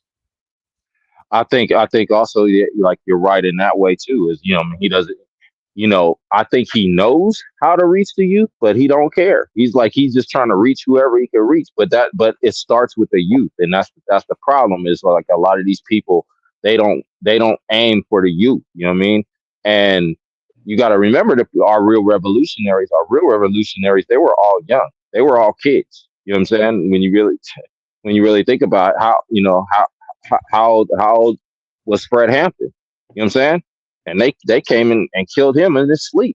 You know what I'm saying? All the real revolutionaries were all kids. They were all young. I don't even know if Fred made it to 30. He didn't. He was only like 22, 23 years old when they killed him. Damn. You know what I'm saying? So it's like, he wasn't even 30. Come on. He wasn't even 30. He wasn't even 30. Damn. He wasn't even late 20s. He wasn't even late 20s. He was a kid. But Mike, can I say this, Mike? I agree with you, Mike. I'm not even with him being an old head, like, I get what you're saying there, right? It's like the only thing that I'm voicing, literally, is saying, like, maybe it do take dudes like you, the younger youth, to come in and get ushered in, and the old heads need to get moved out the way. I've been saying this since I was like 20 years old, when I was living out in California. I'm in Vegas right now, but I was saying this back to the older dudes, to where they was talking about their old days and everything. And I always question the older cats. Like, what are you doing for the young dudes, though? What are you passing on? Are you moving out the way? Literally, are you passing the torch? So, yeah, I get what you're saying with that. But if he's the only celebrity pushing FBA, like I've said, is it counting for something? That's what I'm saying. It's like, if we get past the money. Yes, it counts for something. I've never said that this man is useless. I've never said he's worthless. I've never said he's contributed nothing positive to our society or our culture. I'm just critiquing in areas he lacks. And maybe you're right. Maybe we just need a change of the guard, because I can freestyle right now and off the top of the dome say, if I really wanted to enact some change, and I know that every ethnic group sends lobbyists to Congress and the White House to advocate on their behalf. If I used to work for political research firms and senators' campaigns, and I know how politics works, which is actually what I used to do before I was in entertainment and before I was a realtor, then goddamn it, I think I would know a good political approach. If I was a part of the largest lobbying organization in the country, the National Association of Realtors, and I know the power that that brings, then you know what I think off the top of my head? I think out of the population, I think it's really like 50 million Black Americans. But just for example's sake, let's say we're going with the old number. For a while, they were saying that we was 44 million strong, right? So let's go with 44 million strong. We're underestimating instead of overestimating, right? Let's say there's only 44 million Black folks in America. And let's say that I can get influence over 10% of them. Okay? That's 4,400,000 Black folks on code, on point, right? Let's say I was able to get each one of them to invest $5 a month for monthly dues for a National Association for the Advancement of Foundational Black Americans. Well, God damn it, 4,400,000 people times $5 a month. Damn, that's a crazy figure right there. That's $22 million a month. Wait, if we times that by 12, how much is that annually? Hold on, that's $264 million a year. Out of that $264 million a year, not only would we have money to go send lobbyists to Congress, Big. We'd also have money to go send the lobbyists to the White House. We've also have money to start a chain of national community centers, kind of like how the Jewish folks have them. I lived in Portland, Oregon the last few years, big Jewish population. They have kind of like, imagine the Boys and Girls Club, but it's specifically for the Jewish community. They have those all over. Imagine if we had some kind of FBA Boys and Girls Club for the youth. I think we'd be able to do that with that budget right there. Damn, wait. Just like how the Jewish folks have the Jewish Anti-Defamation League, I think we can fit within our budget to have a league for us that defends us in the media and sues and enacts legal ramifications on people that are disparaging us. Oh, I think that's in the budget. Oh, you know what? This budget is $264 million. I think we got some leftover money. I think we can get some anti-FBA hate crime bills, just like the Asians did. Oh, wait. This is $264 million. I think we can also hire a political think tank to draft us up some legislation to change the mass incarceration system, to somehow break up the private prison industry. I think that $264 million a year, I think we have the budget to do that too. So if I just provided a tangible solution where we can advocate for reparations at the White House with Congress, have physical brick and mortar community organization centers, and some kind of anti-defamation league for Black folks, and get a hate crime bill, then God damn it, if I can think about all that at 1 a.m., smoking a joint, chopping it up with y'all, and Tariq Nasheed, multi-millionaire, 50 years old, can't come up with that conclusion, then I guess y'all right. We just need a change of the guard. Laws are bought. That's how the Asian crime bill got passed. They paid for that.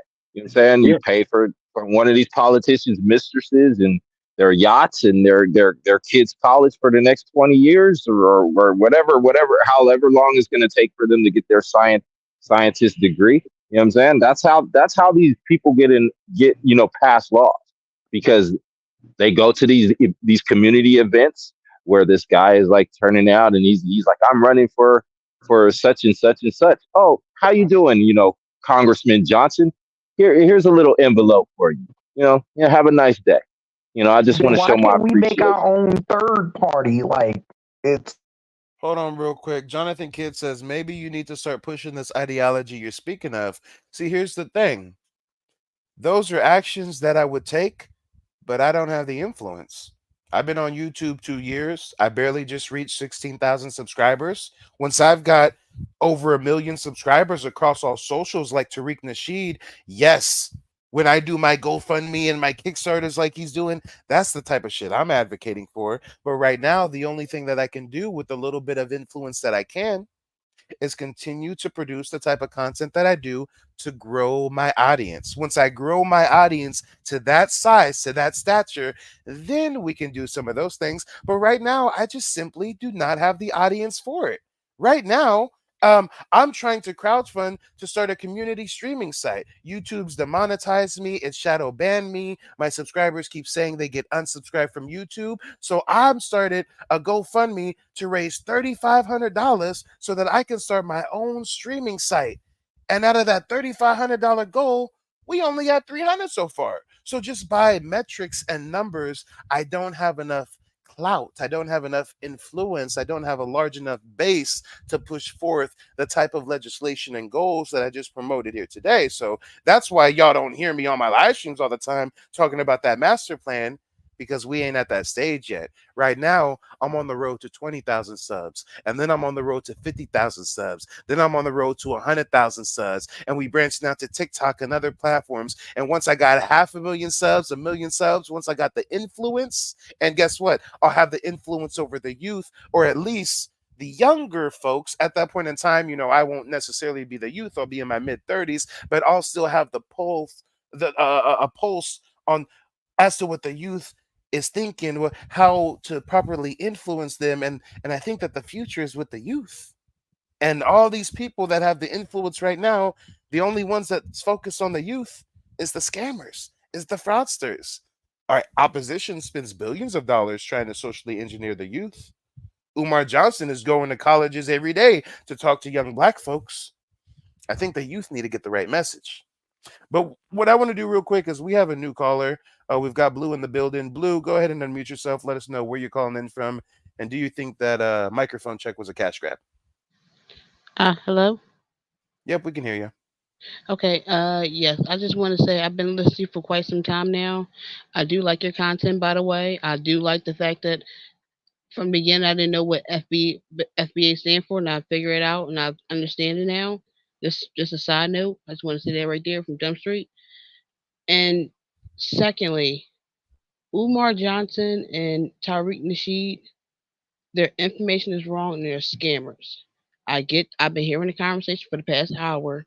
I hear what y'all been saying, but to debunk, like to just get to the nitty gritty, just to just cut through the bullshit, to debunk both of them, they never talk about the free blacks because it's called such things called yin and yang, and these people do exist, like James Fortin. We can look them up, Philadelphia. Wait, hold on real quick. I'm going to interject for just a moment.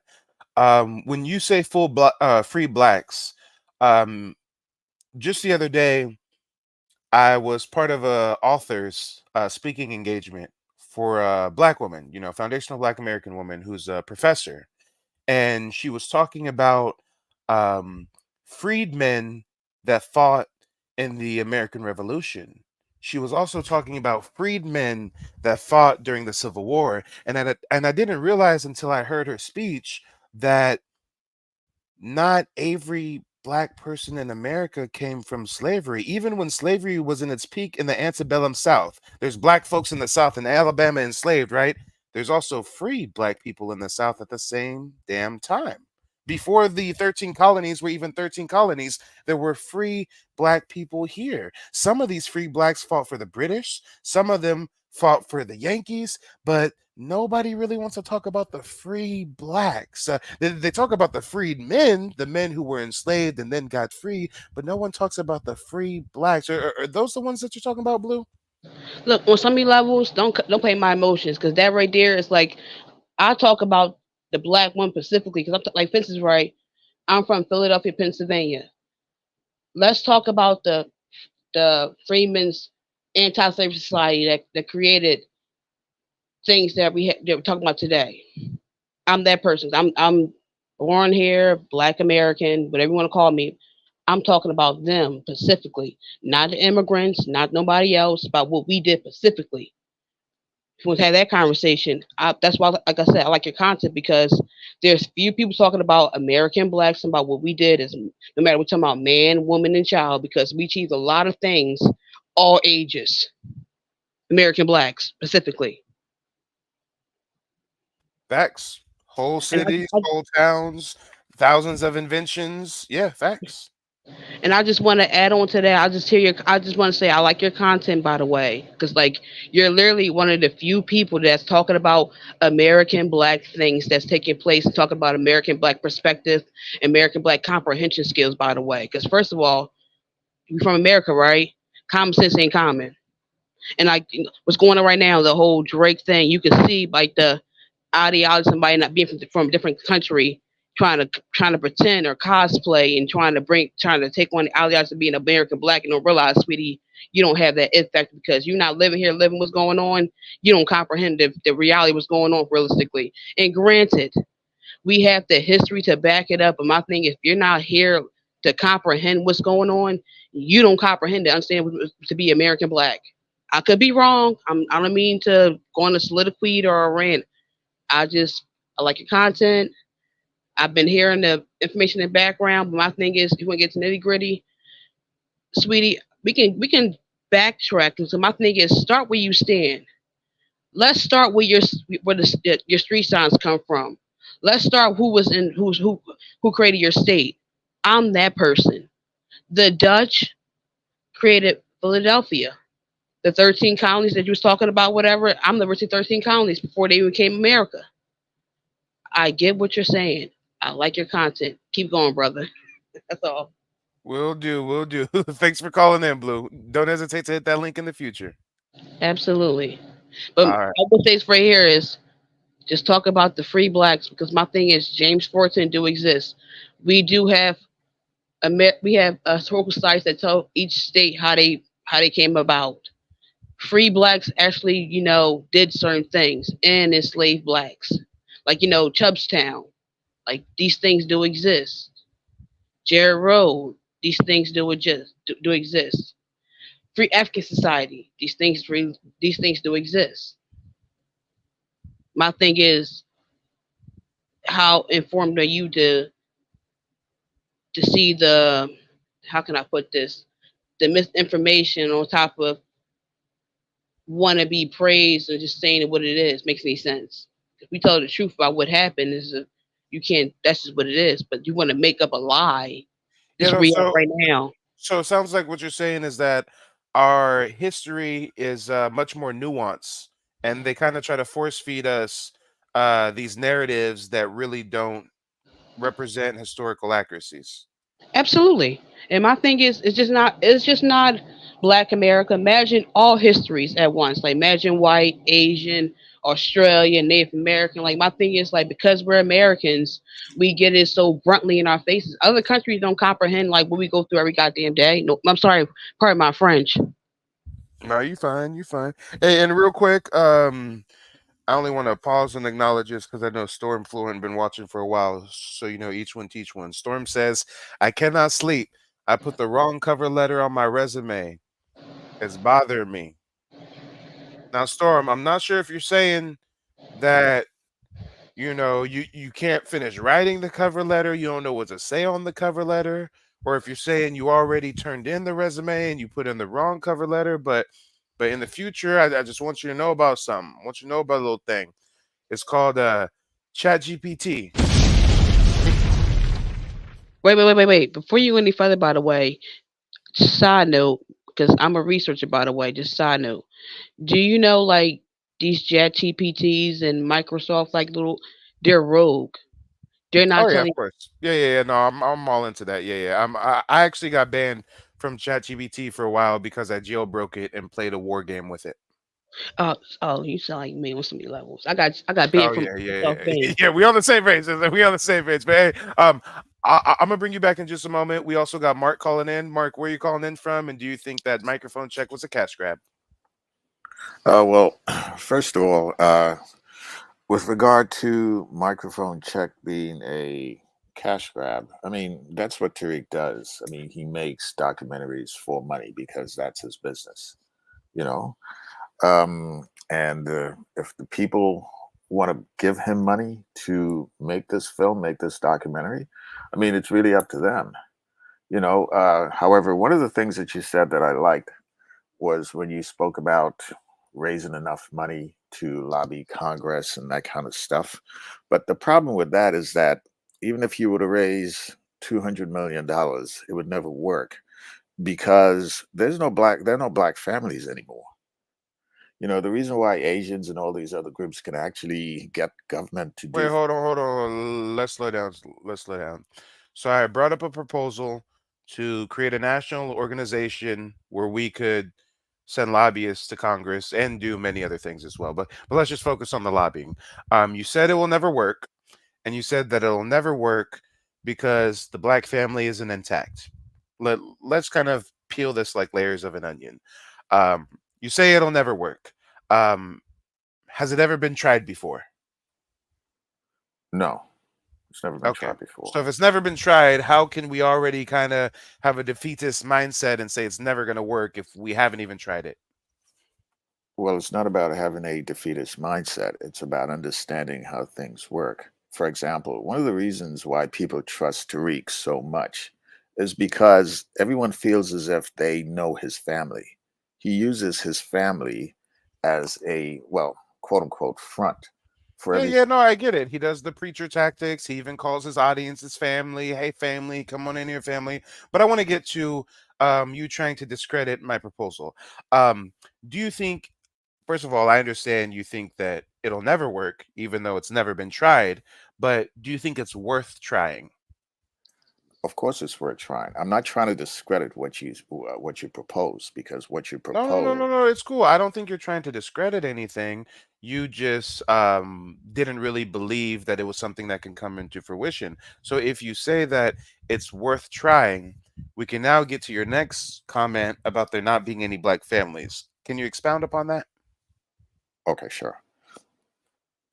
The thing is, I mean, what you suggested, it'll work, but I believe that the first thing that has to be in order is the family. In order for something like that to work the way it is supposed to, because Okay.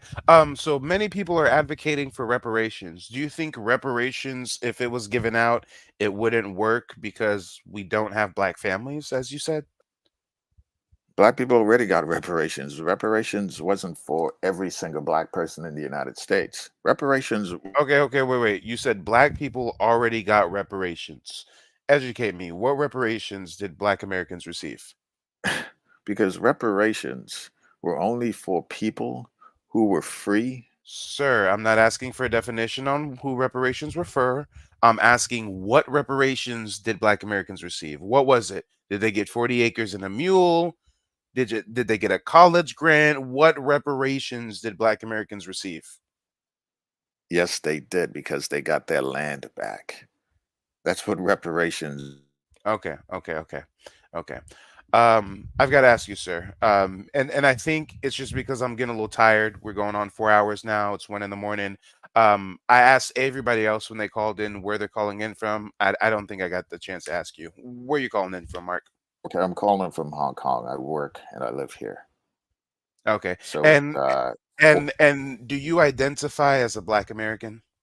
of course, I'm a black American. I'm from New York City. My parents from North and South Carolina. Okay.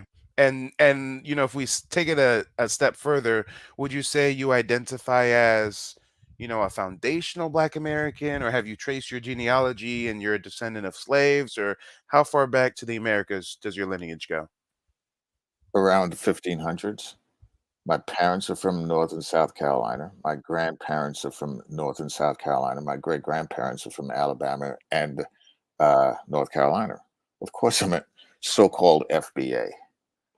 Okay, so sounds good. We just always like to ask because when we hear confusing rhetoric like yours, typically it's coming from foreigners. Your voice also is an interesting accent, but hey, if you're living and working in Hong Kong, then maybe that has something to do with it. Um, but why do you say that there's no black families? Like black families just don't exist, or you just don't think black families are as strong as they should be, or? Well, first of all, 85% of black households do not have fathers, and that's a fact. They're raised. Okay. 80% of black households don't have fathers, and that's a fact. Cite your sources, please. So you're saying that that's not true? Is that You just promoted a statistical fact on my platform. So I think it's my responsibility to ask you to cite your source. That shouldn't be a crazy thing to do. If I said, hey, 80% of black families don't have a father in the home, and someone said, hey, Mike, what's your source? Well, God damn it, I'd share my screen and pull up the stat and we'd see who the source was. I'm not asking you to share your screen or anything, but who's your source for that information? the Pew Institute? Okay, I know you. thank you. Give me just a moment. Give me just a moment. I'm gonna look up the Pew Institute rate of fathers in black households. Let me see what we can find here. Let me see what we can find. What percentage of black men in the house, so living arrangements and father involvement? Pew Research Center. Okay, hold on. I'm getting somewhere.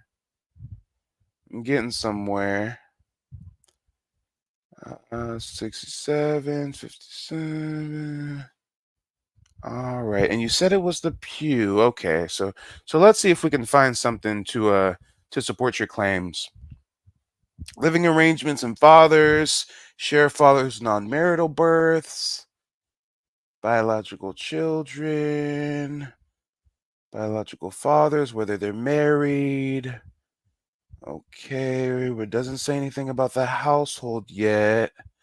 Black biological fathers are less likely to be married. Okay, it's not saying any. Oh, living arrangements. Maybe this is it.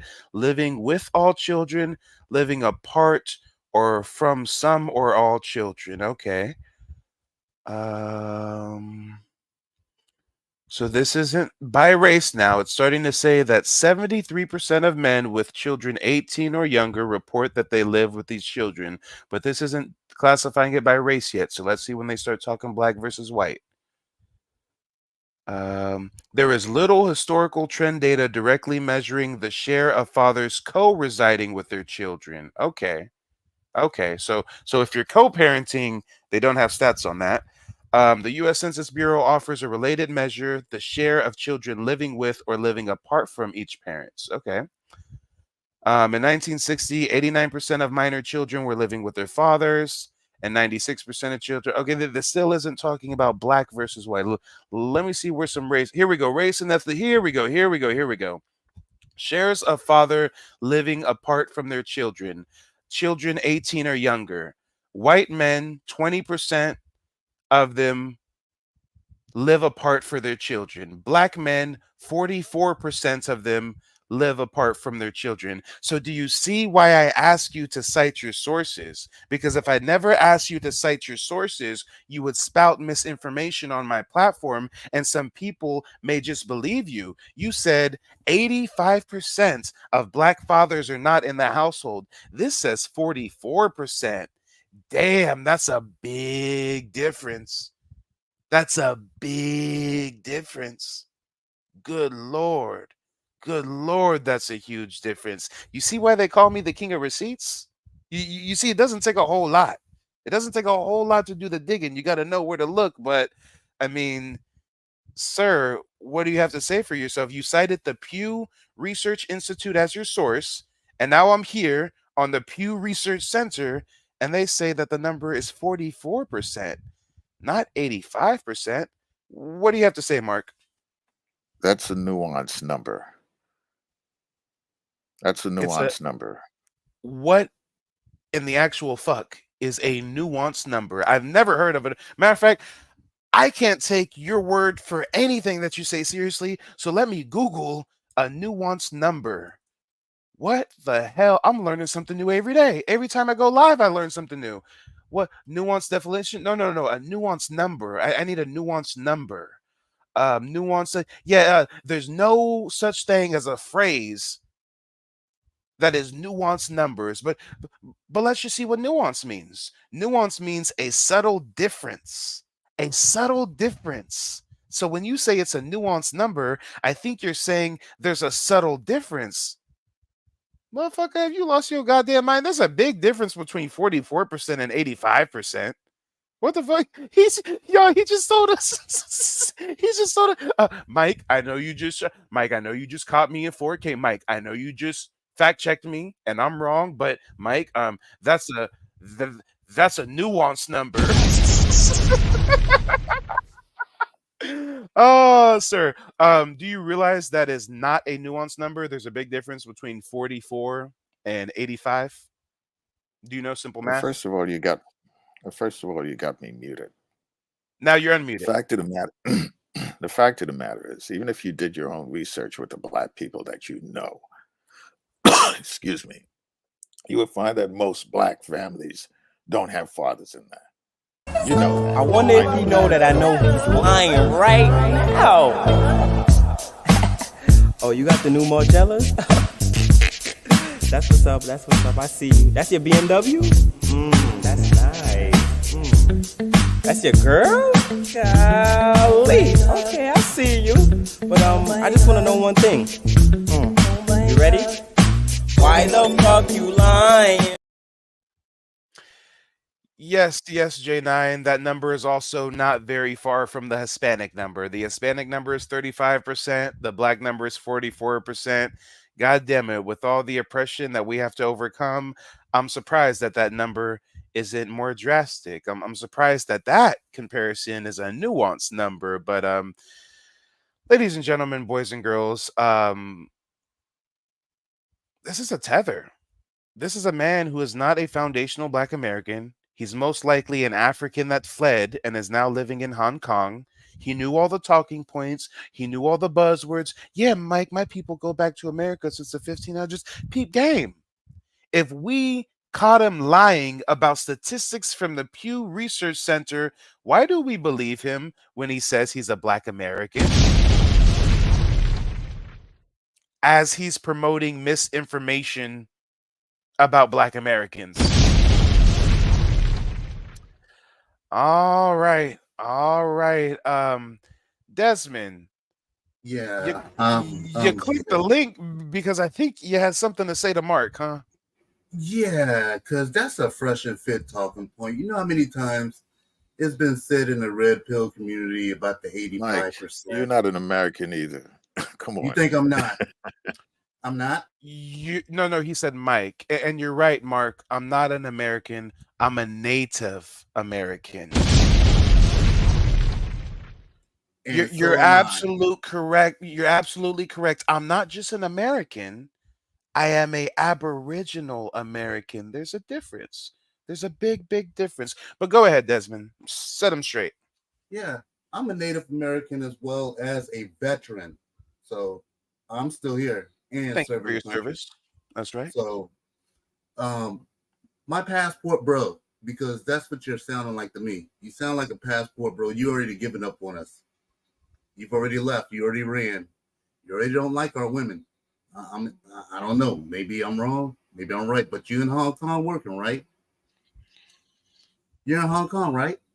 Because I've been I deployed work there. here. That's right. I work here. I've been working here You for were 7 years. transferred I there. work here.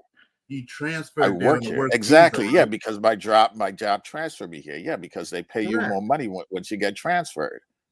And So Mike, you're you not an didn't. Indian. You're not an Indian. Damn, y'all. Damn.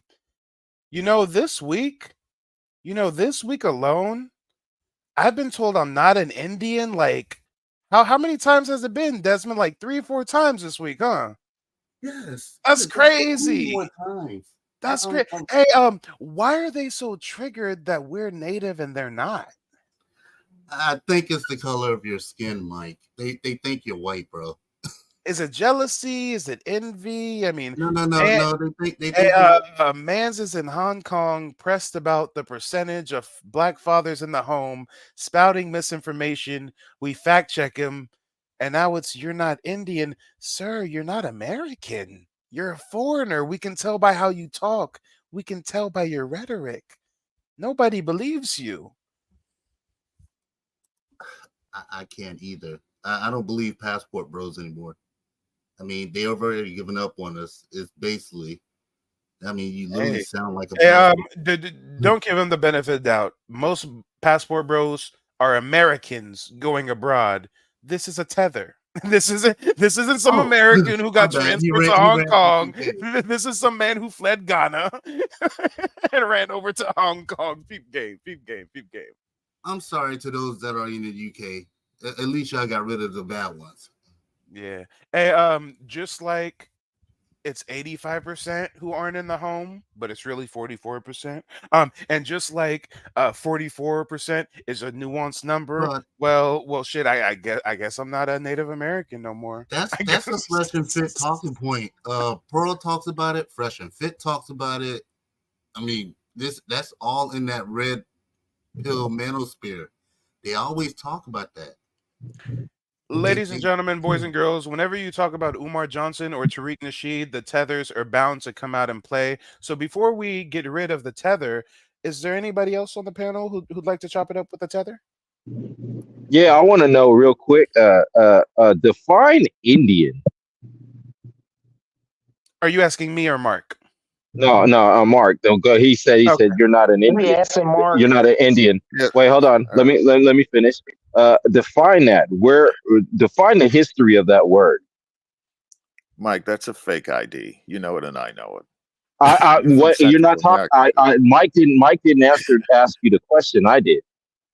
You're not the host of the show. I don't have to. I know, but the host did advise. The host did say, "Hey, you know what I'm saying? Does anybody have a question for you?" And I am asking you the question. Mark, you're either going to answer his question or you're going to leave. You have a choice. I'm giving you the luxury of choice. Drop off right now or stay and answer his question. It's that simple. Either come out that corner with them claws. I'm okay to leave. Somewhere. Then goodbye, sir. I'm okay Have to fun. leave. Have fun in Hong You got Kong. Click the red Peace, button. Coon. Later, passport. Click the red. Wait, he's still here. Wait, hold on. He's still here. He hasn't found out how to click the red.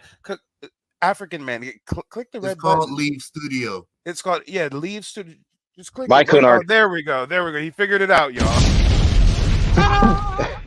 Have a good day in Hong Kong, Cunard.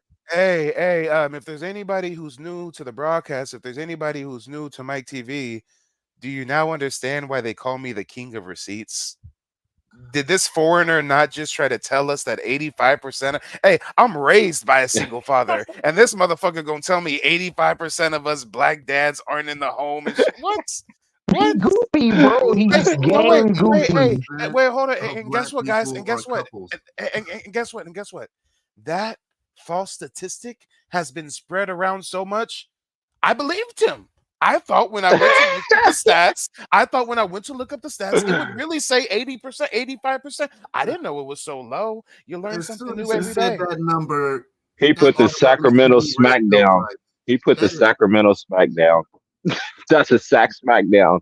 And yes, J9, it also did not factor co-parenting. It specifically said it did not factor co-parenting. So really, that number, come on. Where one of the parents have died off.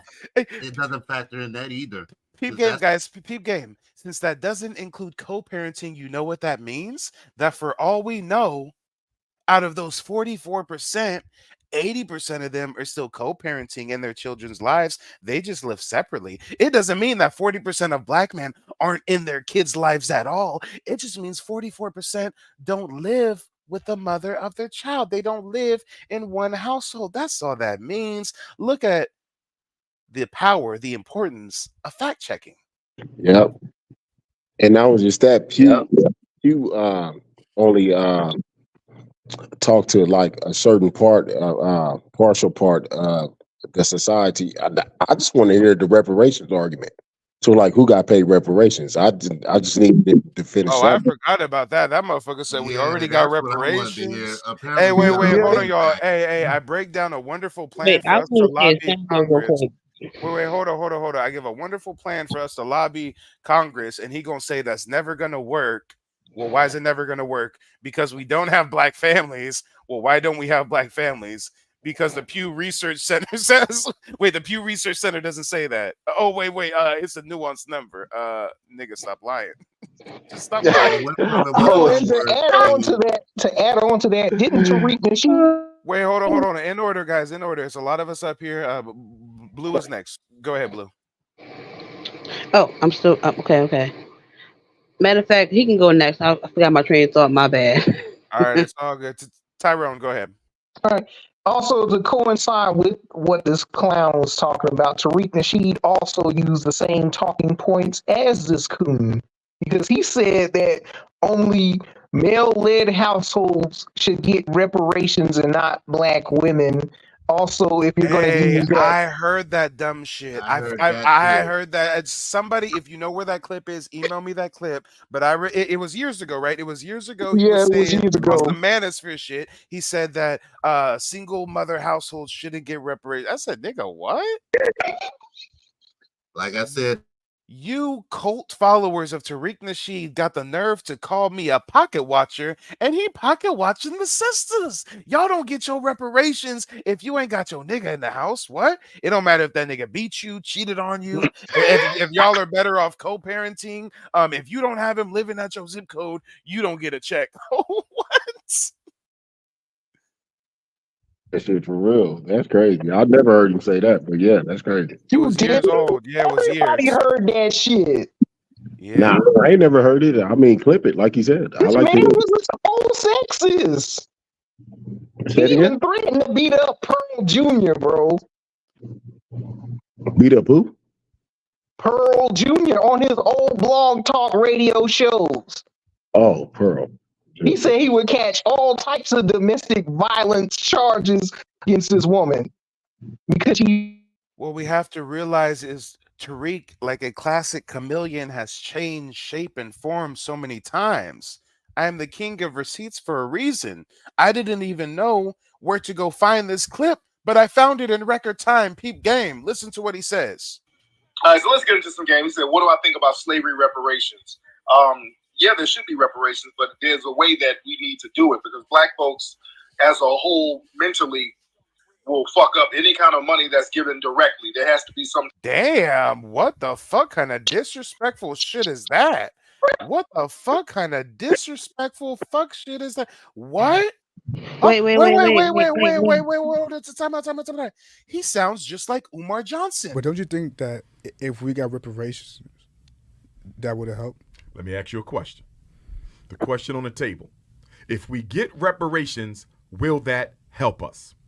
If somebody is mentally ill in a mental asylum, mental hospital, you give him $1 million. Gone. Does it reverse the illness? No, I don't. He basically saying the same thing as Umar. Let me run that back, and then I'm gonna let Blue jump in. Let me run that back. All right, so let's get into some game. He said, what do I think about slavery reparations? Yeah, there should be reparations, but there's a way that we need to do it because black folks as a whole mentally will fuck up any kind of money that's given directly. There has to be some type of structure to it. If you start giving niggas, let's say every black person in America will get $10,000 next month in January, that niggas will be broke again on January 15th. He don't even think we can manage 10 G's, y'all. He don't even think we can manage 10 G's. Listen to this. Who cares if you have some Negroes that will blow all their money away? The gangsters. Wait, hold on, Tyrone. Only because he's specifically about to denigrate the black women. Blue. I'm gonna play his whole clip real quick in its entirety, and then I want to hear from the only black woman on the panel. On January 15th. It has to be organized. You cannot give niggas money right now. They'll fuck it right back up. They'll give it right back to everybody else. Going by June, shit. It'll be gone in 15 days. Just like lottery, exactly. Just like. But we should give him 200,000 to do a movie and 50,000 to do a rally. But we can't be trusted with 10 G's. Okay. Lottery winners. Most lottery winners, they go broke in 5 years. Just like that Dave Chappelle comedy skit. That's what messed that money up. What they need to do, as far as reparations, it should be a designated plot of land or somewhere in middle America, somewhere where there's good fertile land that should be given, that should be tax-free, that should be regulated to male-headed households. That's my suggestion. They should get a plot of land somewhere where there's very. So we can't be trusted with no money at all. We should only get land, not low interest loans, not tax exempt status, just land. I'm 29 years old, so much more of an intellectual than this nigga, and he probably in his mid-30s right here in this video, and he said we shouldn't get no cash, we should get land, and we should only get the land if the household is helmed by a black man. So you black women, you don't get no land. Fertile ground, fertile land, and it cannot be settled unless it's a male, a black male who's the head of the household. We can't have no single mothers on that motherfucker. That also means no single black like men that, either. It would have to be. It would almost get into like almost sexism, but it's not, man. We can't have that single mother shit. We got too many broken homes, and a lot of these single mothers are not held accountable. It's just too much bullshit going on in the hood, and it's a. If we so bad with money, how he get so rich asking us for money? Direct result of all these single mothers. You see what I mean? Wow, black woman, what do you have to say? And don't nobody take themselves off mute. I want to hear from the only black woman on the panel right now. Is that your first time hearing that, Miss Blue? Oh, Miss Blue, you put yourself on mute. I'm sorry, can you hear me now? Yeah, now I can hear you. I'll say two things. How you say about the tethers, it's just the degradation of American blacks in general, especially black women. And to have your own people do it towards you as a black woman is very disheartening. And it puts a sour taste in your mouth to wonder why black women act the way they act. So when black women disregard everybody in the world, including black men, you kind of comprehend that, right? Because at some point, when do you say, you know what, fuck everybody besides myself, besides my own people? When I mean my own people, black women. Not nobody else, not no black man, not no white woman, not no white man. So when do somebody just say, forget everybody else besides my own kind? Realistically, I'm just asking a serious question. Because my personal theory is, it's like, after a while, it's like, come on, dude. When everybody degrades you and use you for everything in the world, and then somehow, some way, you're still looked at as like nothing. It's not the worst feeling in the world. It causes anger to want to get revenge and want to prove everybody wrong. So you know what? This is who I am, because you want to trying to degrade me, and somehow, some way, I'm still better than everybody else. That's what the black woman mindset is. I can't speak for black men. I'm saying for black women. After a while, you cause us to come to the mindset that, well, you know what? A bear versus a man, I pick the bear. This type of mindset that y'all are bringing upon women to want to have these type of weird, insane ideology and conversations, and it makes any sense. Hey, I totally get where you're coming from, because this is the same man. It's so weird. Hold on. This is the same man that sold women the art of gold digging books. So y'all got enough money and enough intellect to buy his gold digging books, but y'all can't get no reparations. First of all, what's right here? You could buy a book but can't give $1 to a homeless person. How about that right there? Let's play that word game. Because homeless people exist in all states, all cities, all countries. But you buying a book, for a fact, it's going to be BS.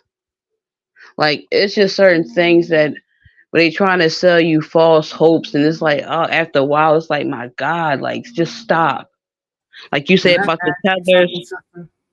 Go ahead, I'm sorry. I'll let you talk, but I want to ask you something when you get finished talking. No, go ahead. I'm sorry. Go ahead. No, I want you to finish. Go ahead, have your talking point. I want to ask you something when you're done. No, if you're saying about like when it comes to immigrants, the tethers you call them, it's just how do you figure that you can come to this country, no matter if you're white, black, or Asian, and take on this culture, this country's culture, and get rich off of it, prosper off of it, and then shit on people that you prosper off of? That's the part that's getting me. It's like, wait a minute, hold on. That's so insane on so many levels.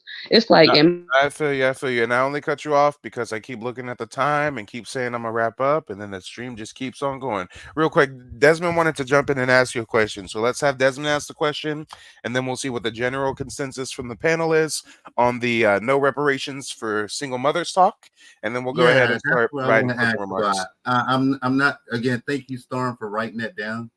I know you're not generalizing all black women, but you kind of push that into the all men are bad because of the few are doing it. See, what we're doing here is another form of separation again. It's because of what a certain percentage does, everybody gets the blame for it. Where that certain percentage gets to skip off into the mountain set. Not all men are like that. You have people like Tariq, and you have people like Umar, you got people who are like Mike, and you got people who are like me.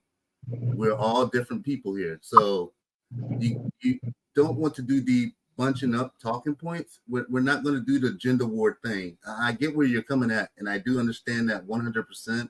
That's the way I took it. We're trying to come together here, but because of the how would you say it, the 1%ers are doing this, like our rappers and celebrities and the people that you see in front of the camera all the time, because of the way they portray themselves or the way that media portrays itself, it overflows into the average 9 to 5 Joe. The average 9 to 5 Joe gets the short end of the stick, while the celebrities get to dance around and make more videos about shooting up young people and stuff. So this program here is basically to expose those 1%ers. We're aiming for those up there. That's where it all starts, right there, because they're the ones that has that full control right now. That's pressing that button. That's having our youth believe all of this. I mean, you got people like Umar again that is out here being a total snake oil salesman, and you got people like Kai Cent eating it all up. These are famous people. These are what the young people see. It's the first thing they turn on YouTube for. And then you got people who are like Destiny and Adam 22 and who was that guy? The Nick Fuentes guy. Young people so into that because I don't know exactly why, because again, I'm not a young person, but when I look at it, it feels like it draws me in immediately, because even though I know these guys are fake, I know they're doing these outrageous talking points. They put on a good show. They put on a very good show, and that's what this country is literally on. It's on. This is an entertainment country. Hey, sorry for cutting you off, but I got this question from Mike TV on the screen. Okay. My bad. Let me stop while I'm saying. Is Tariq an industry plant? Because he was the last to speak to Darren Seals before he died, and he had Peyton Gendron references buck breaking. I don't even know who Peyton Gendron is. The top Derek shooter. Seals. Derek the top Seals? grocery store shooter. Oh no, I didn't even know about that. Yeah, he referenced buck breaking on his AR-15. So he has influences on white supremacist youth rather than black youths. Wait, that was a white supremacist, and he quoted a Yes, it was. Oh, let's go ahead and cue the and on top of that, what's his name? The Ku Klux Klan, ex-Ku Klux Klan member. What's his name? What's that ex-Ku Klux Klan member? David Duke. He's also associated with that cat too, and he knows Jared Taylor and Richard Spencer in real life. Damn, that's crazy. He has interesting company he keeps. I've said that for a while, but you know what? It's about to be 2 a.m. We're going on 5 hours of content. I already did another couple hours earlier. I gotta wrap up. I gotta wrap up. Let's start Mike, providing you closing need remarks. To go chill out, man. Hey. Let's go ahead and start by providing closing remarks, and we'll start with Tyrone. So Tyrone, let us know what you want to say in closing. All right. In my closing statement, watch the company you keep. Like, cats getting up here saying, "Oh, don't pocket watch the pastor. Don't pocket watch him going in the church's money." How about you give your money to the right people that's doing good in the community that have things to show for, rather than making promises that they cannot keep? I'm starting my own fucking footage, my own media company. It's a project that I can't disclose. It's a puppet show that I'm working on right now, and it teaches indigenous American languages. And I have competition out here that Native American group put out, Native Highways, and I'm trying to beat them to a punch with a better product than they have, which is teaching Black Americans how to speak indigenous American languages and teach us about our own culture that has indigenous nuances that's not even discussed. And I land my plane right there. I feel it. Well, thanks for calling in. We'll talk to you next time, brother. All right, peace, peace. Peace. All right. Next up, we've got Deformed Pretty Boy. Oh, actually, you know what? I don't know why chivalry is out the window. We should have started with the lady. My bad. Let's do Blue. Blue, lay it on us. Closing remarks. Can I go last, please? I'm gonna let Desmond go last. Before him. Okay, yeah. Y'all let you go before Desmond. Okay, thank you, by the We'll way. go ahead and do Deformed Pretty Boy next. Deformed Pretty Boy, lay it on us, brother. Closing remarks. So this goes to prove this is a valuable lesson. What you did with this the gentleman, the assumed tether that actually came up. Well, it goes back to my point when I first entered the chat in the first place, is like really researching and kind of going in and seeing what these people are about. And you basically did it right in front of thousands of people. So that's all we got to do. Keep doing it. Keep doing it. Whatever you hear from any and especially in social media, because this is some people, you notice that it's still new to a lot of people in our community. You know what I mean? It's like, some people only got, computers in their home in the last 20 years. That's not long enough, it's use the tool as the research. All these people, these so-called fake, false, leaders, and like the Umar Johnsons and the Tariqs and whoever else, just don't let them take a stand and be the spokesperson for all of us, because they don't speak for me. But thanks, Mike, for letting me up. I'm gonna land my plane, land my spaceship. Good looking out. California love. All right, brother. Till next time. Kelly in the building. Talk to you soon, brother. All right, Lester. Lay it on us, Lester. Yeah, man. Hey, Mike. I was real Conan from Tariq with that. As far as the reparations, I cut off Umar literally for saying the video that you showed. As soon as I heard that, I was just immediately turned off from Umar. I mean, besides the pandering, but at the end of the day, bro, keep the message up. Like I said, man, I rock with you, man, 100. I'm Black nationalist. I support the FBA. ADOS politically is more aligned to what I'm aligned with, because they push a political agenda. So at the end of the day, just keep up the message, man. You rocking hard, bro. Thanks, brother. Till next time. Talk to you soon. Next time, big dog. All right, peace. And now we got Miss Blue. Lay it on us, Miss Blue. Hello, can you hear me? Wait, hold on real quick, Miss Blue. Hey, Ari says, peace and blessings to the indigenous American Indians. Love you. Hey, brother, we fighting a tough fight. I can literally show my citizenship ID card signed to my tribal chief with a great seal of the Muskegee Creek Nation, and they will still tell me to my face that I am not a Native American. Okay. All right. Lay it on us, Miss Blue. Lay it on us. Hello, can you hear me? Yep. I'll just say for everybody in the chat, like, you just start where you stand. Research your state, your city, your county. Like Vince is right. We all have Market Street. Market Street, that name came from marketing goods. We have Chestnut Street. That means market and Chestnut. Walnut Street. Like these certain things we have like in all states, meaning like certain things from state to city and county. These names mean something. Research your state, how your state start up. And secondly, too, research the free blacks because there's a yin and a yang. There's enslaved blacks for certain periods. There's free blacks. For instance, Richard Allen, James Forten. In each state, in each county, there's a there's a historical society that tells you how your state started up. And specifically, your state tells you about black people. If you want to learn about yourself and you want to say the white man tell you information, go to primary documents. You read for yourself what took place. You be the judge of your information. Don't let nobody tell you what it is in their opinion. You know what it is from facts. That's all. Facts. Well, thanks for calling in, sister. We'll talk to you sometime soon, hopefully.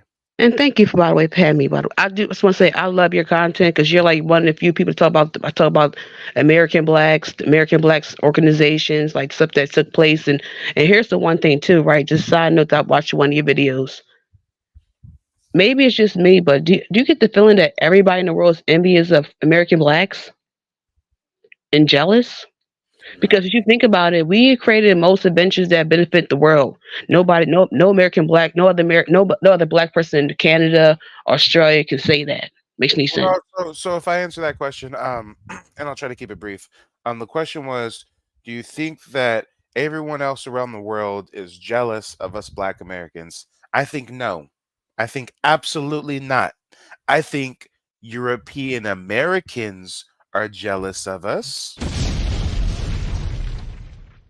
I think that Africans all across the diaspora are jealous of us. I think every other ethnic group around the world exalts us, praises us, worships us, loves everything about us. I think we get the jealousy and the envy from the white Americans and the Africans. That's what I think. You couldn't say any better. Just being honest. I just think that everything you said is but I've been just a little bit envious and jealousy. And the sick part is it's the world. That's the part that gets me. It's like it's one thing to have American people, but like imagine everybody in the world being jealous of you, want to envy you, want to imitate you, cosplay you. That's a different story. And then somehow, some way, we're not doing that. Excuse me. Hey, talk about it. Talk about it. It Well, all sounds right, Mr. Blue, insane. we'll talk to you sometime soon. We're actually it's Friday now, so shit, I'm about to be live in a few hours, so we might see you sooner than later. I'm sorry. I'm sorry. Let me keep you. Yeah, just look. I'm sorry, my brother. I'll probably be up. I enjoy your content. Good night, everybody on the chat. Good night. Have good dreams and wake up the next day. That's right. That's right, sister. Talk to you soon. Damn, and Desmond, they over here spitting indigenous knowledge in the chat. Stripes of Valor said, "Did you know that the United States military can't go to war without the approval of the chiefs of the reservations because they own the radio code?" I had no Yes, idea. that's true. Yes, that is true. That is Wait, definitely hold true. on. Veteran, black man, veteran up here. What are the radio codes, and how do you own the radio codes? It's literally that same card you put up, that indigenous card. Because when you go in the military and they throw you through those tests and you go through boot camp, they get to know. That's one way to also know your genealogy too, because the military will check it for you while you're in there. They check who you are. So if they find out that you have some kind of Indian background or blood or anything, they will put you towards technology and radio code signals quick as daylight. I don't know why the military thinks that Indians know SOS codes or anything like that, but that's how I kind of learned it. I kind of learned that while I was in the service. So I can only tell you from my personal experience. You might have to ask some other veteran Indians about that. Yeah, I never heard nothing about that. Yeah, but that is true. That is a true statement. He's not lying. Stripes of Valor. I have. This was a interesting stream, and yes, Rashawn Tariq is rocking a toupee. I've seen the clips. I just think that's so juvenile. I don't even feel a need to roast him for it. But yes, he's using a unit. He even had videos before where he was getting dreads sewn in. So yes, Mans has He's wearing a that Steve fraudulent Harvey hairline. haircut. That's the Yeah. Steve Harvey haircut. Literally, that's the same haircut that Steve Harvey has.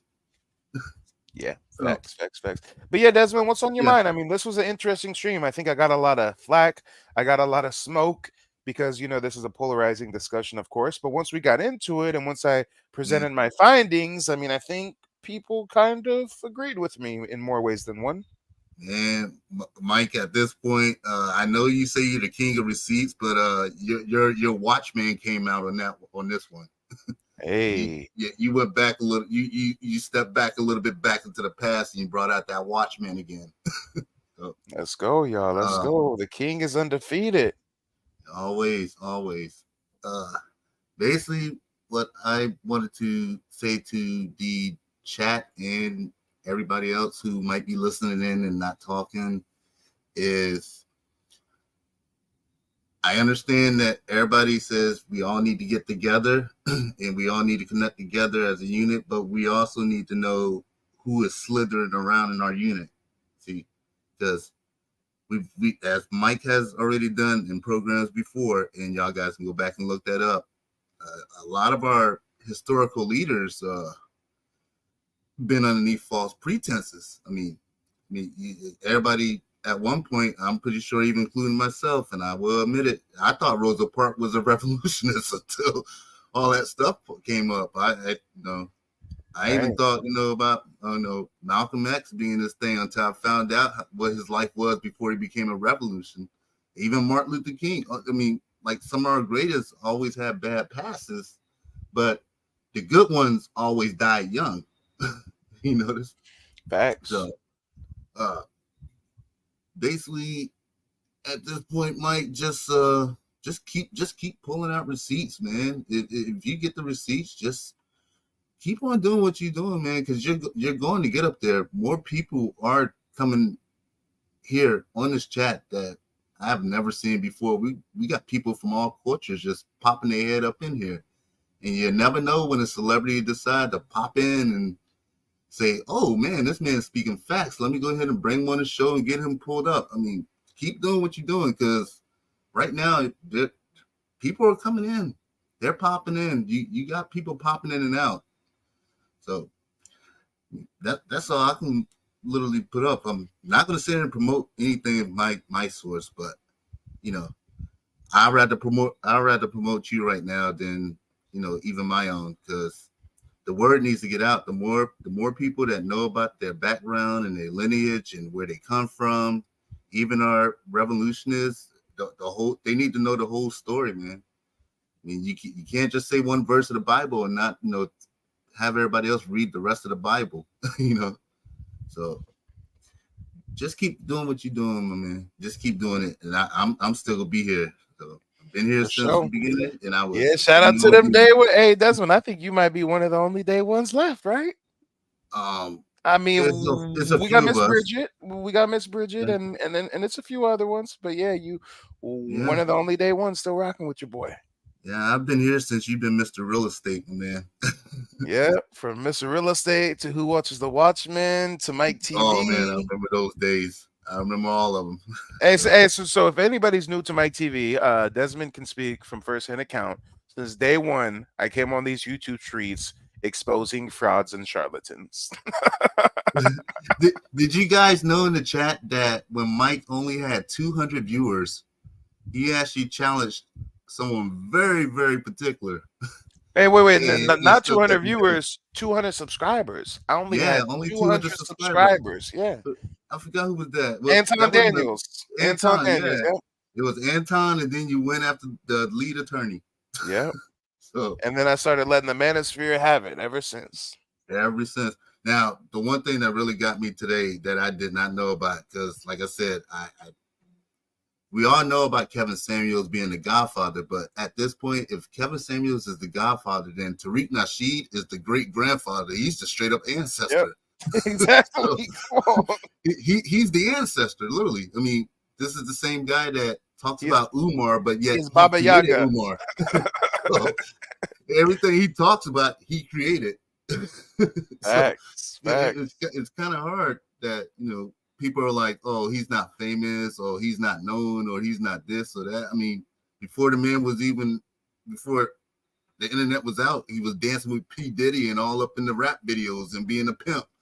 I mean, the only other person I know like that was who was that? Ice-T.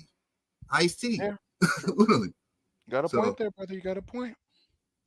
But I'm gonna go ahead and I'm gonna go back to sleep. And I will catch you on. I'm gonna catch you on your next one. I had to pop up because I left your thing on, and when I started like waking up, I started hearing all this like Kool-Aid drinking. Mm-hmm. Mike, you an agent. Mike, you pocket watching. Mike, you dick riding. Mike, you a tether. That word, that pocket watching, it was like thrown around like almost like the N-word. Yeah. So I'm like, oh God, what's up with this pocket watch and everything? Where'd that come from? This sounds like something, some Tariq people like using.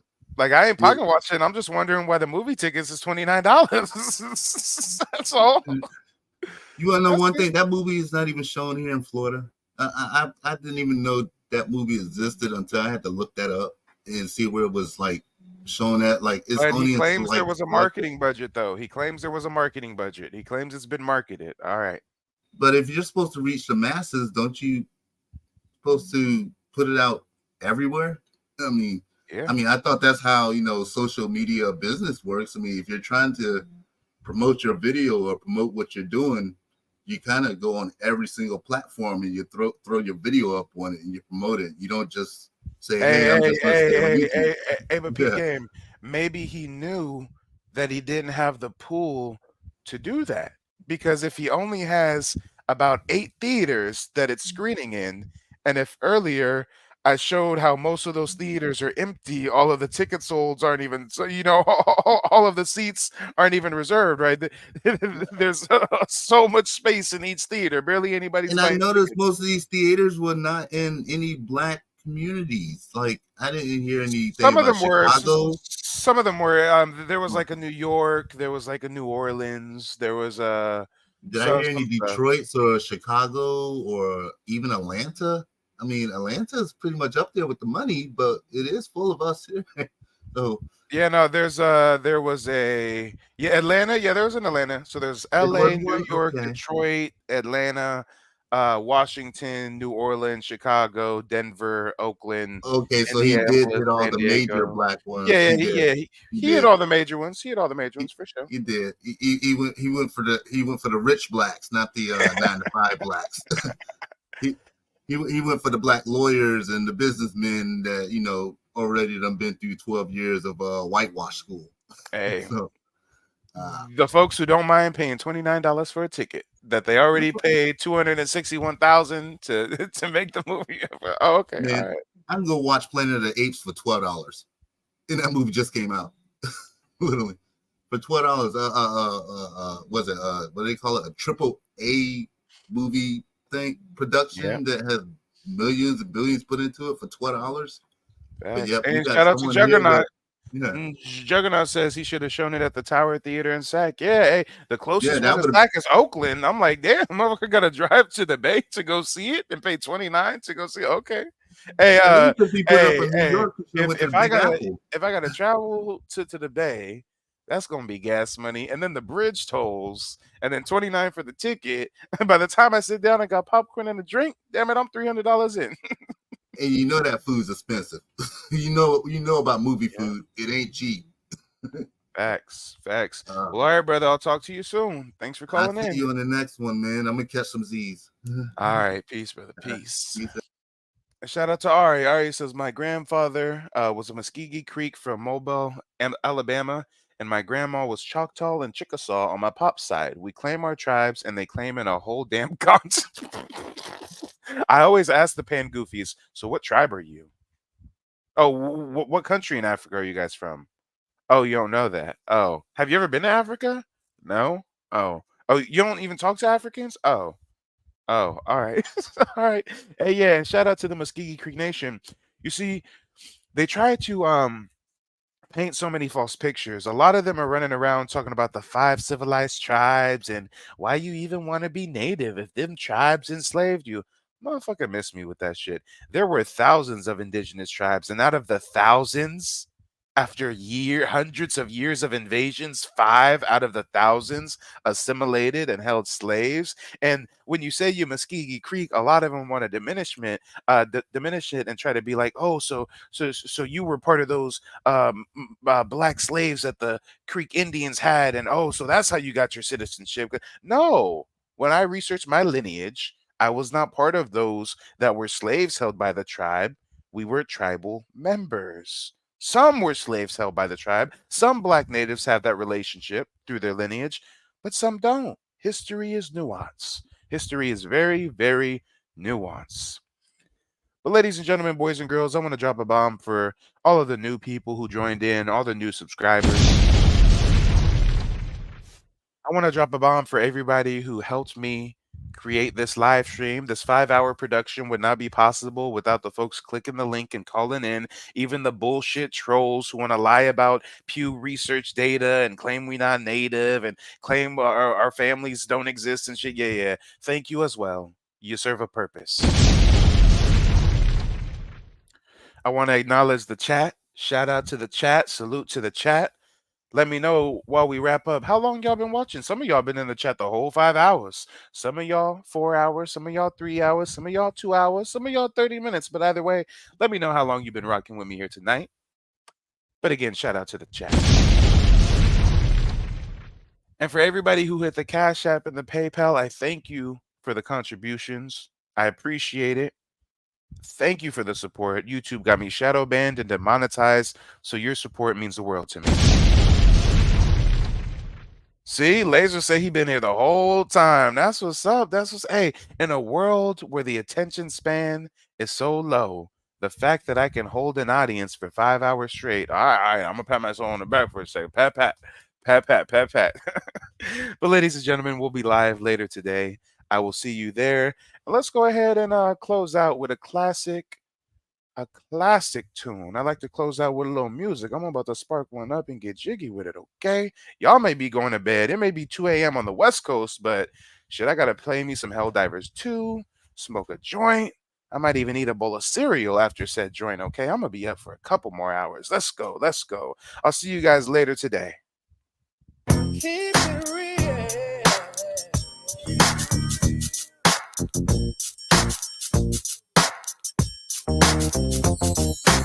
I thought I told you that we won't stop. I thought I told you that we won't stop. I thought I told you that we won't stop. I thought I told you that we won't stop. I thought I told you that we won't stop. I thought I told you that we won't stop. I thought I told you that we won't stop. I thought I told you that we won't stop. Jesus, the notorious just. Please us with your lyrical thesis. We just chillin', milk 'em, top billin', silkin', pure linen, me and little seeds, Malibu sea breeze, dawn peas, palm trees, cats named Pablo and milked out Diablo. The williest, bitches be the silliest. The more I smoke, the smaller the silly gets. Room 112, where the players dwell, and stash more cash than Bert Fidel. Inhale, make you feel good like Tony. Pick up in your middle like Moni. She don't know me, but she's setting up to blow me. Try to style sliding off with a homie. Escada Dangada, player, stay splurging. Game so tight, they call it version. Oh, I need to know where we stand. Do we share the special thing called love? I know I do. What about you? I just can't get enough of your time. Where you go? What do I do? I can't live without your love. Thinking of you makes me feel like I am the only one for you. Girl, I want to be with you. Oh, no one else, only you. Why can't we make it happen? Oh, baby, I need you in my life. Every time I'm with you, never wanted to come to an end. Thought I told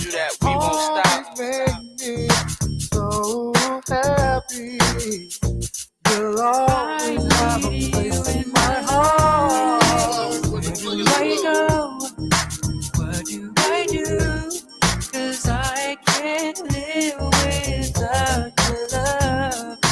Thinking of you makes me feel like I'm the only one. Damn, you can hum all you want to, come all you want to. Money, I'ma front you. Girl, I wanna flaunt you. I'ma always want you when nobody wants you. If I die now, my love will still haunt you. Mace ain't the one that'll pay for your phone. Mace be the one that'll take you home.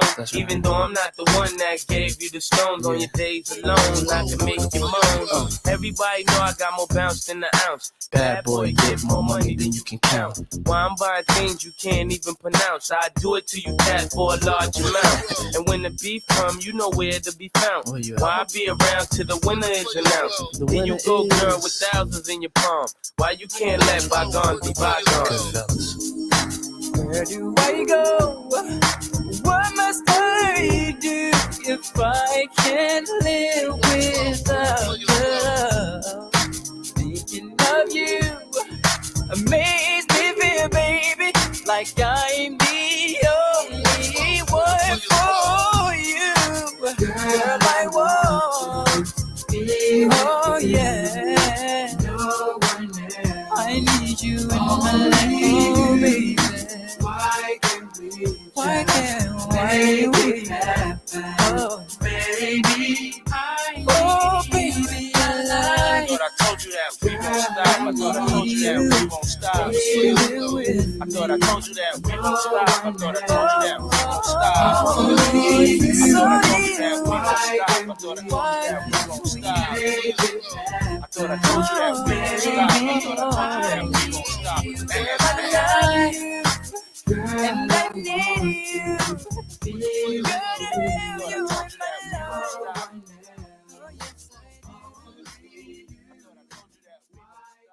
Wait, hold up. What y'all still doing here? Come on, go. You ain't gotta go home, but you gotta get on out of here. Come on, go here.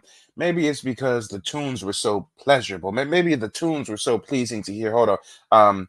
Let me play something a little more polarizing. What'll get the folks to go home and go to sleep? Let me see. Let me play some unreleased, unfinished Kanye West songs. That should be like nails on a chalkboard. That should be like, I'm sure there's not many Kanye fans here, okay? Go to sleep, y'all. It's okay. It's okay. Thank you for showing up, though. We'll be live in a few hours. Baby, oh baby, I'll break away. Oh, yeah. 5:30, the call missing. No text backs or call misses. I feel like we all victims. Docs is getting long. Drunk testing, I should not do Patron. I hop on the phone, turn the music up, got in my zone. Drunk texting, I should probably Supertron. Had to do wrong, order to do you right. You gotta go through it, order to give advice. It's the price of the litty nights. I know the liquor hitting. Why when somebody break your heart, it help fix your vision. If you fall in love with a demon or a diva, pray your soulmate got a soul when you meet her. The crystal ball couldn't tell me if they'll leave again. Problems too extra large to share with a medium. We fight not for flesh and blood on this level. And devil's advocate is advocating for the devil. And love is all draining and stop. It's all fatal. We used to be secretive, but now it's all blatant. It's all just lost, ain't it? Watching it all cave in. We the topic of conversation. 5:30, the car missing. No texting, just call missing. We fighting, you won't listen. You right, we both tripping. It's game time. Matter of fact, it's yay time. The past year been a strange time. Visitations on FaceTime. And who gon' break whose heart first? Always just breaks mine. Looking for blessings that God will hand me. I'm trying to just raise a family. Somebody should raise the nanny. I'm trying to leave you alone, but that last text was courtesy of Patron. 5:30, the call missing. Emotions, it's all distance. No text, just call missing. We fighting, you won't listen. You right, we both tripping.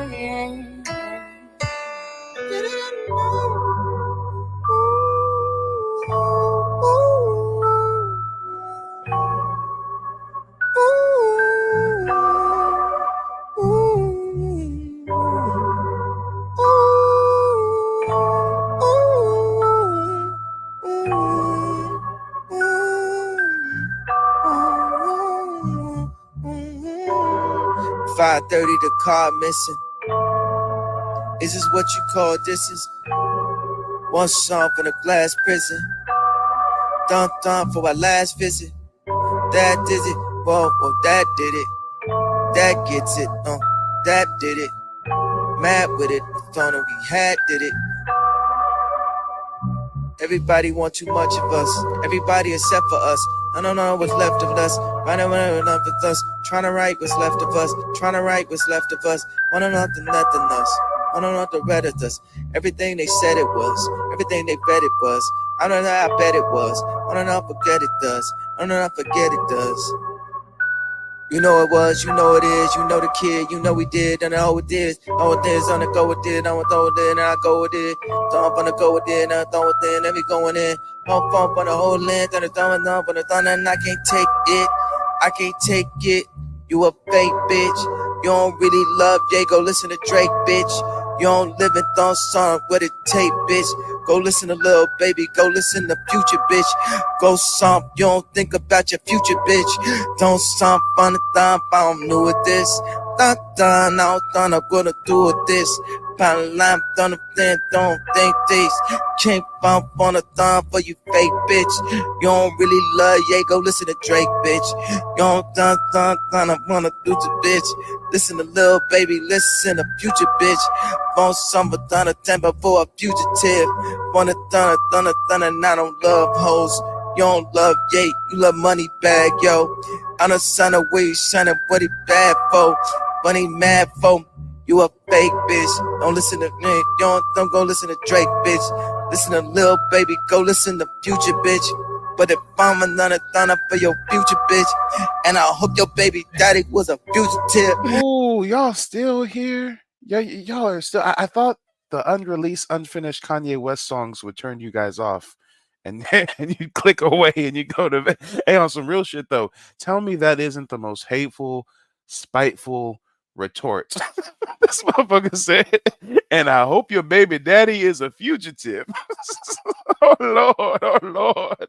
When he mad for you a fake bitch. Don't listen to me. Don't go listen to Drake, bitch. Listen to Lil Baby. Go listen to Future, bitch. But if I'm another thunder for your future, bitch, and I hope your baby daddy was a fugitive, and I hope you sound a thunder when you lose again, and I hope you're gonna do with this. This last one's from Patron. This last text cause Patron. The last dance on things don't. No bad on fame don't.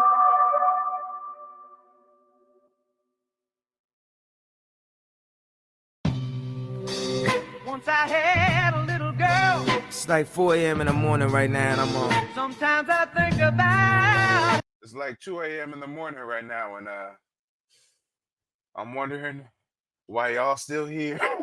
I'm texting her. But you know, I can't. you're not really there. Is there something I could do just to get you to return this from me? Because I know, baby. I know you can't take me.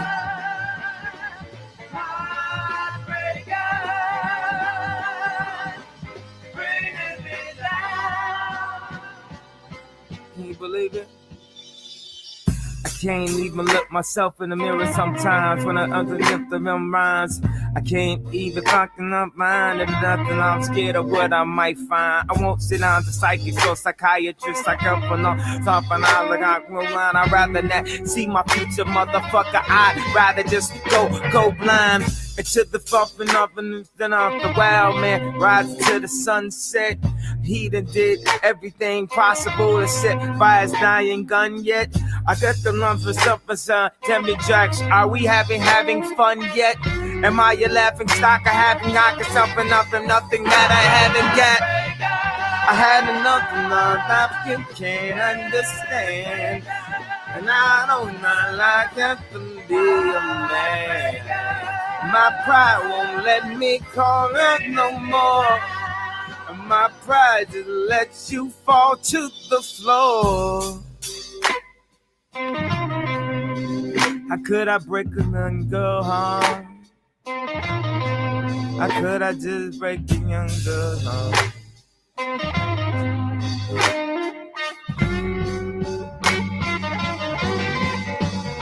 know what? How could I promise you that and turn around and take all those promises back? Yeah, that's whack, but matter of fact, was it your that got me into the position where I could have this and that, but I swear I didn't mean to break your heart. Didn't mean for you to find out. I didn't mean to make your heart. I can't just deny now. I'm maybe no good for myself, so how could I be good for you? I can not but why would you ignore me too? I wouldn't want my heart broken, wouldn't want it come out blowing. Why don't you get love with those and all the stories closing? Now the stories closing. Can I just buy one more thing? I just need real quick. A coffee with some sugar and cream. I got the number, sugar and thing. Jump for something off. I'm having fucking bad dreams and I can't go to sleep and I can't stay awake. I'm just like shaking now and I can cell phone for the break and it's my. For a minute, I should never thin it as I felt the thinning, epileptic thin it. Why unless about why drugs were invented for the heart. Breaking all the dreams, jumping for the pain. But don't go down that train. Don't go down that train. Please don't take that train.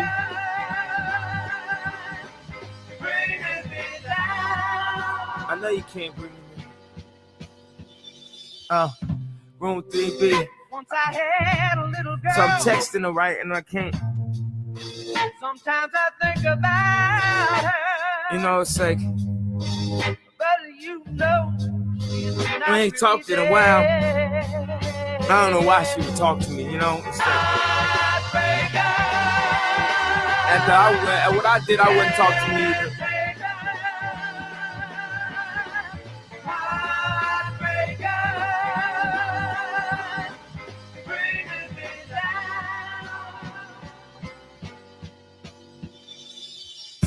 You can call me in my hotel room. The cell service is kind of bad. I kind of had something room and had. It's nice room, nice little view of the snowy. And then it's something forever. Like questions like how's the weather out there and how was your day? Did you go shopping and get some nice shoes and then there's nice shoes and yeah, me too. I found some Nikes and I'm surprised. And I was really surprised they still had this color in my size. And I thought about the vibes from all my guys. And we went to the club that night. And I was chilling with all my guys. And I went to the bathroom and locked myself. Damn, y'all could be anywhere in the world right now, but you're here with me listening to Kanye West rant on Unfinished Records. Good Lord, good Lord, good Lord. I hope you guys at least have a little nightcap, a little joint present or something. I hope you're mellow, you're cool, calm, and relaxed as I am. And I hope you guys have a good rest of your evening or morning. We'll see you in a few hours. In and started texting your motherfucking ass again.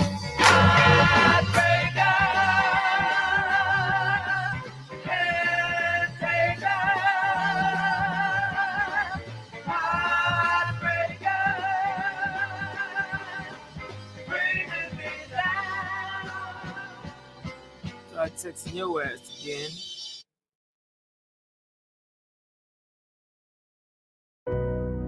What's it take to call your brother? Just to say you miss him and you wish you could spend time. What's so serious that you can't just pick up the phone? Let him know you love him and that he's been on your mind. Tell him that you need your brother. Ask him how he's doing and say you've been doing fine. If there comes a point where you just don't know what to say, while you still have him on the line, just say, we'll be brothers forever. What happens to one of us happens to us together. And we'll be brothers forever. We'll be brothers forever. We'll be brothers forever. We'll be brothers forever. I'm my brother's keeper, made a promise to my mama. With my right hand on the Bible, I will lie right to your honor. Blood don't make us any closer. We'll get on before it's over. Remember freestyle on them sofas, now we sing in California. Oh, I'm my brother's keeper. I'm a promise keeper. I won't let you slip, let no one ever tell my brother to keep up. When you're calling out, show up. Hit my phone and I'll answer. I won't let you slip. Long as I'm alive, I'm my brother's keeper. We'll be brothers forever. What happens to one of us happens to us together. And we'll be brothers forever. We'll be brothers forever. We'll be brothers forever. We'll be brothers forever.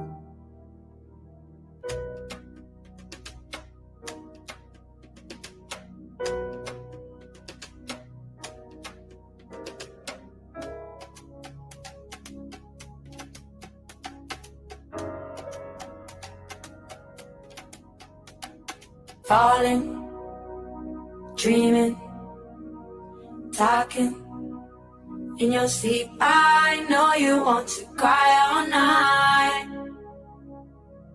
All night. Plotting, scheming, finding reason to defend all of your violent nights. Promise me.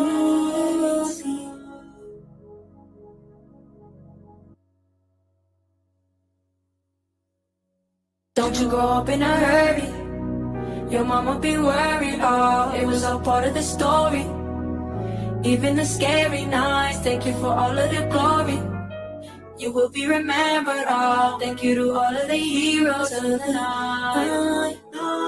They gotta repeat the colors. The lie is wearing off, reality is upon us. Colors dripping off, colors dripping off. Niggas is savage, niggas is monsters, niggas is pimps, niggas is players. The niggas had daughters, now they precautious. Father forgive me, I'm scared of the karma. Cause now I see women as something to nurture, not something to conquer. I hope she like Nicki, I make her a monster. Now having menages, I'm just being silly, I answer the door like Will Smith and Martin. Nigga, do we have a problem? Matter of fact, Marlon, this ain't Meet the Fockers. I beat his ass, pray I beat the Chargers. No daddy don't play, not when it comes to their daughters. Don't do no yoga, don't do Pilates. Just play piano and stick to karate. I pray your bodies drink more like mine and not like your mommy's. Just being salty, but niggas is nuts. And I am a nigga, I know what they want. I pray that you don't get it all at once. Curves under your dress, I know it's pervs. All on the net, all in the comments. You wanna vomit, that's your baby, you love her to death. Now she cutting class and hanging with friends. You break a glass and say it again. She can't comprehend the danger she in. If you whip her ass, she moving with him. Then he whip her ass, you go through it again. But how you the devil rebuking the sin? Let's pray we can put this behind us. I swear that these times is the wildest. She got the scars, they serve as reminders. Blood still on her pajamas, but yesterday is dead, yeah. Moment of silence. Next should be off the collars and then at the altar. Cause she know that niggas is savage. Niggas is monsters, niggas is pimps, niggas is players. To niggas had daughters. Niggas is pimps, niggas is players. To niggas had daughters. Don't you grow up in a hurry. Your mama be worried. Oh, it was all part of the story. Even the scary nights, thank you for all of the glory.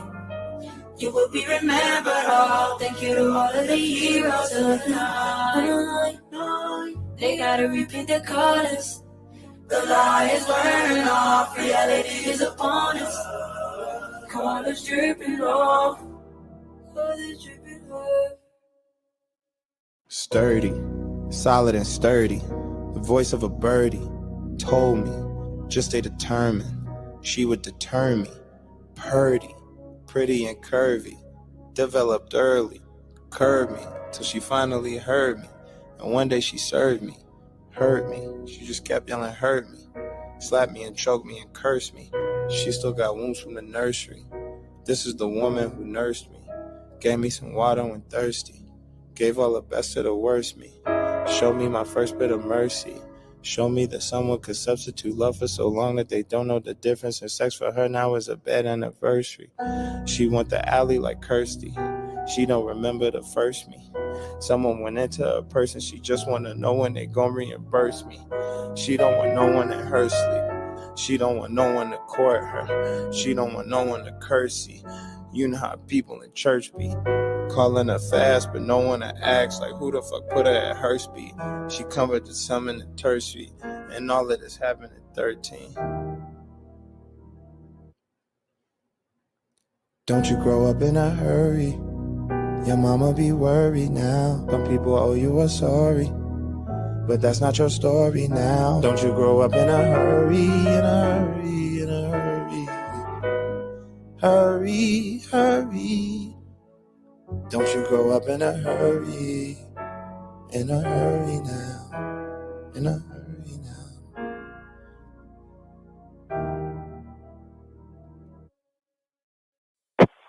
I'm saying it like, I want a daughter like Nikki. Oh man, I promise I'm gonna turn her to a monster, but no menages. I don't know how he's saying it, but let him hear this.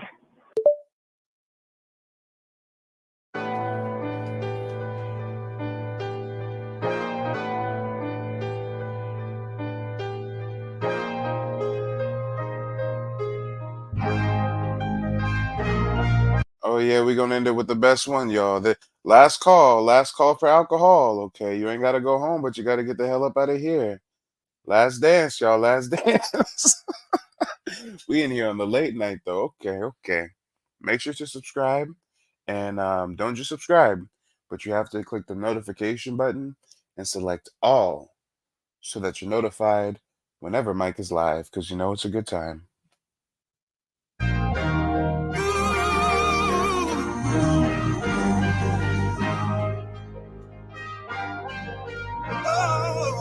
I know you're tired of loving with nobody to love. Nobody. So just grab somebody. Don't leave in this party with nobody to love. Nobody. What you doing in the club on a Thursday? She said she only here for a girl birthday. They order champagne while they look thirsty. I know I got a bad reputation. Walk around always mad reputation. Leave a pretty girl sad reputation. Start a fight club, Brad reputation. Sick of say something down for the nation. It's like the first time back in the basement. Holders in sound, learn something nasty. Mama nurse 9 nuts on the maintenance. This that prime shit. This that what we do, don't tell your mom shit. This that red cup all on the lawn shit. Got a fresh cut straight out the salon, bitch. I know you're tired of loving with nobody. Nobody. So just grab somebody. Don't leave in this party with nobody.